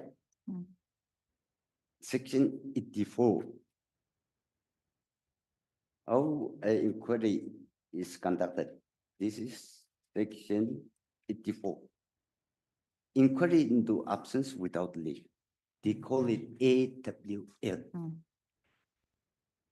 When any person subject to this act has been absent from his duty without due authority for a period of 30 days, a court of inquiry shall, as soon as practicable, be assembled and such court shall on oath or affirmation administered in the prescribed manner inquire respecting the absence of the person in the deficiency, if any, in the property of the government entrusted to his care or in any arms. Do you have Am- Assam Rifles Act? Do you have the act? Malab.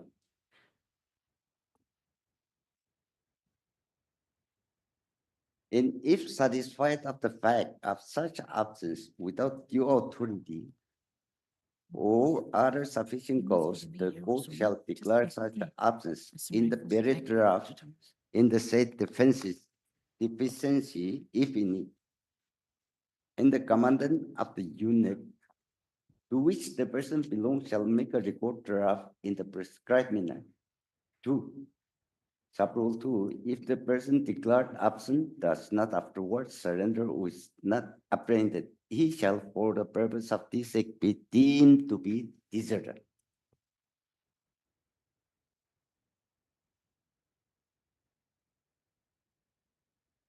Then Court of inquiry should be assembled and such. Section 84 has to be carried out as per the rule, that is Rule 185. Hmm.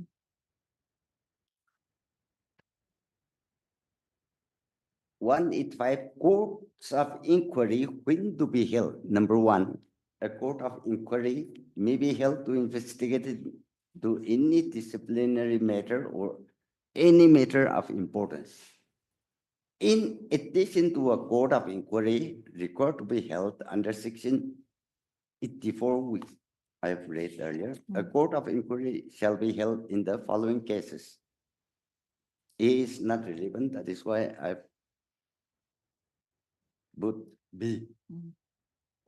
All injuries sustained by persons subject to the act which are likely to cause full or partial disability in the court shall in such cases determine whether such injuries were attributable to service or not. Medical board proceedings very clear.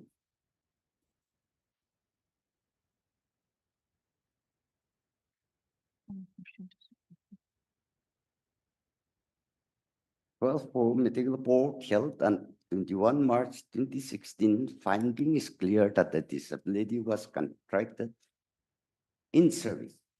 That is the board.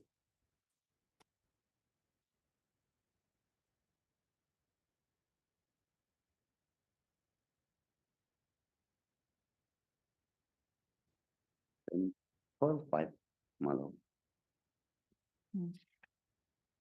Mabang.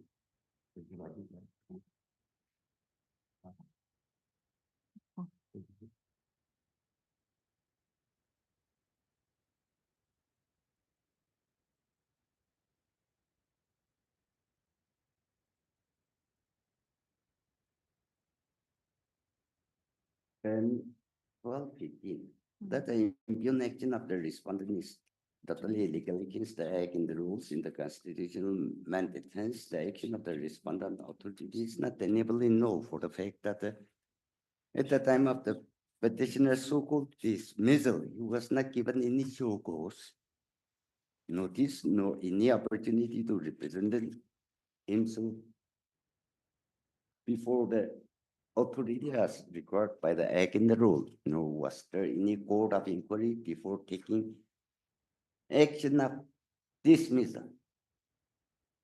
Section 24 of Rights of Persons with Disability Act 2016 speaks about non-discrimination in employment.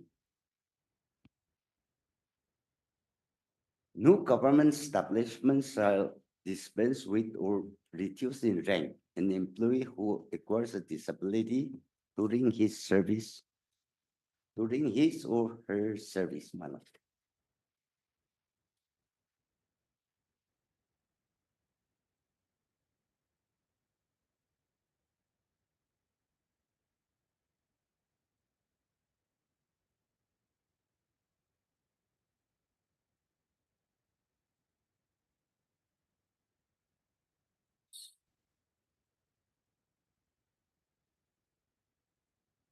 He replied in a uplate opposition in their uplate, they've stated in para 26.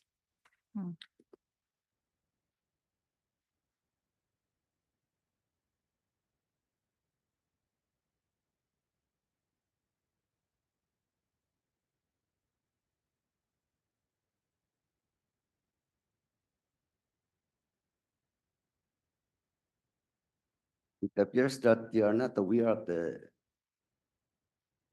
Rights of Persons with Disability Act 2016. You are totally silent on that. Parallel 13.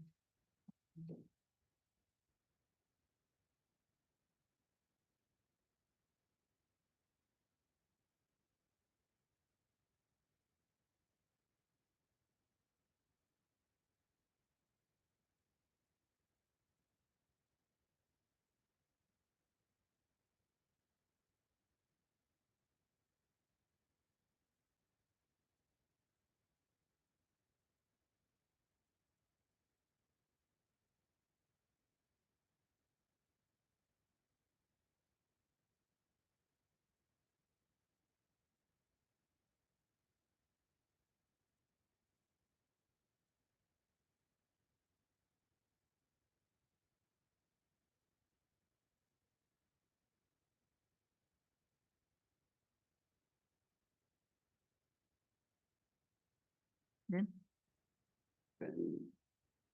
The 7th CP Central Pay Commission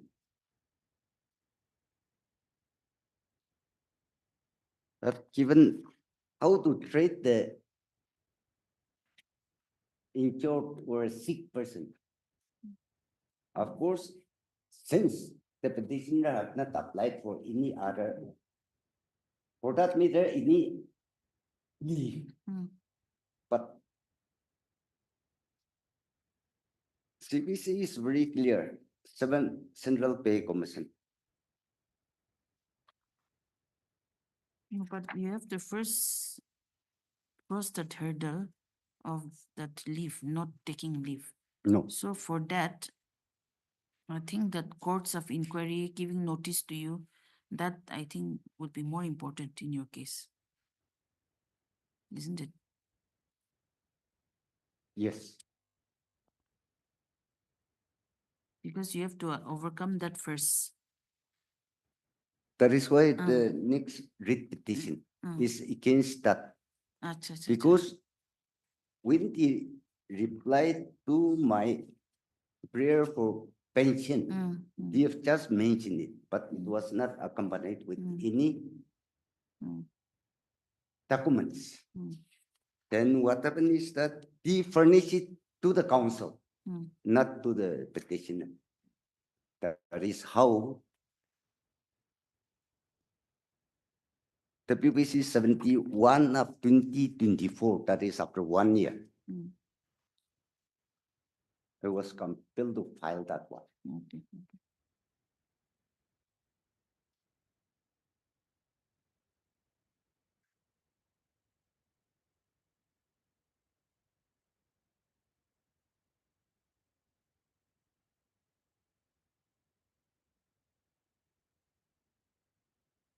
This Annexure 18 is the cabinet decision on implementation of the recommendation of 7 CPC Central Pay Commission.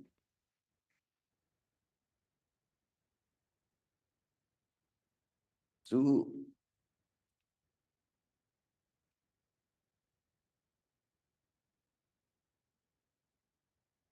highlights 7, serial 7, my lord. Some other decisions impacting the employees, including defense in the Central Armed Police Forces. Personnel includes gratuity, increase, command agent for payment of such and such. Then last one, polluted last. Hospital leave, special disability leave, and sick leave subsumed now into a composite new leave named work-related illness. So the petitioner will come under illness. In injury leave, WRIL.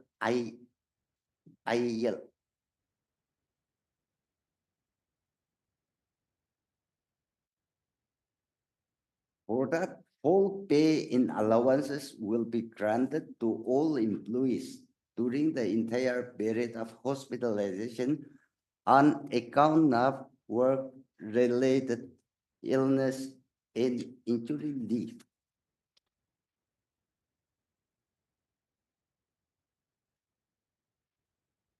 As your lordship has rightly pointed out, you have not done anything. After 1st October, so the moment the petitioner applied for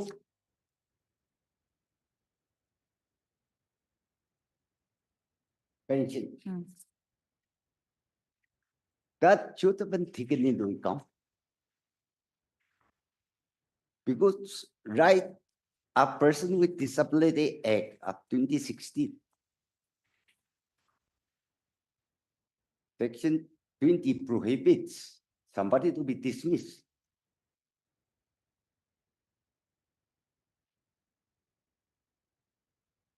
But what happens to the period of absence without leave? That also has to be dealt with by the authorities before going into this, your. My lord, they can decide it from the day he did not attend his duty. Of course, he was not on duty because of the sickness.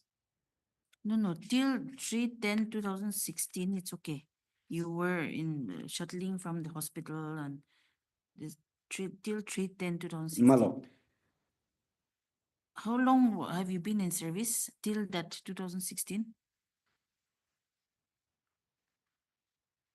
Counting from 2000, you entered service in 2003.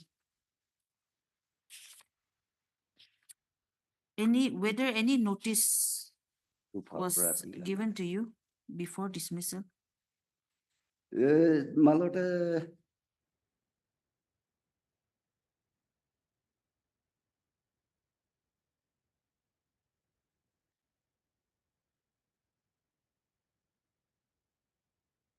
right, 36A may be seen, my lord.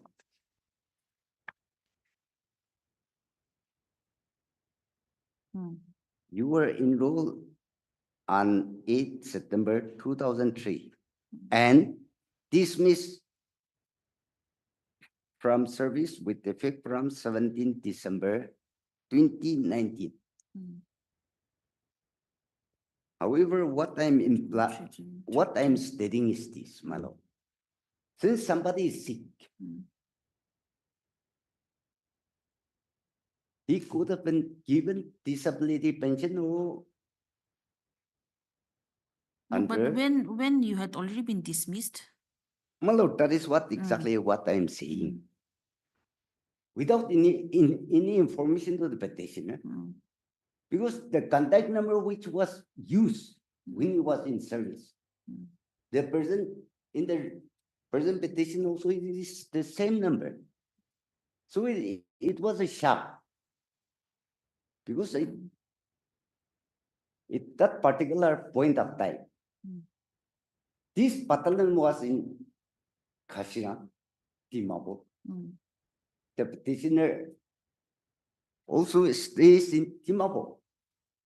He also have interaction with the battalion. Then how come you didn't know about the Lord, court of inquiry? That is what? He could have informed me less. If there was at all a court of inquiry, if it told, what I'm saying is that there was no court of inquiry.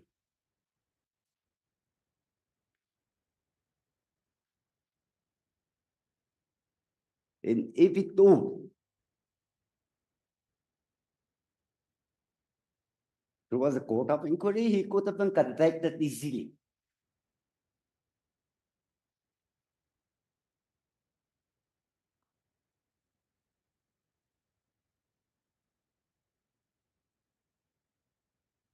opportunity of being heard. That is the problem, was not given. Because the petitioner was not hiding in it. He was always in contact with the unit.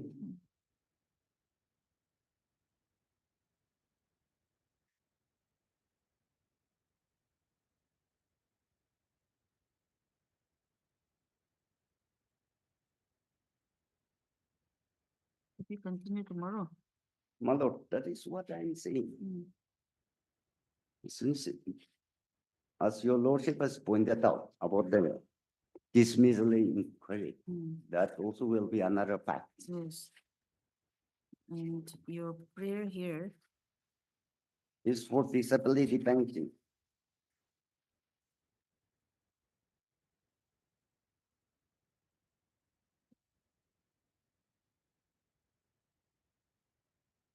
release petitioners be an absence. That is your reply to my application. Grant One. disability pension for the disability contracted.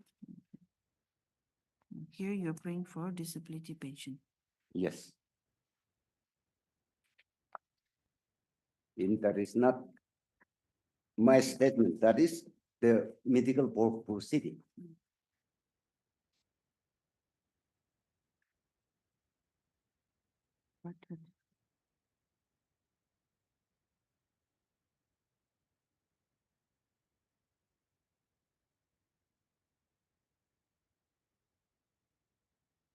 We'll continue tomorrow.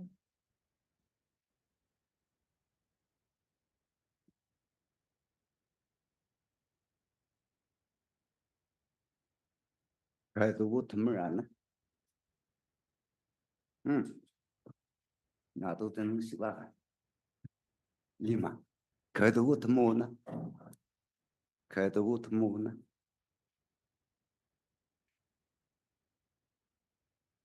이거 타이밍도 비 버리자이시고. 이만 바지다 보이.